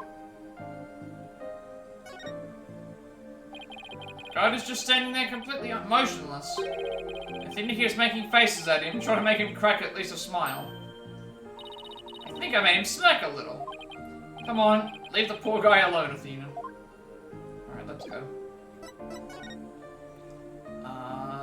So we can go to the theater first.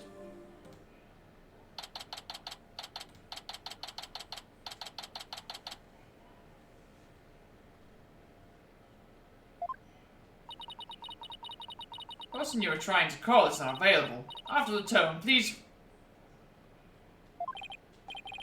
Tried calling Mr. Wright 100 times, but he never picks up. We've left him some voicemail, so he'll probably call once he gets them. He's gonna flip out when he hears what happened to Trucy. Hey, this is the place, the theater where that magical murder happened. Oh yeah, I wonder if they brought the dead body out yet. Maybe they already arrested the murderer. They say it's a young girl. Yeah, a high school student. Can you believe it? Kids these days. What's with all the curious bystanders? They sure are kicking up a fuss. How dare they call Trucy a murderer? They've got some nerve. Can't let people think about her. We have to defend her. Polo, is that you? Oh, Emma's back. Okay, and she's got a forensic sash on, so, Emma is back. Sure been a while. How you been? Can't complain. Haven't seen you in ages. Emma is not usually in the best of moods. Oh, we also got The Great Mr. Rule was the victim in this case, a magician who took the stage with Trucy. So I never quite know what to do or say around her. Well, we have some business to take care of, so I guess we better get going. Hey, wait a minute. What? What was it? Something I said? I darn right it's something you said. What's with you brushing me off like that? You've got heaps to catch up on. After all we've been through, you're not still mad at me about something, are you? Sorry, I didn't mean to upset you. Is this Apollo? Distant cousin or something? No, Emma's a detective I've had the pleasure of working with before. Hello, I'm Emma Sky, forensic investigator. So you're finally a full-fledged forensic investigator? Yeah, I finally achieved my lifelong dream. Look, I even have an official forensics investigator armband and everything. It's great, Emma. I bet the exam was really hard, huh? That was a cinch. Really? Because I thought you said something about failing it over and over. Well, never mind that. The important thing is I'm not a plain old detective anymore. So no more boring old investigations for me. So happy I could hug the whole world. Coming from you, that's really something. Criminals beware. Fingerprinting, luminol testing, DNA analysis, Emma Sky is raring to go, so bring it on. Wow, I guess it's goodbye grumpy clouds, hello fanatical sun. She's very cheerful, isn't she? Because of the weather or something? She sure wasn't like this before. She was pretty frustrated back when she was assigned to the Criminal Affairs Department. She was always munching on chocolate snackers to relieve her stress. Snackers and stress are a thing of the past. I've said goodbye to both of them. May you never have to see either again. By the way, are you two here because of the murder? Murder? Don't you mean the accident? I guess you haven't heard. The case is being treated as a straight-up homicide now. What? Just so you know, I heard that the prosecution is going to argue tomorrow that Trucy outright murdered Dr. Rios. Mr. Rios. Are you kidding? They're treating it as a murder? Emma, please tell us everything you know. Of course, anything to help Trucy. Okay, Emma Sky, age 27, a detective. It looks like she finally became the forensic investigator she always wanted to be. Sure. What do you actually have for us? Why is the case being treated as a homicide now and not involuntary manslaughter? Well, apparently, it's something that proves it was a straight-up homicide. Well, that's vague. Do you know of any of the details? No, I'm afraid that's all that I was told. Really? How come? Well, because the lead prosecutor is kind of a hard guy to read. Maybe it's just a culture gap thing. Anyway, he's not one to really share his thoughts. Wait, what do you mean by culture gap? I mean, he's a foreigner, so his way of going about things is different. So who exactly am I up against tomorrow? Congrats on finally becoming the forensic investigator you always wanted to be. Thanks. I've had the exam so many times, but I finally did it. I can finally use my forensics kit openly, wherever I want. Yeah, you used to have the stealth users, a kit you sent away for. Oh, I still use that one too. But now it's more of a hobby kit. It's important to have hobbies too, you know. So basically, nothing's changed. Are you kidding? I don't have to worry about getting into trouble for taking fingerprints for fun now. It's positively life-changing. I can take all the prints I want. Are you sure you're allowed to do that? Sure, I'm sure. I've been collecting all the prints I've taken to a personal database. Now hide out your hands. I need to get your prints too. Just promise me you won't use them for evil. Can't believe she took my prints too, Apollo. The prosecution. Chief Prosecutor Edgeworth has been reorganizing the prosecution's office lately. As a part of that effort, he's gotten rid of a lot of the prosecutors. So the prosecutor's office is looking pretty empty these days. And that's how a foreign prosecutor got assigned to this case? That's part of it, yes. We were short on prosecutors, and this guy just happened to be visiting. And what's the purpose of his visit? Well, some insurgents from the Kingdom of Kura Inn are thought to be hiding out here. As an international prosecutor, he apparently came to investigate the matter personally. So he's from the Kingdom of Curian. That's right, he's also a Curianist monk. A monk? So how did he get assigned to this particular case anyway? Seems he's very devoted to furthering his studies as a prosecutor. He wanted to learn how crime scenes are investigated here, so he just showed up. So he was just curious, huh? It looked like he looked the entire crime scene over quite earnestly. Just as everyone else was ready to call it a case of involuntary manslaughter. This is almost certainly a murder, the cruel act of an impure soul.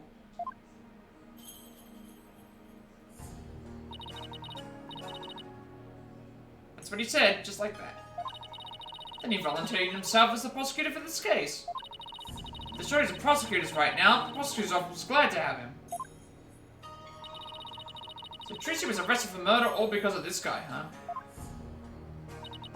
I have to say, he's definitely not your typical prosecutor.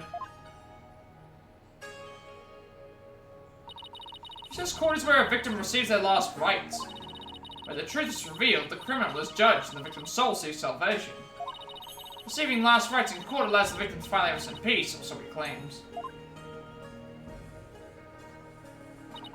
So to him, trial is like performing funeral rites for the victim, huh? Certainly a unique way of looking at it. His name is Nayuta Sadmati. Okay, I've not met that character. Nayuta Sadmati? That's right. What, do you know him or something? Oh, I guess you could say I've heard of him. Well, he is pretty famous. Really? Yes, they say he travels the world, solving difficult case after difficult case. Where there is a hard case to crack, he's called in to prosecute them.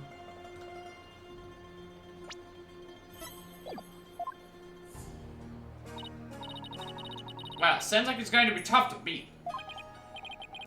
Can't believe this. I have to stand in court again. Against him? Seems like a very gentle and kind person, though. He's very polite and understanding to everyone he talks to. So he's a pretty agreeable guy, then. Yeah, he's bound to see what kind of person Trucy really is. Don't they hate defense attorneys in Kurian? Would he even listen to what we have to say? Can't see why not. He certainly seems like the type of person who would. Even so, do you think you could do us a favor, Emma? Could you tell Prosecutor Sadmati about Trucy, about what a good person she is? Of course. Leave it to me. I'll make you understand there's no way Trucy could have committed murder. If he listens to reason, me too. This is looking pretty bad, Apollo. Calling it a murder? Really? We haven't got proof, what are we gonna do? This is what I mean, like it just goes out because of the skyline. Look on the bright side, that's what. Bright side? What bright side? Well, the good thing about here, there being proof is that it has to point to the real killer.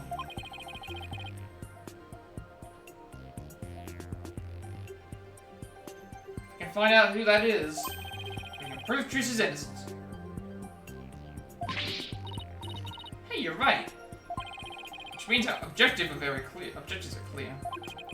We have to find two things. Proof of Trucy's innocence, and evidence of the true culprit's identity. You know what, Apollo? You're starting to give me a glimmer of hope. That means there's only one thing to do. And would it be alright if we investigate the scene? If I said no, you'd just do it by my back anyway, right? Would I do something like that? Guess the jig is up. Alright, but it better come along. Who knows what sorts of mischief you'd get up to if I'm not there to keep an eye on you. Mischief? Sounds like Emma trusts you about as far as she can throw you, Apollo. He has been known to move around things around at the scene of the crime, you know.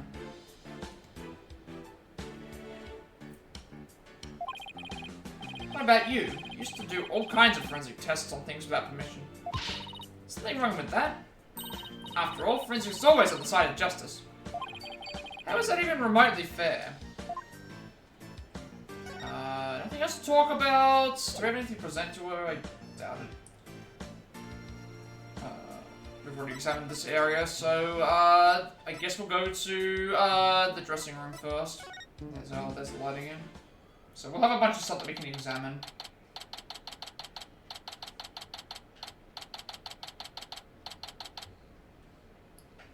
We also need to present the book to Athena for a trophy in here, so it's just a lot of exploration.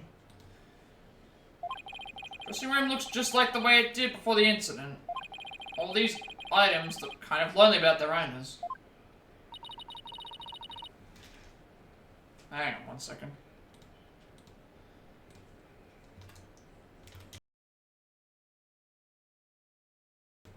Germany! Germany, welcome! Welcome in, Germany and Raiders. Hope you're all doing well today. Thank you very much for the raid. Welcome one, welcome all. Let me give a shout out real quick.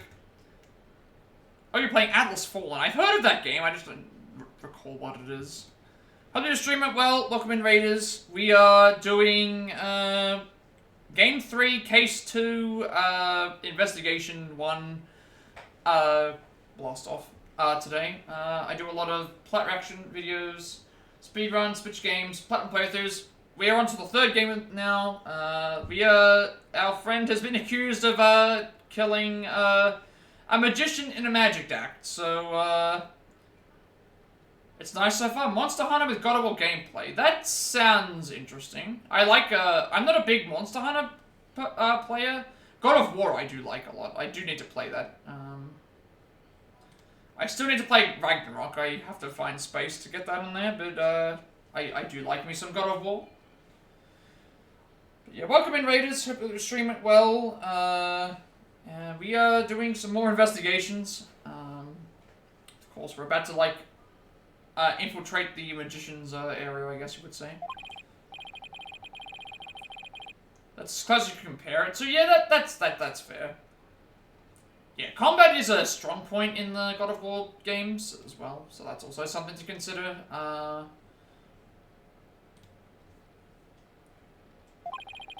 Let's see what else we can check out while we're there. We can't talk to you and do anything right now. Athena. I have to go and thing, but I hope that your stream went well. And nice to see that your numbers are sticking up as well. Soon you'll be affiliate too. We're all getting up there. We're all getting up there for sure. Look at all of this stuff. They must belong to Mr. Willis. Wow, look at the cards in that briefcase. He carries that around with him on this time. Isn't today the last? Is today the last day of the beta for Black Ops? I'm trying to remember if it was today or yesterday, because I live in the future, so. Oh, it's Monday. Technically, it's Monday for me, so yeah, Monday for the US, I guess, is the best way to put it.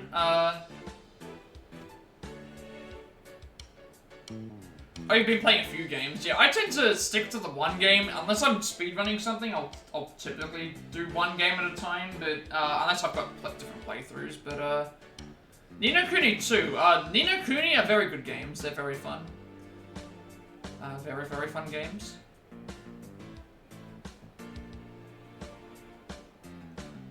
I kind of stick to the one game just because it's easier, because I have so many things I have to do. Switch games are like a break, because it's like, oh, I get to like play a game without having to like use a lot of stuff for trophies and stuff. Well, during these shows, he wears a mask to hide his identity. If he carried that briefcase around when he wasn't working, wouldn't it give him money? Give him away, sorry. I've got to change gears and look at things in a different way at a time like this. Yeah, Ni no Kuni is a very good game. I believe the first game came out, what, 11 years ago? I feel like it was like 2013, 2014. I'm surprised they haven't made more of them. They made a sequel, but they didn't really do anything else with it, I don't think.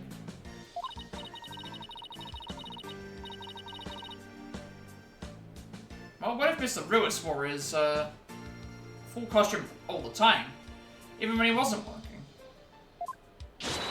And that briefcase wouldn't have given him away one bit. Getting pretty good at this turn your thinking around stuff, huh? It's like a little kid who's learned a new trick and couldn't wait to try it. I've got to figure out what I'm playing next. My idea was if I got to affiliate before I finished this, I would put a poll up where people could bid their channel points to like, hey, pick a game between the... Because if I look at what I've got at the moment,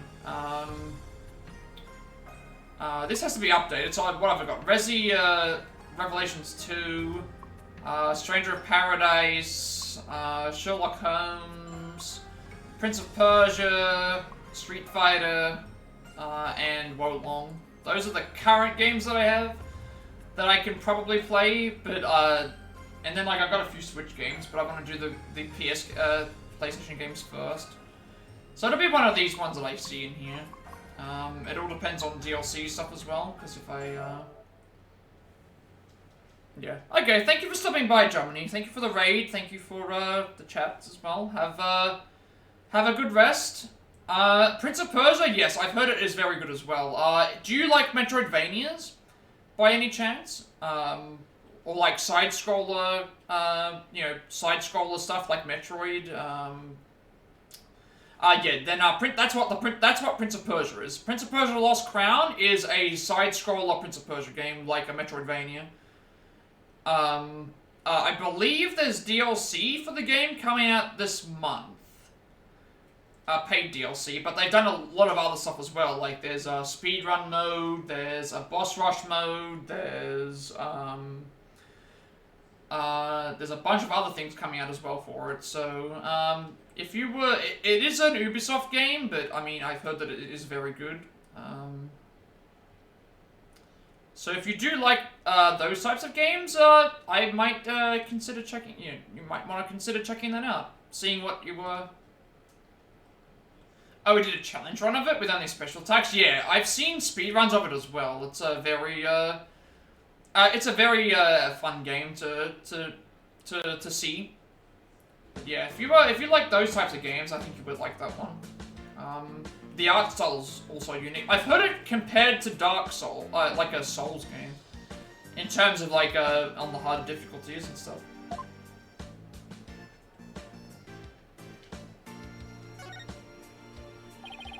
I have ideas.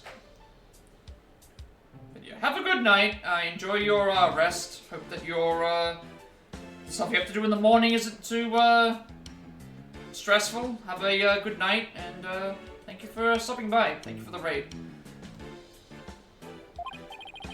Here's one Trick Grammary. Trick Grammary? Magical Menagerie, huh? It's like a bunch of folks dressed in outfits a bit too gaudy for their age, if you ask me. Isn't that pretty much all the best magicians dress? Was Trick Grammary really such a big deal back in the day? Guess so. Everybody in the country knew them back then. They had great tricks. Making a building disappear, or escaping a safe dropped from a helicopter. Wow, I was in Europe at the time, so I had no idea. But if even you knew about them, then they must have been really famous. I used to see them a lot on TV. I think it was back when I was in junior high. The one in black was the original leader of Trick Grammary, which was his grandmother. Same as Magnifique Grammary. The one in pink with the mustache, that's Zach Grammary. Trucy's late biological father. Oh, and look, there's Mr. Rios. So this poster from back when he was a member of Trick Grammary, huh?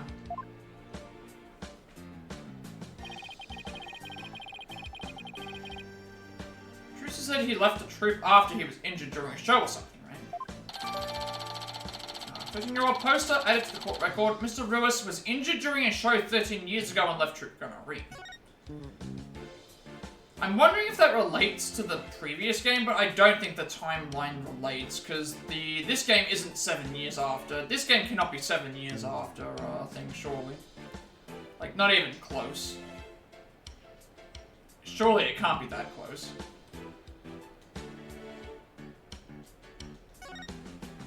Look at all this stuff. Better belongs to that bunny assistant we saw in the show. Wow, that's a lot of stuff.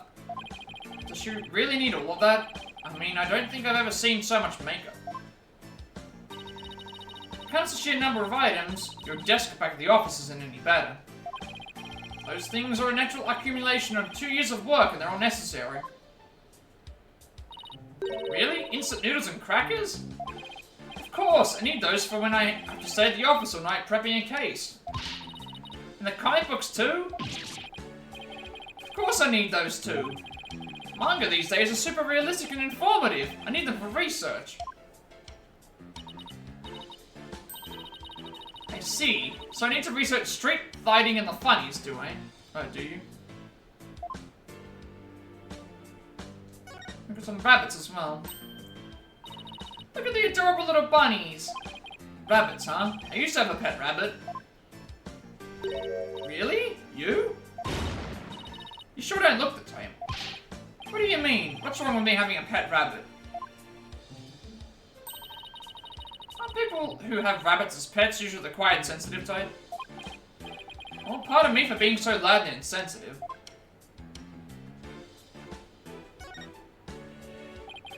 It's a dove. Trucy must use it in one of their tricks. Yeah. There's another birdcage next to it. I wonder what's in that one. Cuckoo! Cuckoo!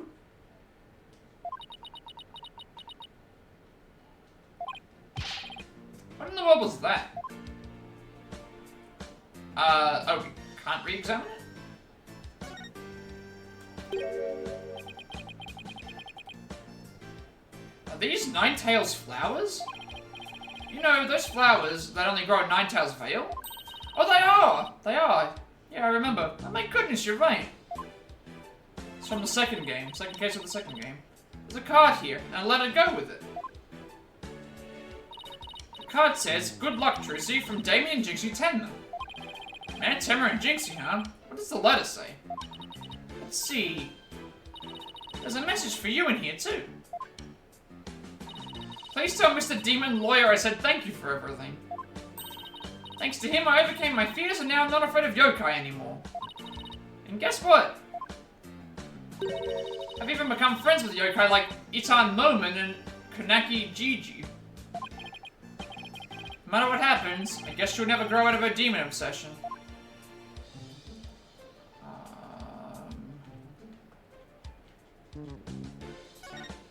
I said I'm gonna ignore the blue book because I think that's what we're supposed to pick up as the, from what I remember. I'm saying. These are from Prosecutor Gavin, so that's, Clavia. Roses, huh? How like him, pretentious. Well, he might be pretentious, but you know what? He makes it work. Paulo, I've noticed this for a while now, but you get awfully prickly when it comes to Prosecutor Gavin. You think so? I mean, don't hate him just because he's beautiful. That's not it at all.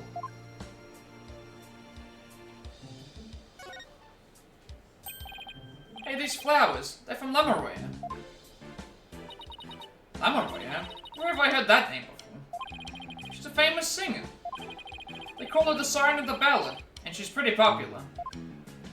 Why would a famous singer be sending Trucy flowers? Well, we met her through a case I headed up once. Wow, your circle of acquaintances is bigger than I thought. Lamoureux. I don't know why, but her songs really touch me for some reason. Hope she's doing well. So the reason why that this is happening here, with these flowers, Lamoureux in the previous game is Apollo and Trucy's mother, but neither of them know that is the case. Phoenix and that know, but he hasn't gone and told them because Lamoureux specifically said, I want to tell them myself. So that is the reason why we haven't done that as of yet. Look at all these costumes. But they're all Trucy's. Oh, could you tell me about the scent? Are you like some kind of bloodhound or something?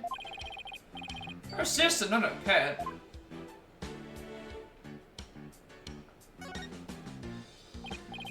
Here's that handbag Trucy was talking about. Feel a little funny about digging around in a girl's purse. Guess it's okay to open it. After all, she did ask us to. But not you, Apollo. Let me do it. Let's see. No, not this. What's this? Wow, she has... Oh, Trucy, you are bad. What is it? I want to see too. That's funny. She said it was a black notebook, right? But there's something like that in here. Maybe Trucy was wrong about where she left it. Let's keep looking around for it. This is the book that she was looking for, so that's why I left it till last. What's this? Script of the show? It says Bonnie. So it must belong to that bunny assistant we saw in the show. Magic show script, 9:30 AM. Mr. Ruiz transforms into a dragon, Trucy's hat trick. 10:20 AM. Bonnie's teleportation trick and Trucy's escape trick. 11 AM. Mr. Ruiz's fire trick. This will be dangerous. Make sure the fire bucket is ready. You and I got to see the first two parts up to the end of the 10:20 AM segment. With this, Mr. Ruiz's fire trick. We didn't get to see that part. Yeah, because they cancelled the show after the accident, sorry. Hey, there's a note, let me slow down for a second. Hey, there's a note about the fire truck. This will be dangerous. Make sure the fire bucket is ready. Come to think of it, when Mr. Ruiz turned into a dragon, it breathed fire, didn't it? Coin tricks and fire tricks were Mr. Ruiz's specialty. Maybe they had some big finale planned. But Mr. Ruiz and Trucy would face off in a grand magical showdown after his reveal. Show script added to the court record. Bonnie's script, the fire truck was cancelled. Fire trick was cancelled due to the incident on the fire truck. Okay, so I need to present this to Athena so I can... Was it this I need to present to her for the trophy? No, I've got to present the notebook. Have I not found the notebook yet? Did I?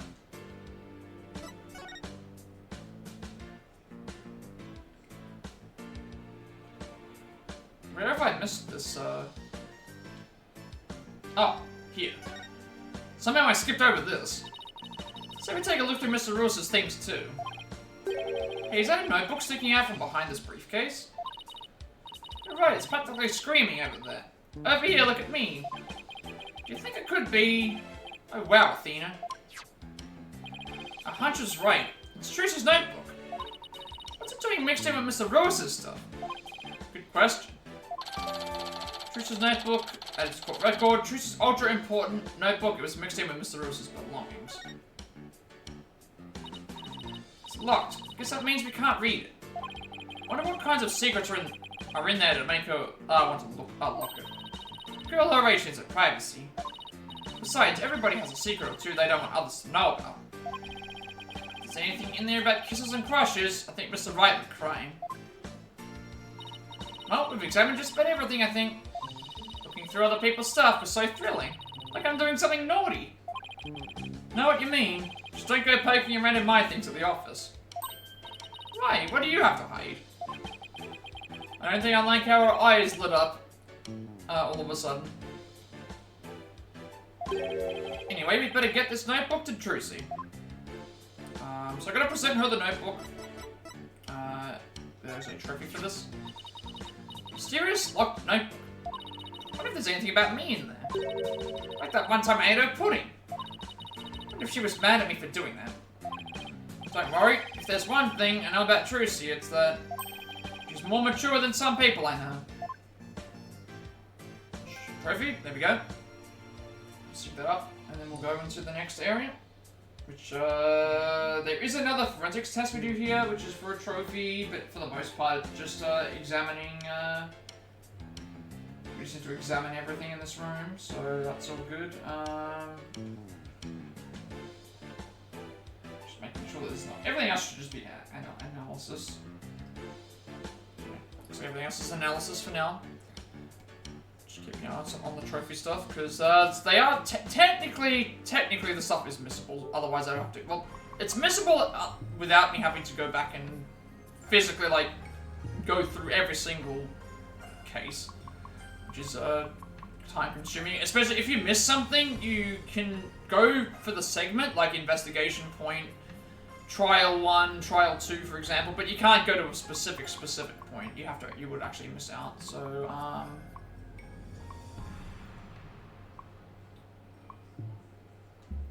Right here. For having presented Trucy's notebook to Athena before returning to Trucy. So we get a trophy for that. Alright, what have we got left to do? So we're not going to go back to Trucy yet because we still have stuff here to do, namely the crime scene. So we'll go and do everything there because Trucy stuff is probably going to be the last part as well. So the victim's body was discovered in a coffin during Trucy's mad show. Not sure why it's been ruled murder. Let's move to the stage. So we'll examine everything first. Gather all the evidence, and then, usually heading back to the detention center is one of the last things we do. Alright, let's get down to investigating, shall we? Just make sure you don't move anything, or I'll get into big trouble. Fine, I promise. To only move the things I have to. Well, I have my own investigation to conduct, but let me know if you need anything. It's been a while since we've done any investigating. Well, what are we waiting for? Let's dive right in. You do remember how to do this, right? If you don't, I can give you a quick rundown. Should I have Athena give me a rundown? May as well. Guess I could use a refresher course. And take a seat, Mr. Justice. Prosecutor, Professor Sykes here is gonna learn you a thing or two. Oh, brother, what did I get myself into? Do you remember how to go about examining a crime scene? Let's see, I just placed the cursor over what I want to examine and press X, right? How did I do? Suppose it's acceptable. What else do you know about examining? If I recall correctly, we can also take a closer look at certain notable areas or objects. Welcome in, Nook. Hope you're doing well today. Did your follow alerts work? I think I was streaming at the time, but did your follow alerts that you were trying to test work from last night? I hope everything went well. Now you've got to start implementing all the affiliate things to streams and stuff. Hope that all went really well. Very good. Now do you know how to change perspectives? They're vile. With right analog. Oh, right looks like I think. By changing our perspective, we may even find some new evidence. I saw so Shadow is starting to set up his stream as well. He has like a bunch of break screens, intro and outro screens, and all that stuff there. So he's definitely getting stuff started for his channel too. So I think that's the next step, right? We'll try and get thing, so it's nice to try and help out other people with all that stuff. At least it's looking good though.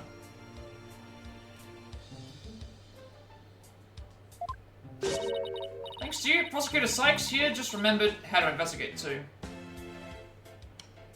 It's hard to say. I got a raid 22 minutes ago, so it's kind of late-ish. It's not like I had 7 viewers the entire time. I'm at 276, so it dropped from 2.84. It went from 2.84 to 2.8 to 2.76, so it's dropped a little bit over the last couple of days. I'm not sure why the weekends are bad. Just is one of those things. We'll get there eventually. That's all that really matters to me. I just asked. Well, like, I'll get there when I get there. I can't really, like, force it.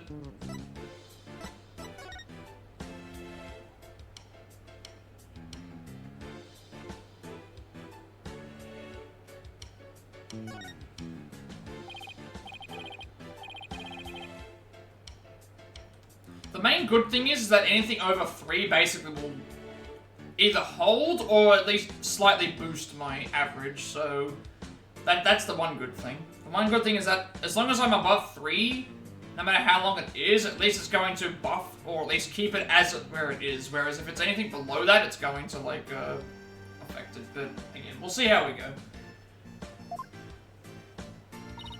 Backstage area, there's magic equipment, stuff like that back there. We'll open it a crack and check it out later. What if thinking of opening that curtain, weren't you? You mean? Would I ever do a thing like that? Rats? Guess I have to ask her to open it for me later. Yeah, we'll come back to that.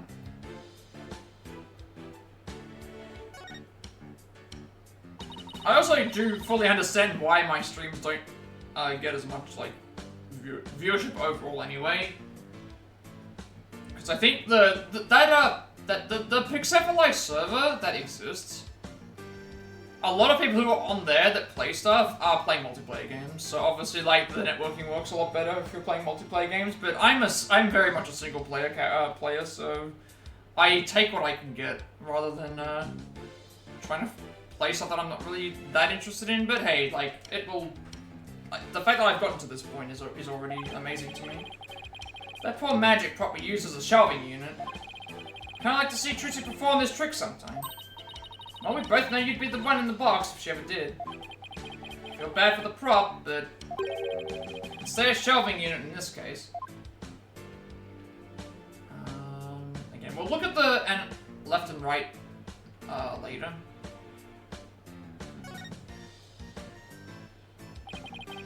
This is what they call a set piece. It's a piece of the onstage scenery. It suddenly fell down after the body was revealed, if I remember correctly.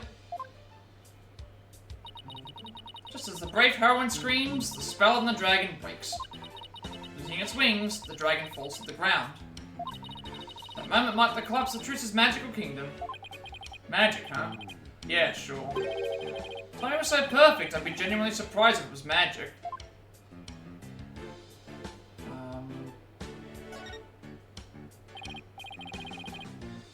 Oh, Emma must ask. We can ask her a question. This is the best part. She won't even look this way. Great prints! Another set for my collection. She, certainly seems to enjoy her work, doesn't she? I guess we have to talk to her later. That's like the whole, hey, I'm doing something right now, do, collect everything else first before you come back and talk to me.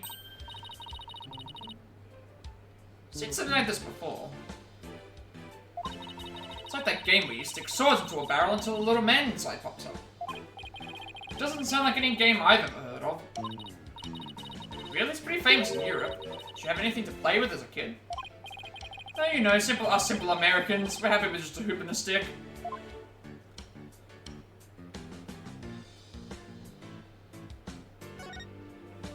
The video camera's pointed right at the stage. I wonder what it recorded. I want to take a peek with Emma would. Wow, this residue data is so fascinating. She's so fixated on that blood stain. Her eyes are getting bloodshot. Quick, Apollo, while Emma's off in forensics fantasyland. Let's see what's recorded on the camera.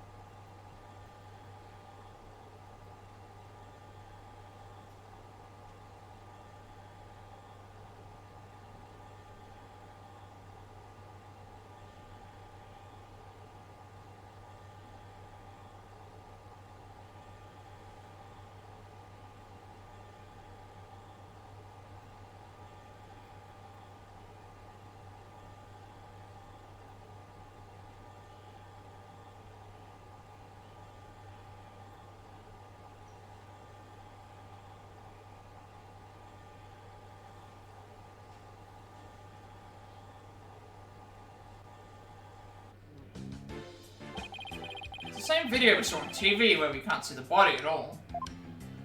Oh, did you notice a strange shadow in that footage? No, why? I don't think it was my imagination, but I'm pretty sure I saw something. Strange shadow, huh? Wonder what it was. Oh, I think I know what that was. That was the, remember what Trucy said? She said, I think that was Mr. Hat. Because she said Mr. Hat goes up on a, pulled up on a rope and then hits the curtain. That's what but we saw it twice, which is what makes it a little bit weird. So something's definitely up. I'm going to assume that I can't talk to her until after we've already examined everything else. So let's take another perspective look at what we can see. There's a sword here. It's covered in blood. Must be the murder weapon. Trucy said she was sure she switched it out with the rubber sword. Unfortunately, this one certainly doesn't look like it's made of rubber. Hey, Emma. Are there any fingerprints on the sword? Let's see. According to my daughter, no prints were found. But that could be because the culprit wiped them off. Come to think of it, Trucy was wearing gloves during the show. So she certainly wouldn't have left any prints either.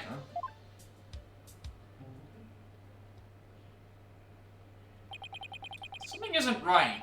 It just doesn't make any sense. What's the matter, Apollo? You're making that weird face of thinking face again.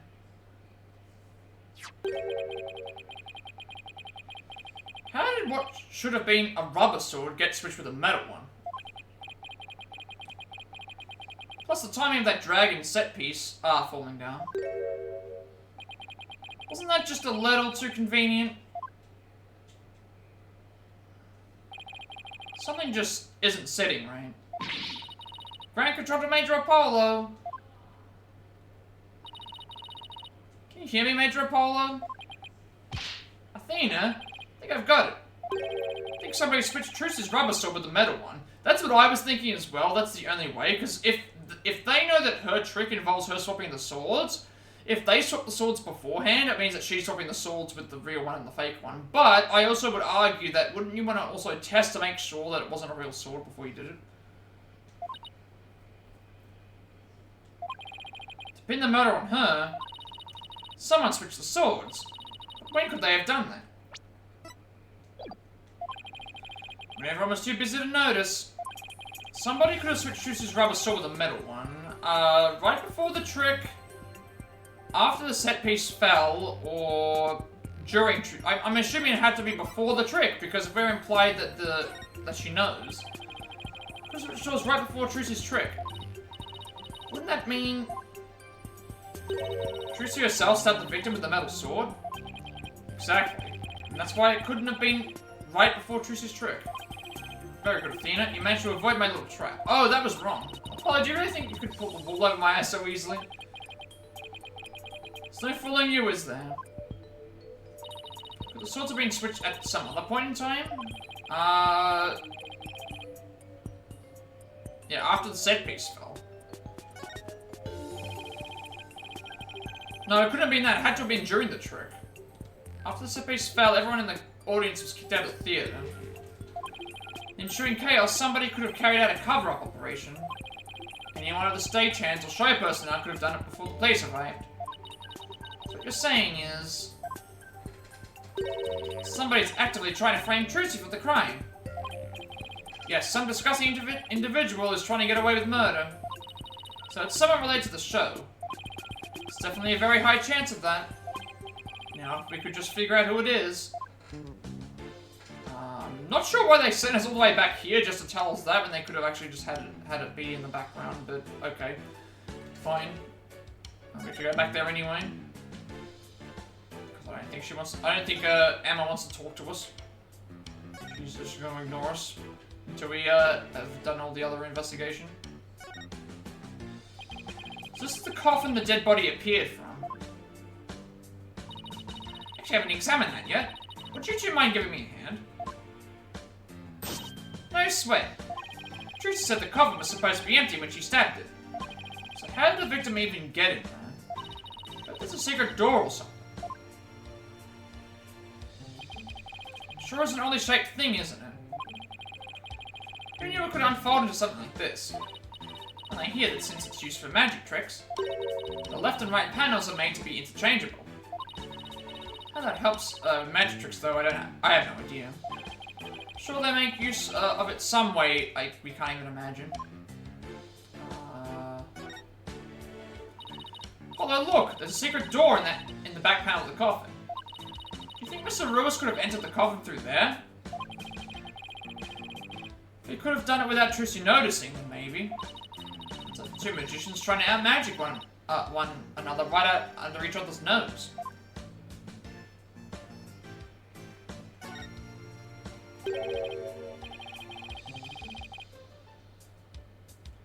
Hey, wait a minute. It looks like the bottom of the coffin opens too. Well, they did say about the thing, remember? They said there was a stage, a way to climb down in the coffin, so that would make sense.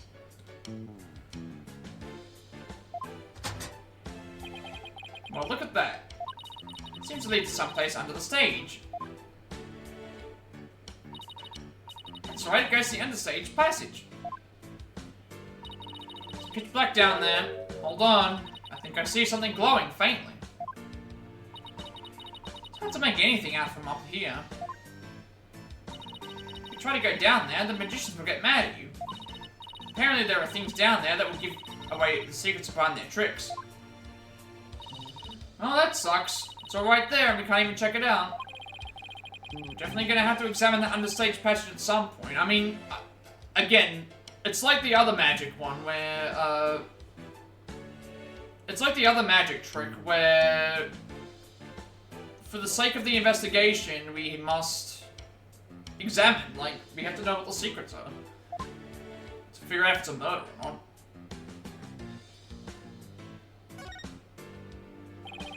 White outline, huh? So this is where the body was. What exactly did it look like just after the incident occurred, I wonder? Oh, I have a photo of the crime scene. Here you go. Oh, wow, it looks like he was stabbed in the back. Yes, that's definitely what killed him. What's this thing around his waist? It's a stunt harness. A stunt wire that can be attached to it so that the person can float and fly through the air. Come to think of it, he did fly in Act 1, didn't he? Come for a court record, the coffee that... The coffee... I'm combining words here. The body that appeared in the coffin, there's a harness around his waist for a stunt wire.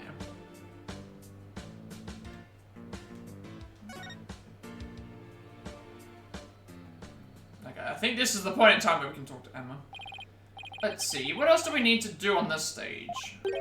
Emma, did you find any fingerprints on the coffin? Actually, I haven't checked yet. I was going to do that at the end. Let's say the best for last. We aren't exactly talking about dessert here.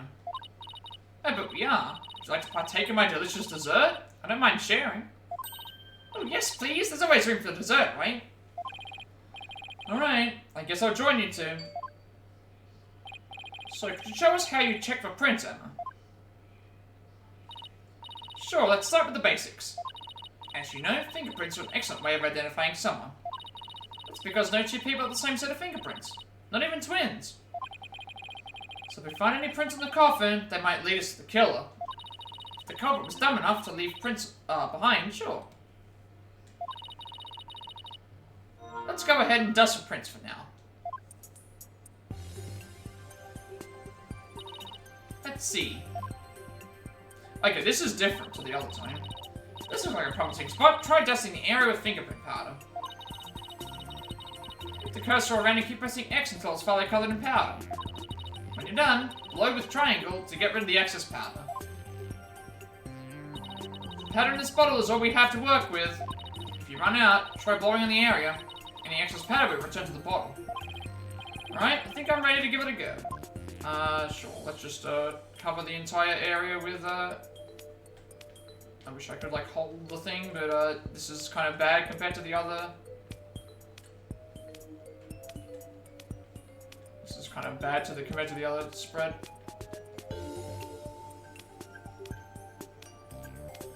Like once I run out, I'll just run out. Not sure how far I can go. Alright. Found some prints! Looks like the printer of somebody's left hand. Now let's try comparing these with the ones we have on file. First, switch to Analyze mode with L1 to select the print. Sure. Next, select the print you want to analyze and confirm it with X. So obviously we want to compare this one. Got a pretty clear print here. I wonder whose it is. I have the prints of everyone involved in the case right here. Just choose the person whose prints you'd like to compare the sample against. Well, the last person who was in the coffin was... it should have been Trucy. Let's just see if we can compare them to... anybody else. That's not the same. So the last person in the coffin was Ruiz, so those match. Match him.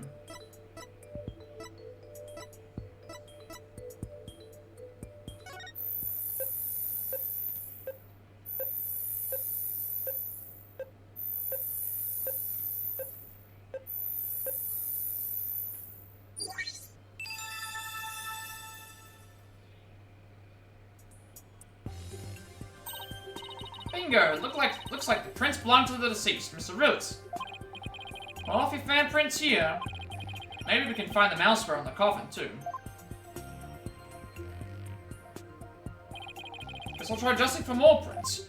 Again, I'll cover the entire area with powder, just to say, hey, I've got, like, the entire area covered. Like, we'll just, at least, that way I have most of it, like, covered. I'll try and get, like, most of the... just in case there's, like, something all over the place, because we only have a limited amount of powder. And then now we know, so now we know where it is, so we may as well just, like, cover the entire print with powder, and... see if that's enough. Excuse me. Maybe I need to get a bigger area.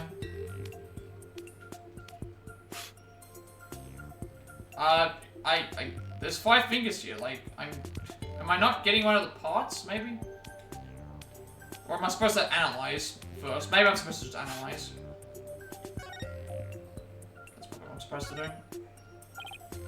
There, I found some. These prints are apparently Mr. Rose's too. Shall we try looking for prints on the outside of the coffin now? Yes, let's. This time you'll be able to rotate the coffin and look at it from different angles. That'll give you a chance to examine it thoroughly. You can use the right analog stick to turn the coffin in any which way you'd like. And holding R1 while using the right direction buttons will let you jump right to where the action is. If you get stuck or confused, you can always reset things with R3. Okay, and if I find any prints, I'll choose one to run against your data, just like before. Oh, I see what it's doing. So, the hard part is gonna be like, hey, how do I know which particular area, like, there's gonna be a print? It's a massive area. So let me just, like, do the... This we seem to get more, it's weird that we're getting, like, a big amount of, fingerprint powder here. How much I can cover. I'm assuming we can run out of fingerprint powder, that's the other thing. Okay, well, we found something.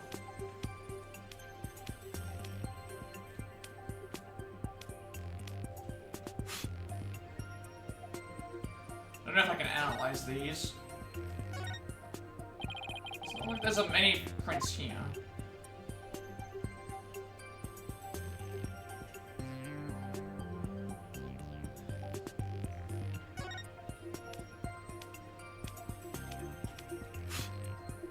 Okay, why did it, like... Oh, never mind. I got this. I guess I should have looked around first before I started, yeah, doing stuff. Oh, I wasted that time. I wasted all that time just dusting the one area, and, like, I could have just, gone and looked around first. I think because you can put fingerprint powder wherever you want, they probably give you an idea about where the actual, powder should be put. So, alright, now we got something. There, I got a print. Alright, I'll just check it against my data. That's funny. Doesn't match the prints of anyone involved in this case. Really? None of them? How can that be? Now then, I wonder if I can find any more prints. Okay, Okay, let's look around and see. Oh, that was just the lighting? Where else should I look? I'm looking for marks, so... Something on the top? Hang on a second, I thought I saw something on the top of the, Were these the same prints I saw? Hang on, let me reset, the camera.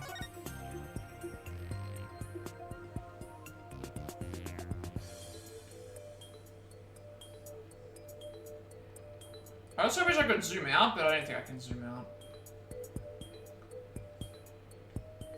Nothing on the front, nothing on the back. I haven't tried the bottom. I don't think there's gonna be anything here. I mean, there'd be footprints probably, but not actual prints.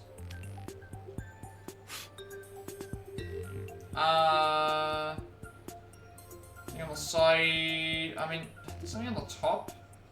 Could there be something on these areas here?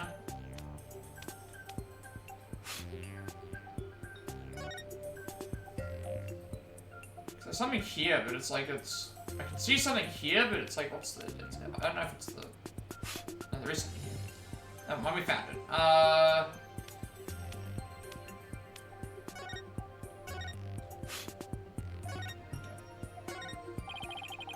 Doesn't look like there's any. I mean, that is a print. Found another print, judging from its position and location. Might have been made when someone put this lid on the coffin. Let's see now. There was one part during the show where someone put this lid on. After Trucy had gotten into the coffin. Therefore, this print should belong to...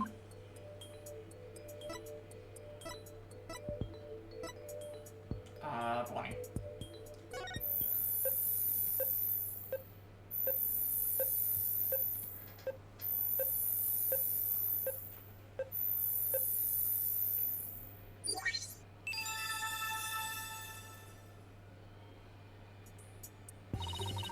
Looks like the print belongs to that bunny girl. Come to think of it. She did put the lid on the coffin during the show. That's probably when she left her print on the lid.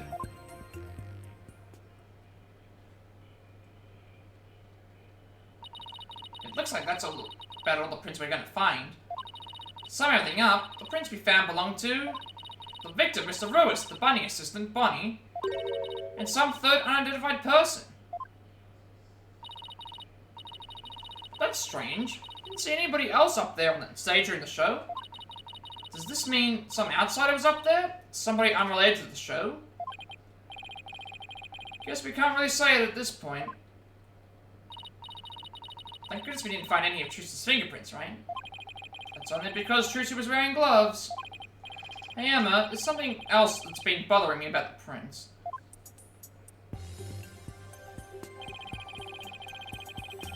Don't you think there's something odd about Mr. Ruiz's prints? Odd? What's odd about? Well, if Mr. Ruiz was standing in the coffin facing forward, he would have left prints like this, right? But when we look at the actual prints...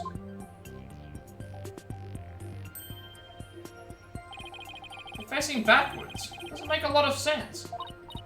Hey, what do you know? You're right. Wonder how they would have ended up like that. Maybe maybe he was accidentally facing the wrong way at first, but then turned around later. No, the coffin is much too small for a guy his size to turn around in. But all we would have been able to manage is maybe a little bit of twisting. And it really doesn't make any sense, does it? I think I might have hit on something major here. Oh, I have just one more question, Emma. Oh, yeah, what is it?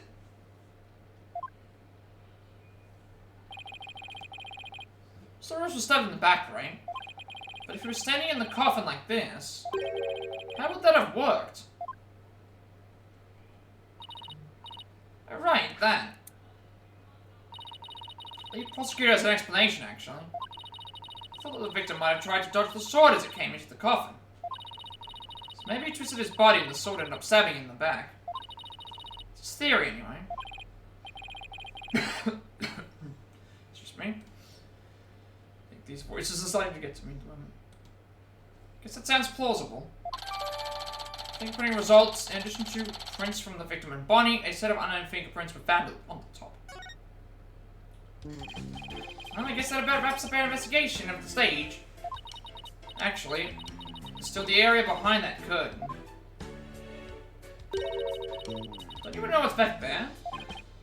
Sure do, but don't tell us to move or touch anything, remember?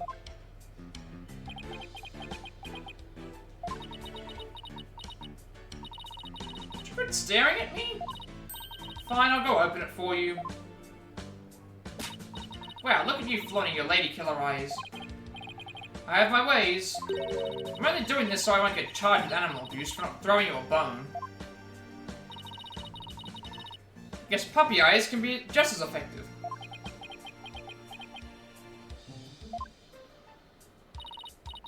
Alright, I'll be back.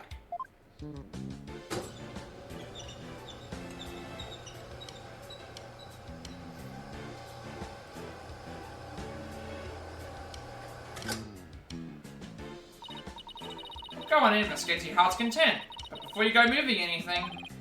I know, we'll be sure to ask first. By the way, just examine the backstage to move to the area beyond the curtain. Okay, time to get investigating.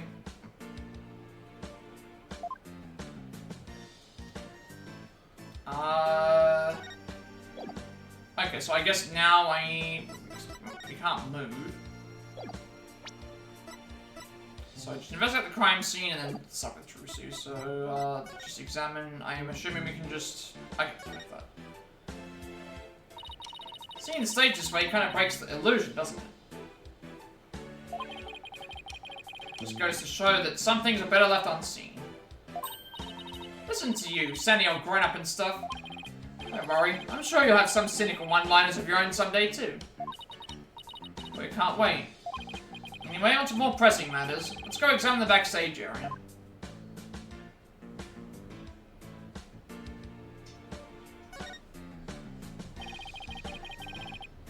There's a sign here that says understage. I bet these stairs go to the understage area. Trucy told me she and her fellow magicians call it the Abyss. I wonder why. Who knows? Maybe because it's really dark down there or something. Oh, I bet they've got all kinds of magical goodies stashed away down there. Come on, let's go check it out. Huh? The door's locked. Interesting, the Abyss is barred to mere mortals like us, huh? I mean, they did say that if we went down to the understage, that's where a lot of the magic trick stuff gets hidden, so... I'm guessing that's the reason why. Oh, well, that's why you that's what you call a swing in an abyss.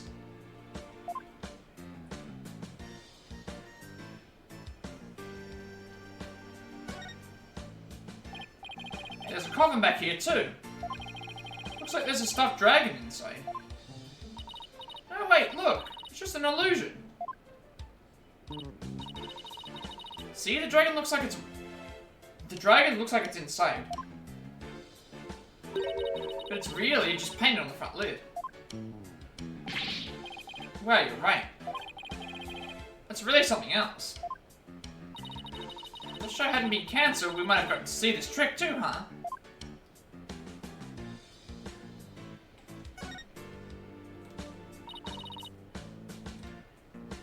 It's a guillotine.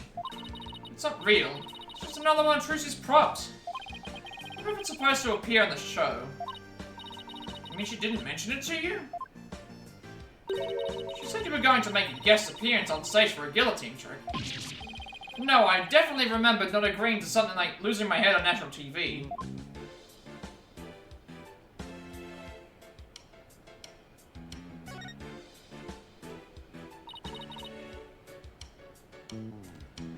What is this thing?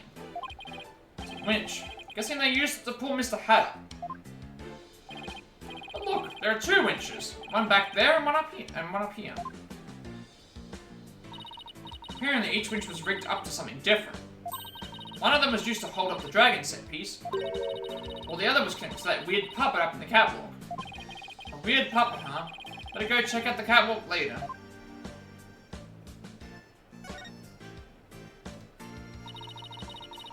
Looks Looks like this ladder leads to the catwalk overhead. Do I really have to go up there? Why don't you go on up and check it out, Athena? I'm sure you'll like the air up there. Where in the world did you get that idea? Wait a minute. Are you saying I'm an airhead? How rude can you get? That's not what I'm saying at all. Now up you go. I'll just wait down here. Okay, now I'm starting to get the picture. You're afraid of heights, aren't you, Apollo? Come on now. This is for Trucy. She needs us. So up to the catwalk we go. Well, guess it's time to put on my big boy pants.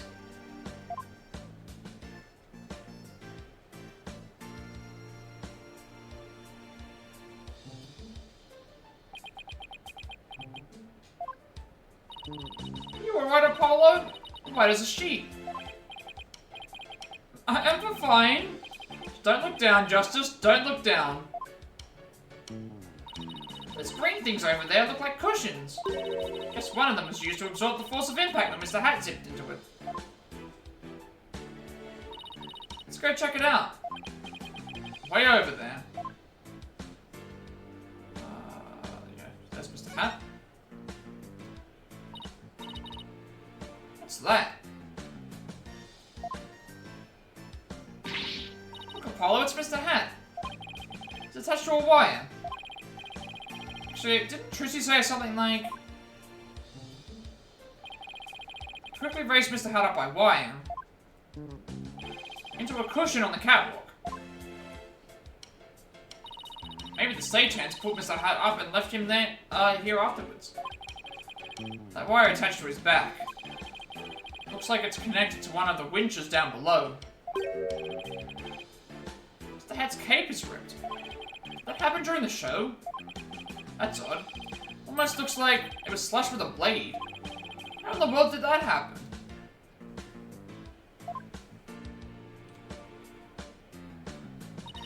Apollo, I see that you're trying to take this all in stride, and I respect that. Seriously, you're trembling like a newborn fawn up there. Get it together, man. Can't help it.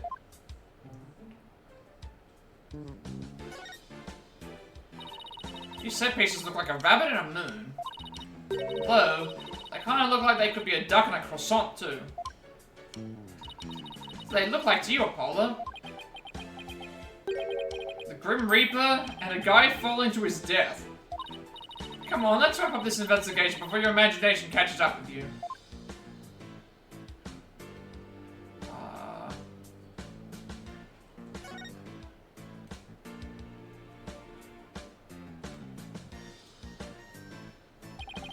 Looks like Mr. Hat is rigged to the smaller pulley. Let's see. How did it go? After being blown a kiss, Mr. Hat goes wild and... just as he's about to set the coffin, he gets pulled up to the catwalk. And the smoke screen was to hide his ascent from the audience's view.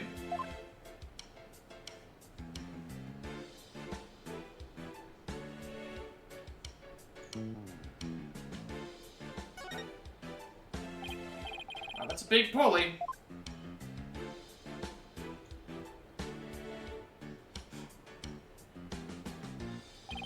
Looks like it's connected to one of the winches down below. The dragon set piece must be hanging from this.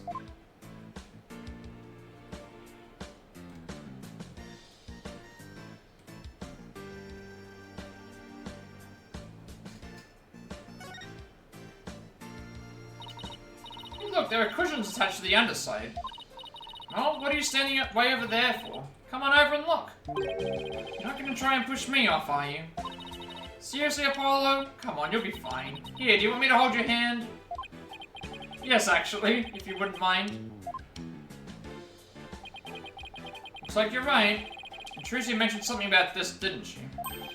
The cushion was supposed to absorb the force of impact when Mr. Hat was pulled up. Well, I think that about does it for the catwalk. Do you think we've missed any?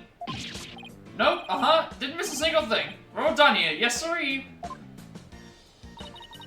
Take it you're ready to go down. Yeah, I think we'd better. I feel a fainting spell coming on. Oh, brother. You don't need me to hold your hand again, do you?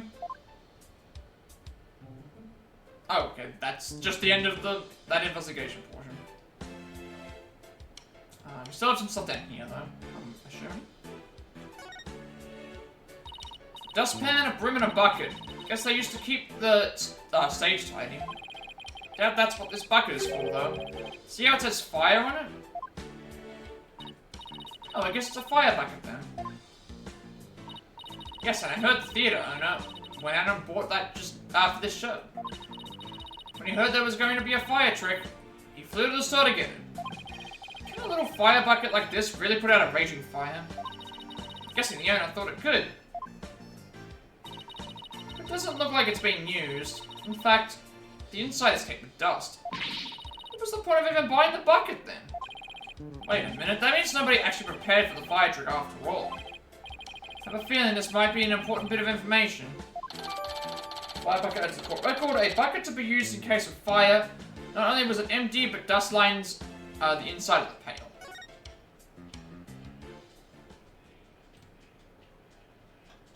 So I guess we're done here. All done? Pretty much. There's just one thing. The door to the understage passage was locked. Any way we can get down there? That place, they locked up as soon as police finished our investigation down there. If you want to check it out, you'll have to ask a magician. Oh, Trucy's at the Detention Center, so she can't help us. I guess we'll have to look for somebody else from the show. Okay, better get back to my own investigation. See you around.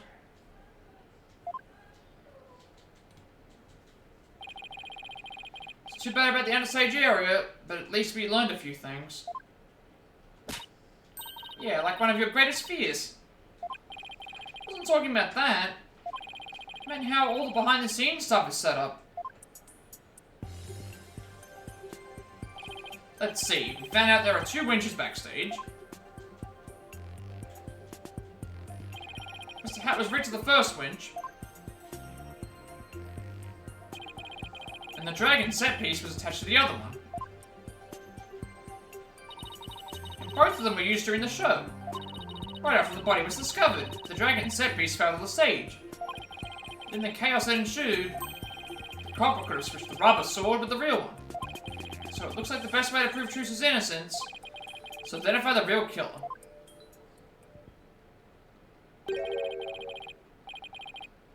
What a complete and utter mess! This is all great, just great! That white kid is Bush League, small potatoes, half-grown has-been. Somebody on that stage. I wonder who it is and what they're doing. Maybe we should go talk to them. Do we not have anything else to do? No, I don't think we do. Guess we just examine them.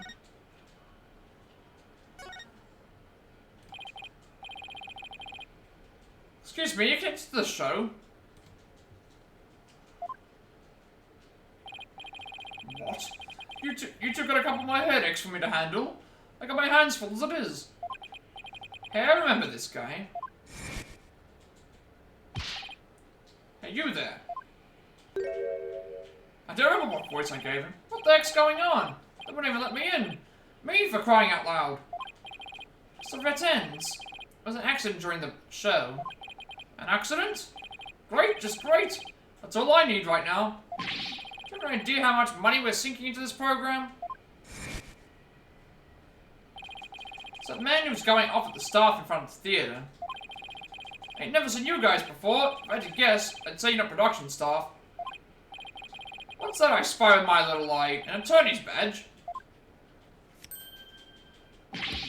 Oh, how do you do?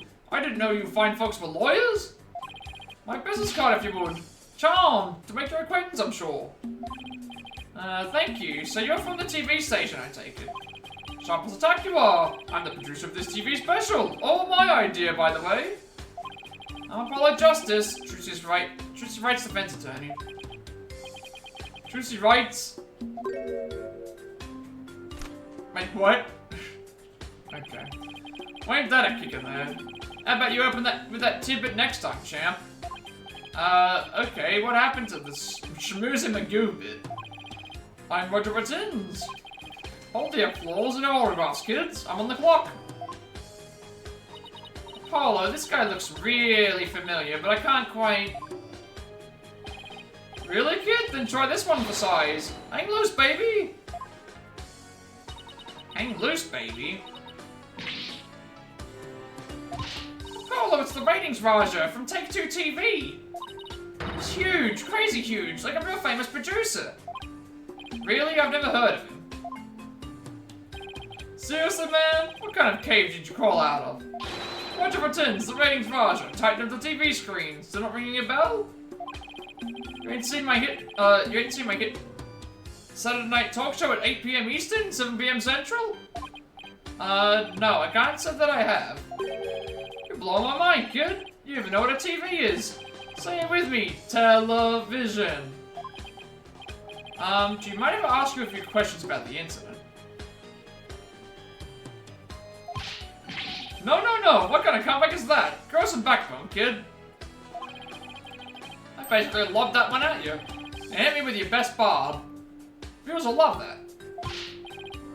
Come on, you gotta sell it. So what? Say something funny for the nice people at home. Go on, hit me with your best shot. My best shot? We're rolling here. Hurry up before they change the channel. Chop chop. Okay, here goes. Talk to the hand. Kapow!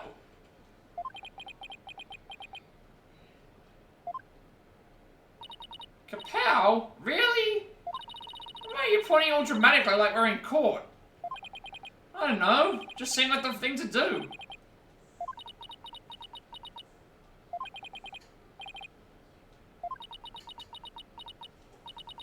Polo? Oof, that's going in the cringe reel for sure. I think we can all agree this was a mistake.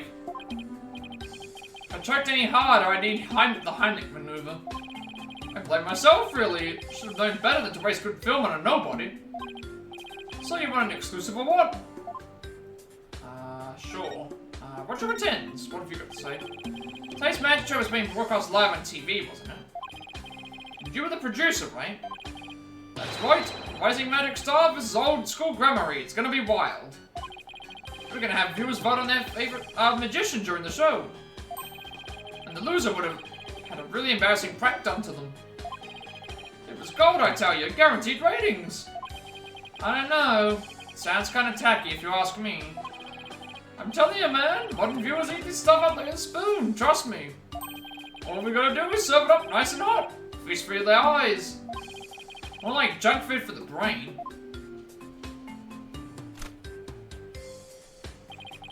That little brat had to go and ruin everything with that accident of hers. You have any idea how many times they dragged me over here to prepare for today? Must know this theater pretty well if you came by that often. Gives me an idea. How about this? Mad mindscape of a magical murderess. Closest comrades come clean. Tell me, has Trucy always shown signs of being unhinged? When could you tell she was ready to snap? This guy's cruises for a bruising, Apollo. As long as you don't get caught on camera. Truth be told, I'm not surprised about the way things turned out. Magicians are pretty much the dregs of society, am I right? What's that supposed to mean? The incident? What were you doing at the time of the incident? Shooting a show in the station studio. They had a whole bunch of girls in bikinis wrestle each other for the camera. So you didn't see the accident as it was actually happening. That's right. That's why I was shocked when I first got here. So we didn't hear about the accident until he arrived, huh? I'm guessing what you really wanted to know is whether or not I have an alibi, am I right? My staff at the TV studio can vouch for me. Why not go there and ask them yourself? You can give them my card and they'll let you in. So you have an alibi, huh? Good to know. Magicians. Magicians are all a bunch of good-for-nothings, if you ask me. Con artists and thieves is what they are. They trick people and take their money. Coming from you, that's rich, pal. Magic tricks aren't the same as con jobs, you know. That's right. People watching never feel like they're being cheated. Lawyers spout hypocritical nonsense. Big surprise there, lol. And post. Did you just post about us in real time? Those Grammarys are criminals. It's in their blood. Trucy Wright ain't no different. That girl's no good. She may look all sweet and innocent, but she's a stone-cold killer. Don't you dare talk about Trucy like that. You don't know the first thing about her. You won't find a sweeter, harder-working girl anywhere, period. She's got the wall pulled over your eyes, I see. What in the world are you talking about? You'll see, I'll dig up the dirt and expose the dark heart behind that sweet smile. I'll prove those Grammary magicians are all a bunch of lowlifes. Do they have a grudge against Trucy, or maybe against all the Grammary? TV is a window to the truth. It's not like that magic stuff full of streetwise charlatans that perform it. It's a shame. Crying shame, I tell you. It was supposed to be a fun, light-hearted program to this sorry affair. To sell to news outlets all over the world if I'm gonna make my money back. Trucy Wright will make her debut, alright. Not as a magician, but as a criminal. It's my duty to report it. Can't let a tragedy like this happen again now, can I? Even if she gets off somehow, I'll make sure she never walks the streets again. Won't let that happen. We won't let you do that to her. You're going to prove her innocence in court. Listen to you acting all high and mighty. You're just another money grabber. Know how you lawyers do things? You suffer nothing to win. Beg your pardon? You win your trials, you get fat sacks, right? Is money really all you care about? What's with him, Apollo? Why don't you listen? Well, enough about you. I'm all about going after Trucy now. I won't stop until she's behind bars. That's how we in the media dish out justice. Before you even get to court, my expose is going to take you down. Not if I have anything to say about it. Well, gotta get back to the station. Hang loose, baby.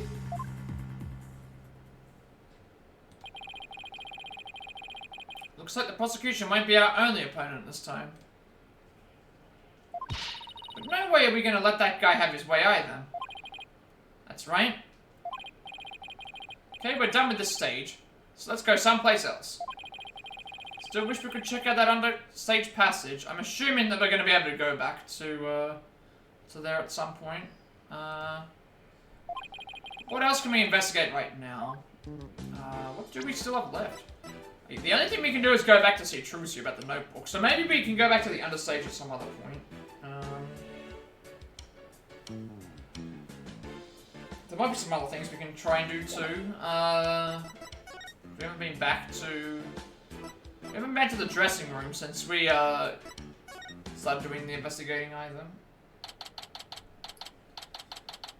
27th Penrose Theatre dressing room. About all that's left to check out is that understage passage. I'll have to try and get one of the staff members to unlock the door. Oh, that's the other thing. We can also go there for that too. Someone just came into the dressing room. Oh, it's you people again. You came back.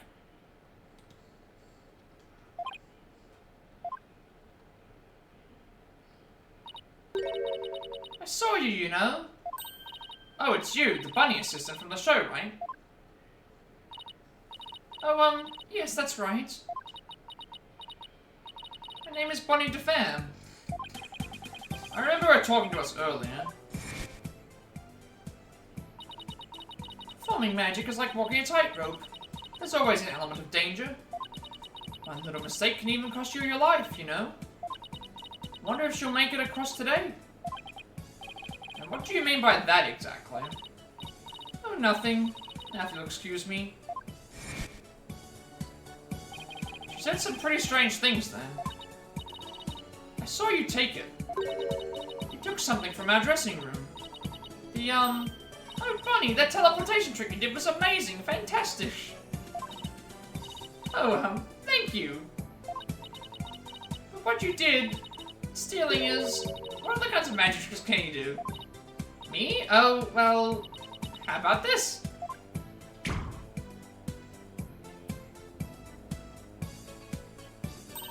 Splendido! Athena, I think Bonnie's trying to say something to us. She is? Thank you, Mr. Thief. Thief?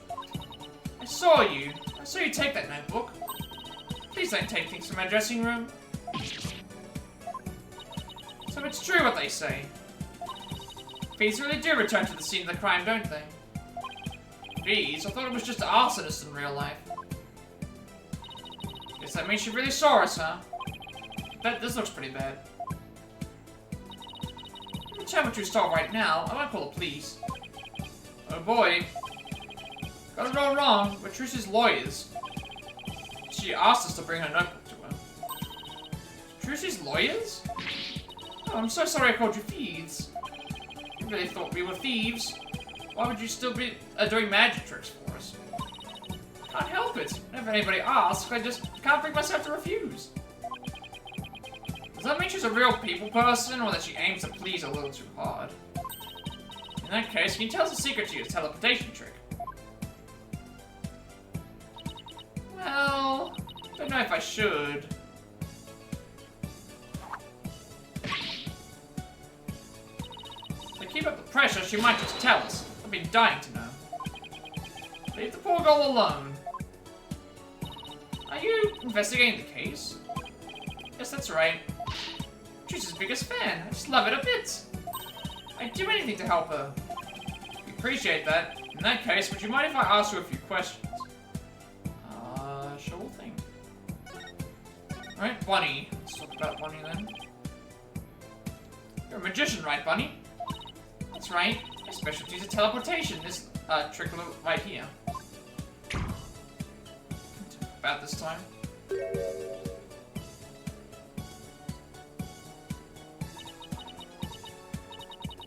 Looks like Mr. Bunny's in a bad mood right now. All that she messed up. You said you're a big fan of Trucy's, right? Oh yes, I look up to her more often than anyone else in the world. What about her makes you respect her so much? She's just incredible. Not only is she extremely talented, she's so cool under pressure and always manages to keep a smile on her face. In spite of all that talent, she still works harder than anybody I know. I couldn't ask her more out of a magician. Sensing a shift into hyper fangirl drive. I love the unique way she does her tricks, and how she charms the audience. Especially love her magic panties trick, which is both cute and comical. First time I saw her do that trick, I was so, I can't keep up. Go back into the history again.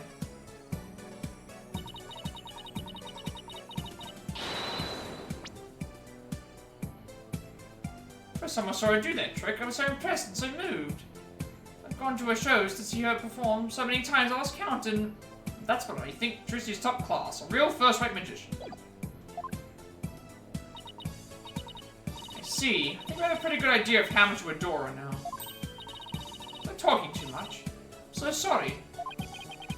Better be careful about when and how I ask her about Trucy. Anyway, that's what I'll do. Anything at all to help Trucy. Mr. Lawyer, you just have to prove her innocence. Don't worry, I plan to do just that.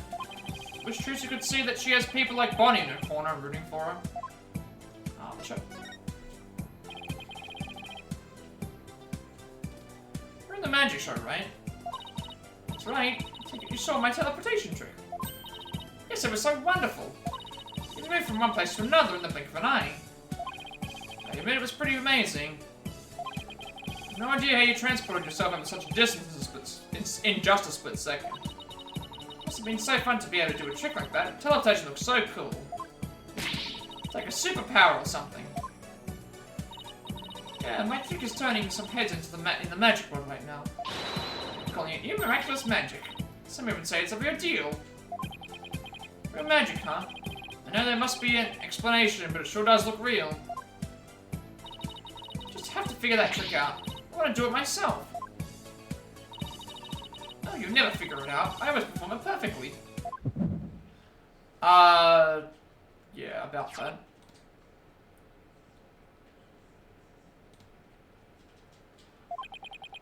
This feeling looks to me like Bonnie is hiding something. Yeah, what are you hiding? You're definitely hiding something from us.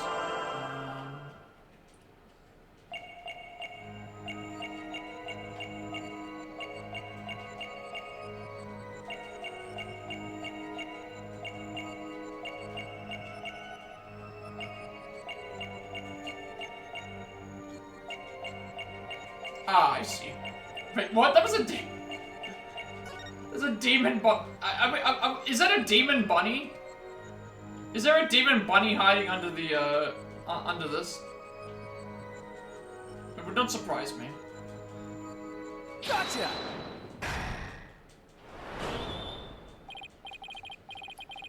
Bonnie, when you said perform it perfectly, your right hand would tremble and move your hat a tiny bit.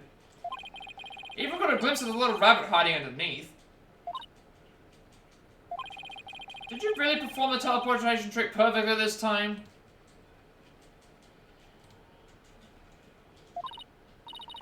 Of course, I definitely got that part right. What do you mean, that part?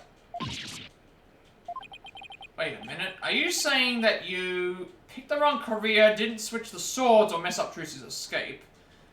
I'm assuming that, like, you messed up Trucy's escape somehow. I performed the teleportation trick flawlessly. But what about Trucy's escape trick after that? Did you make some kind of mistake during that? Oh, well... Well, did you? You see... Did you or didn't you? I did. You're absolutely right, Mr. Lawyer. I made a mistake during Trucy's escape trick. I'm sorry I lied. I feel like I pulled out a magic trick of my own just trying to get that out of her.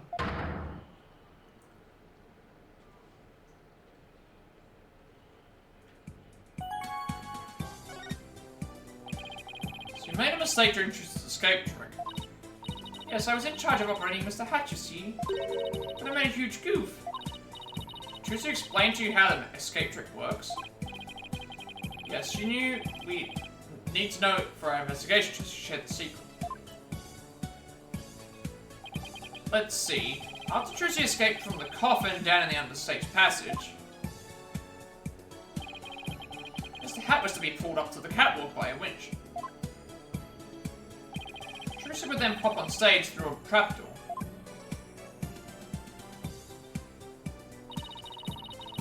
So operating Mr. Hat at the time, but I flubbed up where I was supposed to have him stand. I was supposed to make Mr. Hat stand to the left of the coffin, but I messed up and had him stand to the right by accident. That matched up with what we saw during the show. That also might explain the two shadows that we saw.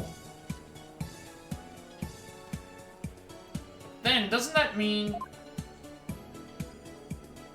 Trucy would have ended up popping on the side opposite to Mr. Hat? Yes, she would have, if she hadn't done some quick thinking on her feet. She managed to pop up on the right side of the coffin for me. So the audience never even knew a mistake had been made. Way to go, Trucy. My mistake caused her so much trouble. I think I'd better ask Trucy about this later, too. By the way, we'd like to investigate the understage passage. Would that be alright? Oh, yes, by all means. Anything to help prove Trucy's innocence. I'll unlock it for you. Hey, there you are. You got a minute? Wait, what? Yes, of course. Not you, Bunny, the lawyers. They're the ones I want to see. You have business with us? Here, you two are from the same agency as Trucy. Is that true? Yes, that's right. This is for you, then. Hang loose, baby! A contract between Take-Two TV, the first party, and Trucy Wright, the second party? If through the fault of the second party, the show must be cancelled in part or in full. The second party will pay $3 million as compensation to the first party. $3 million? Yeah, that's more like it. That shocked reaction, that dopey expression. You make a great comedian. Really? I know, I'll put you on my show. We'll get one of those cartoon anvils to fall on your head. Wait a minute. Is this for one of those hidden camera prank shows? You wish. That's an official statement, see for yourselves. You're the lawyers, after all. You should know one when you see one, right? Okay, the undersigned understood, Dan, and agreed to the terms and outlined above. First party Roger pretends. Second party Trucy Wright. He's right, it's all signed and everything.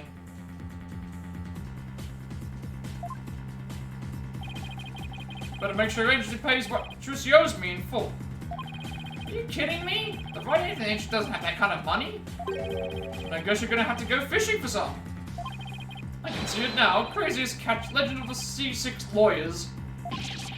Fishing on the high seas? No thanks, I can't even swim. Objection! What kind of ridiculous, low-down, unfair, one-sided contract is this? Hey now, there's nothing ridiculous here. It's all perfectly legit. It's got a signature on it, see?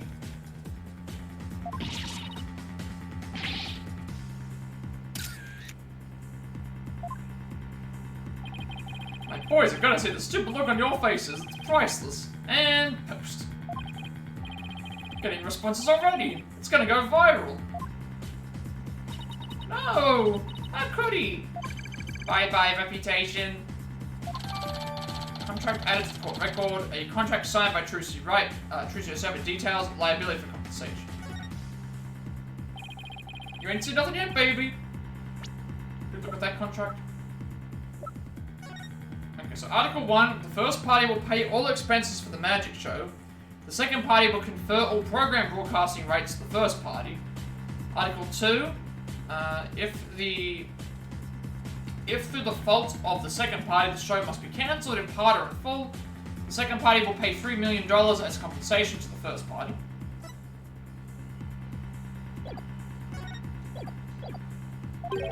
I'm gonna drive Troop Gramarye and everyone associated with it into the ground. Serves you right for getting involved with the Gramaryes. What's this grudge you have against the Gramaryes, anyway? What are you talking about? Stress is making you paranoid, champ. Come on, Bonnie, we have more filming to do. Yes, sir. Excuse me, Mr. Lawyer.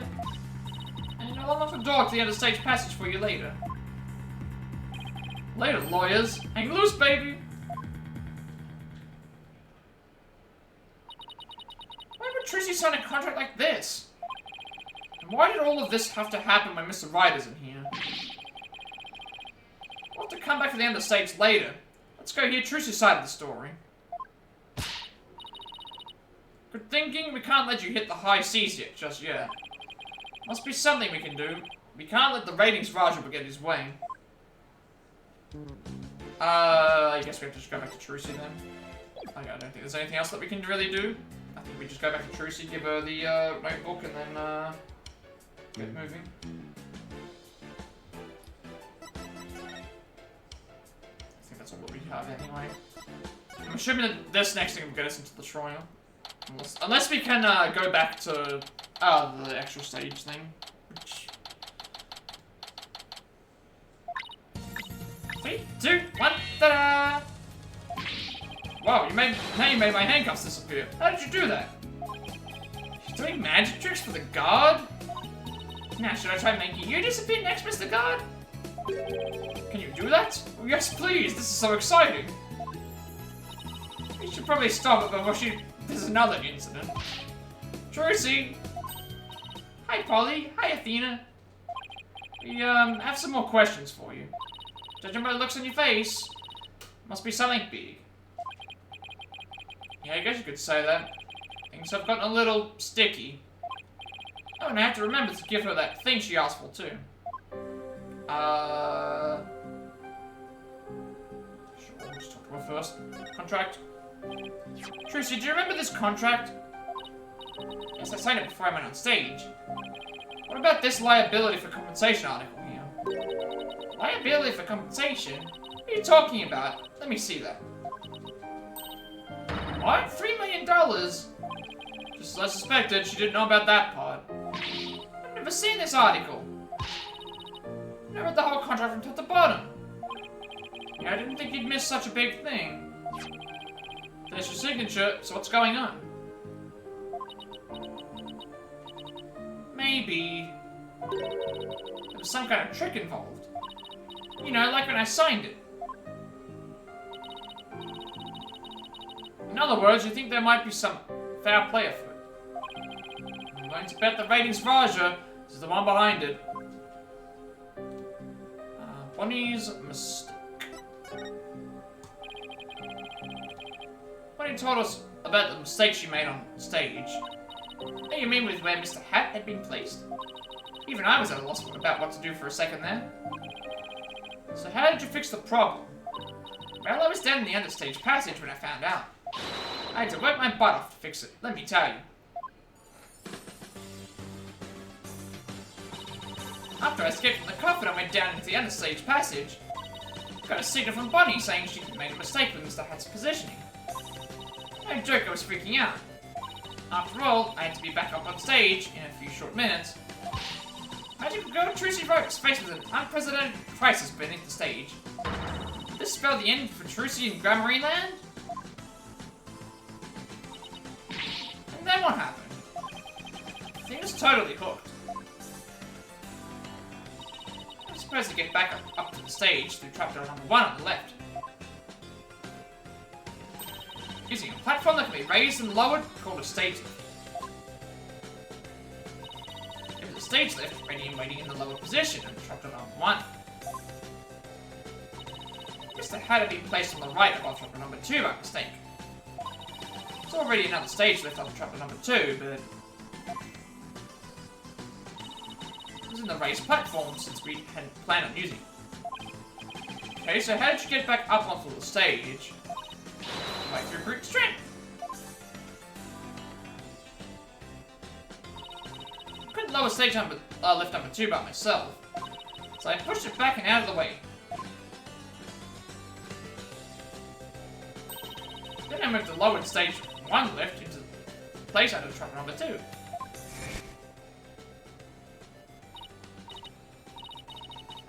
This thing is heavy. I could have moved it with magic. Fortunately, my magic is useless under the stage. And the stage of the dark abyss that drains magicians of all their powers.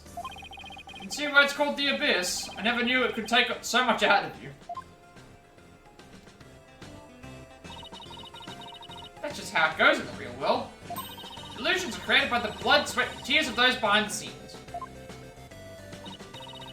Wow, I learned so much just now. Trucy, have you told anybody else about all this? Nope, nobody. Sounds like some critical information. Better make a note of it. Trucy's statement at the court record. Trucy moved the stage lifts to cover for Bonnie's mistake. She told no one about this. So that should say...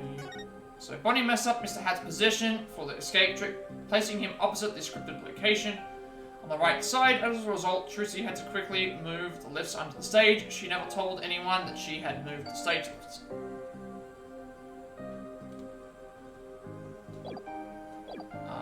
So now we need to present her, I think, with her, yeah, the notebook.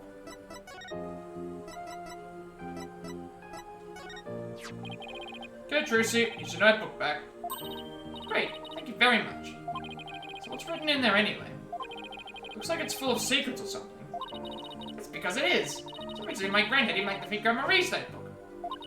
He used it like a diary, and as a place to jot down ideas for new magic tricks.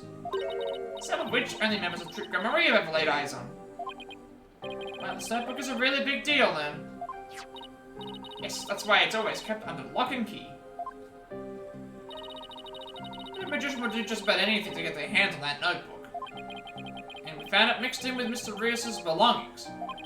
Could he really have been trying to steal it? The Troop Gramarye creed is also written inside. A true entertainer always keeps a smile on their face. That creed was passed down to me from my daddy, and his daddy passed it down to him. It's true that Trucy always keeps a smile on her face. Guess it's due in part to her family creed. Gramarye notebook updated in the court record. The Troop Gramarye creed, a true entertainer always keeps a smile on their face, is written inside. Okay. Trucy, I want to talk to you about where we found this notebook. So where the notebook was. Found this notebook mixed in with Mr. Rios's belongings. What? Do you think he might have been trying to steal it? No way, can't believe it. Wait, Mr. Lewis would never do such a thing. Would it be so far-fetched if he was after Trip Grummary's secret tricks? Makes sense for a pretty compelling motive to take the notebook. In any case, we better focus on doing something about this contract for now. Trucy signed it in a dressing room, right? We better do a little more investigating there. So sorry to put the two of you through this. Don't worry, we'll get to the bottom of this. There's gotta be some kind of mistake. If you need me to, I'm willing to take drastic measures. With my magic! You're not planning on pulling some magical money out of there, are you? Nope, my magic panties are much better at making things disappear than appear. Do I want to know what she's planning to make disappear? Paula, we have to do something, anything to fix this. I agree. Let's check out the dressing room again for starters. Okay, we should finally check out that understage passage too. The abyss? Then you'll have to go through the backstage area. Be careful down there. Yeah. Understage passage and the, let's go to the dressing room first, I think.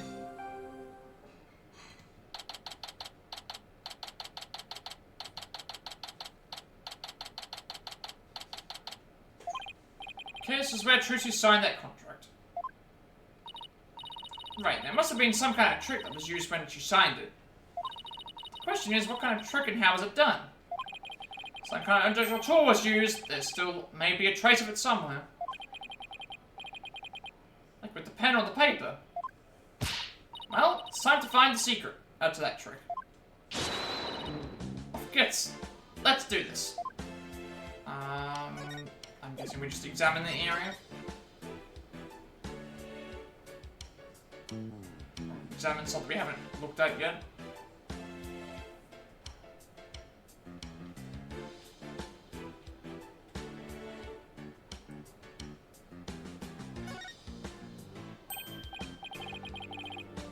Hey, take a look at this clipboard.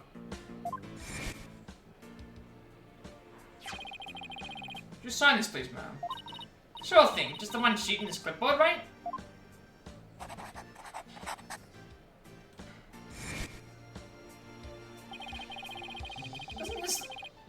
Isn't this the clipboard Trucy used when she signed the contract? I think you're right. Let's give it the once-over. Sure. Let's try opening the folder.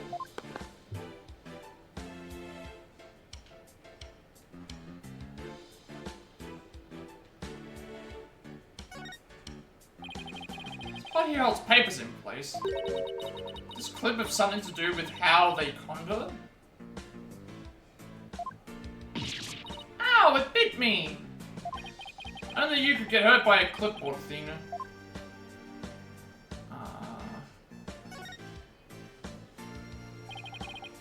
It's just a screw. That observation won't get you any laughs. What do I have? Do I have to make it?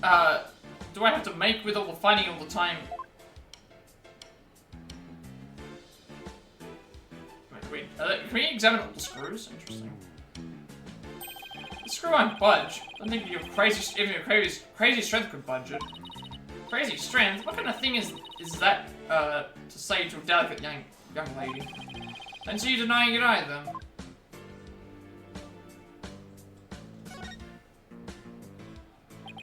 Looks like a screw. Guess that means this clipboard can be taken apart. But I can't loosen this one without a screwdriver.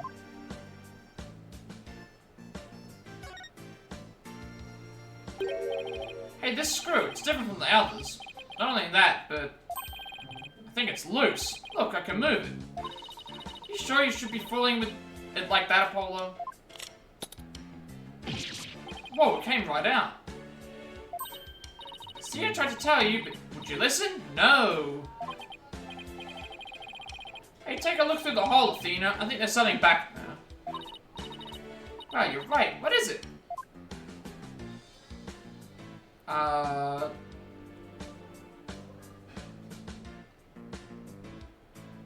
Oh, I see the back of it. Hey look, the back panel is loose. I think it can take it off. Got it. You're just breaking things left and right today, aren't you? Look, there's something inside.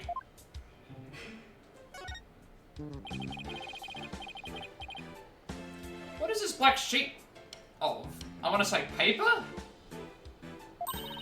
Oh, I know, it's carbon paper.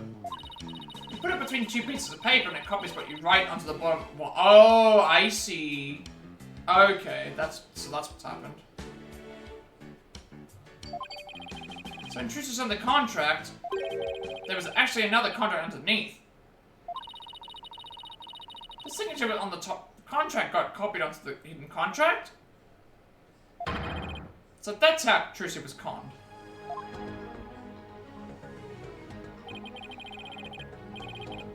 This is that rating Raj is doing. I just know it.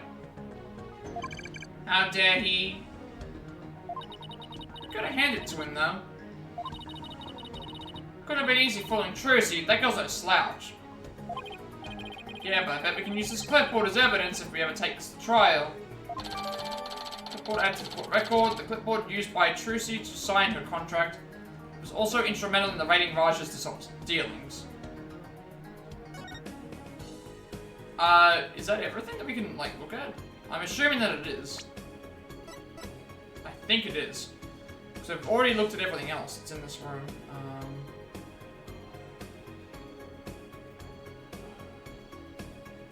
I don't think there's anything else we can do right now until we get back to... Just got the stage stuff.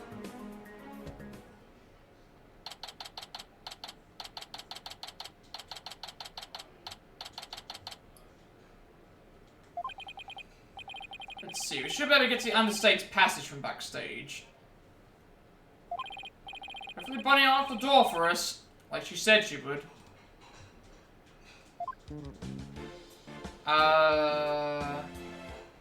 Shouldn't be anything to talk about. Shouldn't need to talk to Emma anymore. Back to the backstage. Actually, you know what? I didn't do something. Yeah. I didn't get to look at these. Well, this dragon is a lot more handmade than I expected. Yeah, well, I can't tell how many hours I put into that freaking thing. What? You made it? Trucy had me help put it together, you know, as her assistant.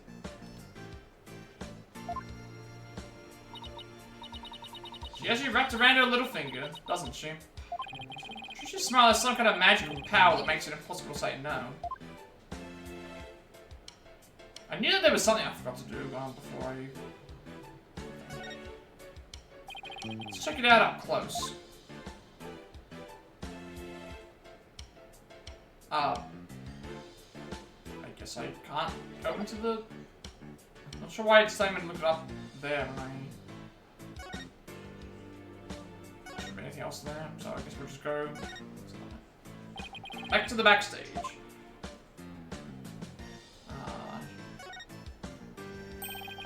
Doors unlocked. Thank you, Bonnie. Well, Athena, here we go. Anything that I have to worry about in here?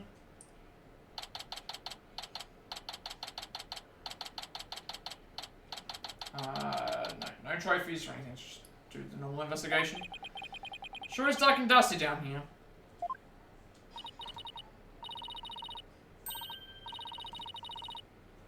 The Abyss, the magical underworld. And look, there's a denizen of the Abyss now. Fearsome beast with long, sharp fangs, ready to prey on unsuspecting souls. What are you... Oh, you mean that tiny little rat over there? No, I mean that fearsome beast over there. Take it you don't like rodents. I don't know what to talk about.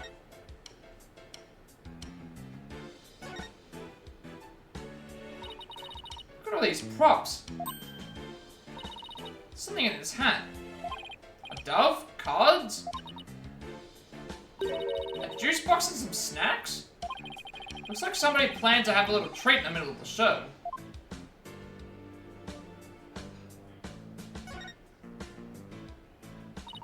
This sword is the exact same design as the murder weapon. Wait, what's this? What are you doing? That hurts. I think I'm bleeding out. Oh, stop being such a drama queen. It's only rubber. Hey, you're right. So this must be the sword Trucy used during the trick. After the incident, someone must have swapped this rubber sword with the real one on stage. Maybe that's when they brought the rubber sword here. Sword stand, contains a rubber sword. Trucy says she swapped in for the trick.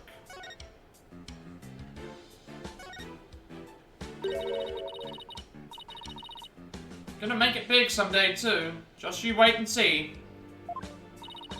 What's that all about? My guess is it's the soulful cry of some poor assistant made to toil here in the darkness. Who would know about the soulful cry? Well, a better assistant better than you, right? You really understand the writer's feelings of despair and frustration. Sadly, yes. Yes, I do. You really shouldn't scribble on the walls, you know, Polo. It wasn't me.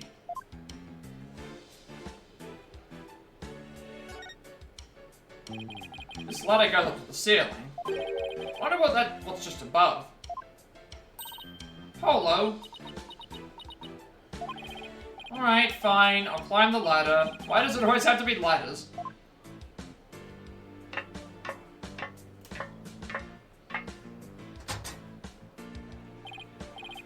Where am I? It's pitch black. And cramped, too. You know what I think? I think you're in that coffin we saw backstage. So that's where this ladder leads. Still don't get what that coffin was for.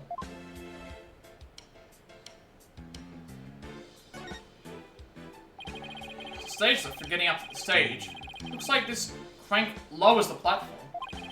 Trucy said it's impossible for one person to do it alone.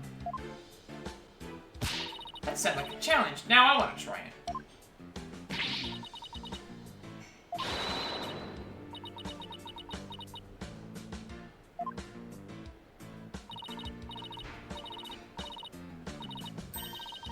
Probably just broken. Or you could just take people at their word. If I'm reading this room right, this must be the stage lift Trucy moved during the show.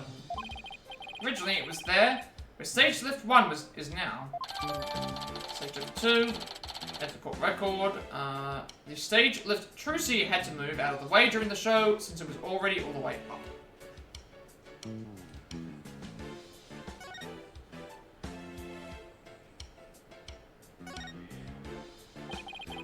So it goes up to the ceiling. So I guess that leads to one of the trapdoors on stage. Trucy must have used this ladder when she escaped from the coffin. Why don't you climb up there and see if I'm correct? It's not so high. You'll be fine, right? Why me? Make a young lady wearing a skirt climb a ladder? Fine. I'm going.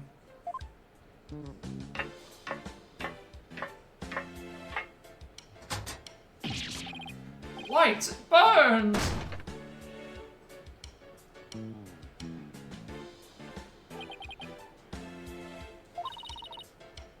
You alright? You can now confirm that the ladder does indeed lead up to the stage. Oh, that takes a bit of info, but it's definitely worth risking your life and limb for. Well done.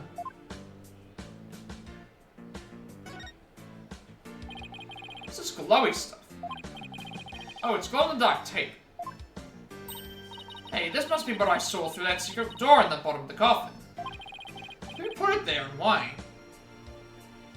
It's probably a marker of some sort since it's so dark down there. Sounds about right. Maybe it's meant to mark which ladder to climb.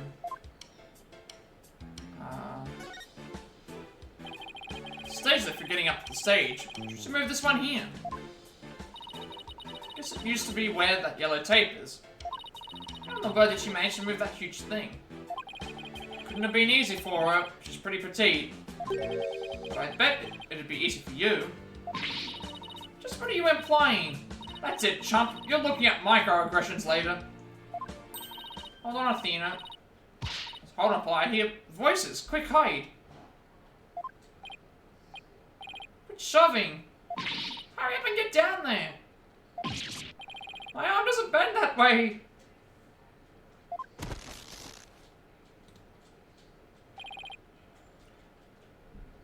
The heck, Athena? Look. Oh, okay.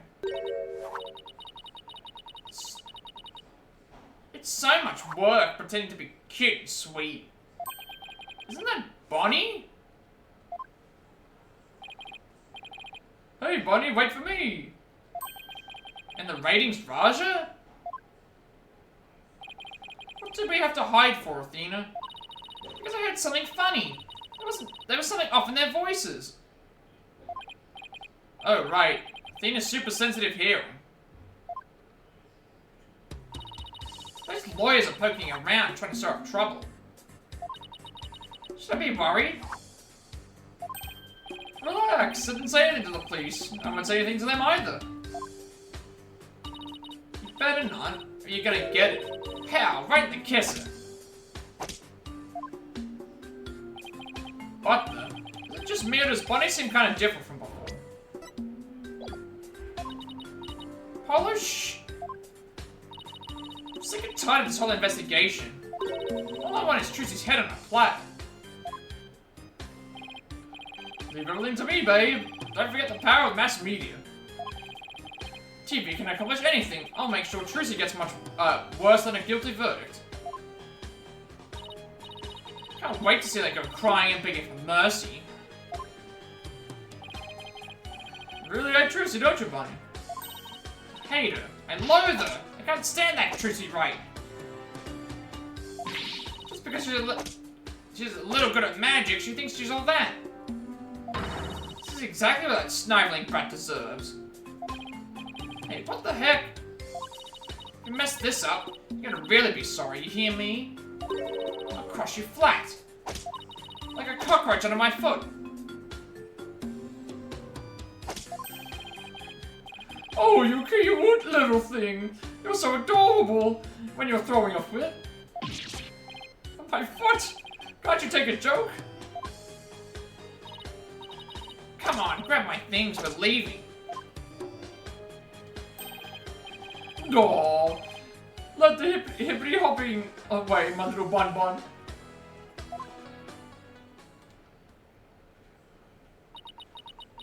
I'm gonna check something real quick. Okay, she's 19. I was gonna say for a second, it's like, is she legal age?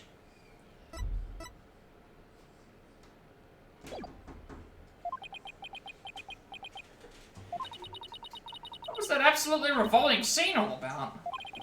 Guess the entertainment industry attracts all kinds of eccentrics. That conversation?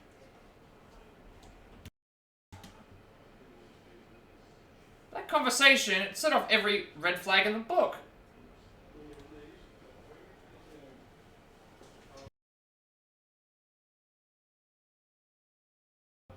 I think we're getting close to the end of this chapter, so I will probably end things here. Probably. I don't know how much more we have left. We've been in this investigation for quite some time.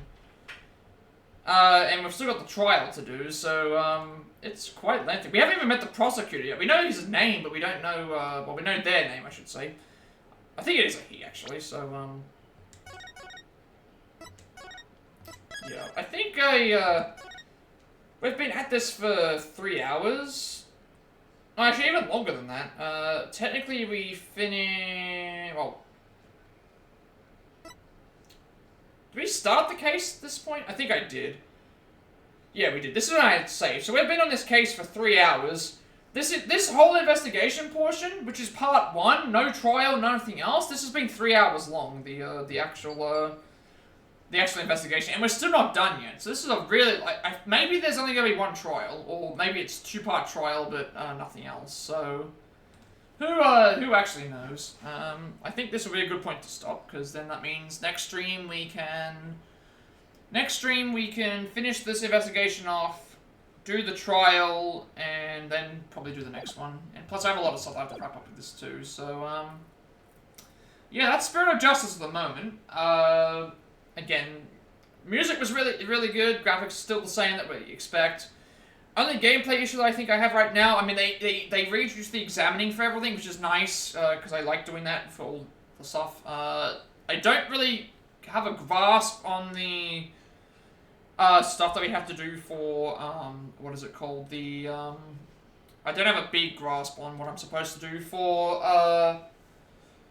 what's it called again? The graphic, thing, the seance thing. It's a bit confusing. It's like, you have to look at the statement, and then from the statement you have to look at the things that are on the board, and then think, okay, it's all the senses, and then you gotta, like, present the right sense and the right statement, I think it is. So, it's a little bit confusing. That's the one thing I'm not really sure about yet. At least here, we're probably not gonna have that, just because it's in Japanifornia, so, we're going to have, Apollo doing his thing, Moon Matrix probably stuff, but I guess once we get back to Kura Inn, we're gonna have to do more of the seance, things, but, and then, like, story-wise, we haven't really got a broad, like, story sort of thing going on, as of yet for the main thing, I don't think. Character-wise, we had a lot of really fun characters, This one here, we've just been revealed to Bonnie. She's basically a bad rabbit. Roger Ratten sounds like he's a really... He seems like he's going to be the villain, I think, in this thing, just based on what's happened with the things.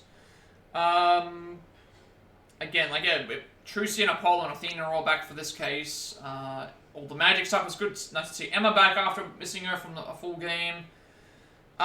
Peace, Love, and Understanding was great to do. Heavy Metal Jesus, and Hippie Jesus as well. The Judge was really funny. You know, all the stuff that happened with the other characters was really good too.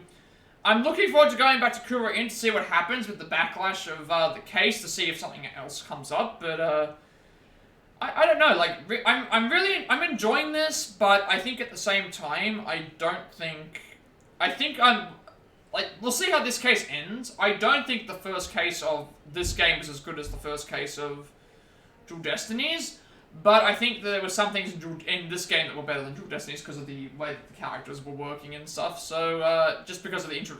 All the stuff with the Kura Inn introduction was very well done, so, yeah. Again, graphics and music-wise, nothing to really complain about. I'm glad that they brought the examinations back. I'm still gonna get used to that seance stuff, but at least that wasn't around for the whole trial. There's no really overarching story yet. I'm guessing most of the story is gonna happen in Kura Inn.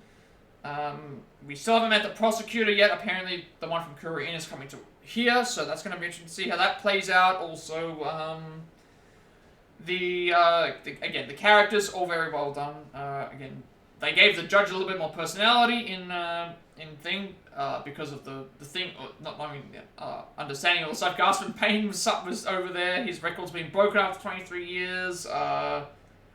Also, you know, all the stuff with some of the other characters. Like this case had some very good characters. So we'll just see what happens with them. I feel like I'm kind of rambling at this point, so. I think it's a good point for me to stop streaming for tonight. We'll see how everything goes next stream. I don't know if I'll be streaming tomorrow. I'll see if we can. If we can't, then it's fine. It's not a big deal. Again, we're getting close to affiliate anyway. If I keep up the streams, there's a chance that I'll be fine. Otherwise, I will... losing some hours might actually help out a bit, just because of some of my past streams, potentially. So we'll just have to see. I haven't really been checking ahead of time. But we'll see. We'll see how this goes. Like, again, I was able to retain my, for about 2 hours, I was able to retain the raid, plus everything else. So that's also good. But yeah. If I don't stream tomorrow, then we'll stream the next day. I'll work on, unless there's like a conference or something, but I don't actually recall if there is or not. There might be. I haven't really checked ahead. So, yeah, with all that being said, be sure to like, comment, and subscribe. Every like, comment, and subscription for this video gets a bunch of monetization. How's about my content for you all? Subscribe to my to find update to my YouTube channel. At the moment, I cannot link anything via YouTube until the 1st of October, I guess. So we'll wait until there and for them to fix that up. All of my and you can also check out my games list as well. All of my past, all the games that I've played on stream, all the neat organized playlists, as well as upcoming games I have to play, DLCs, all that stuff as well. Obviously, I'll implement more things as we go for that when we get there.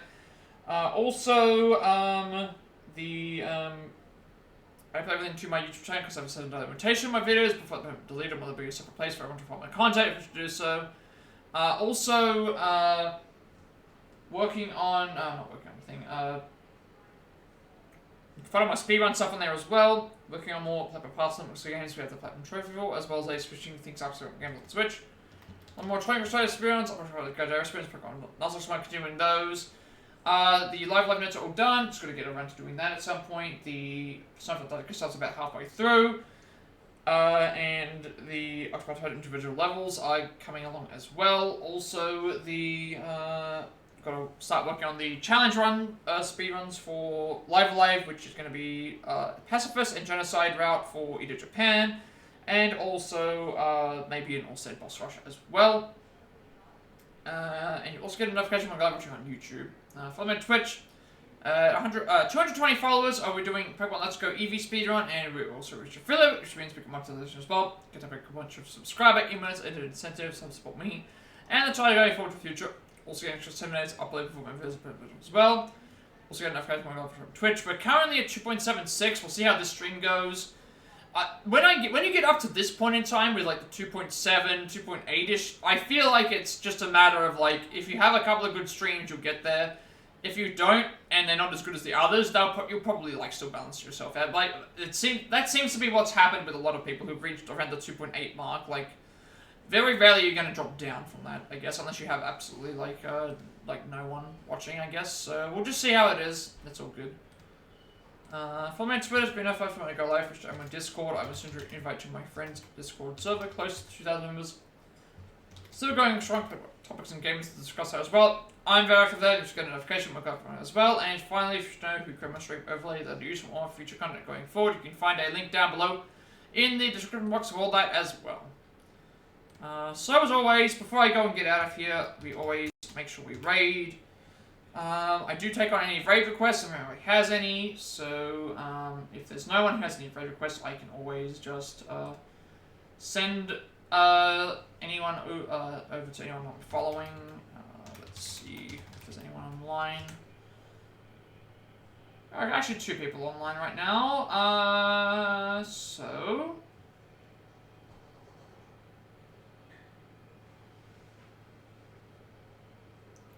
Shadowhunter was here earlier. I'm trying to get them to affiliate. Gonna try and get them to there. They're still streaming, so I'm going to send you all over back to them again. They are currently trying to reach affiliates. They have some really cool animations that they have for their things, so I will do that. So, with all that being said, thank you all for watching, and have a good day, night, wherever you all are, and I will see you all later.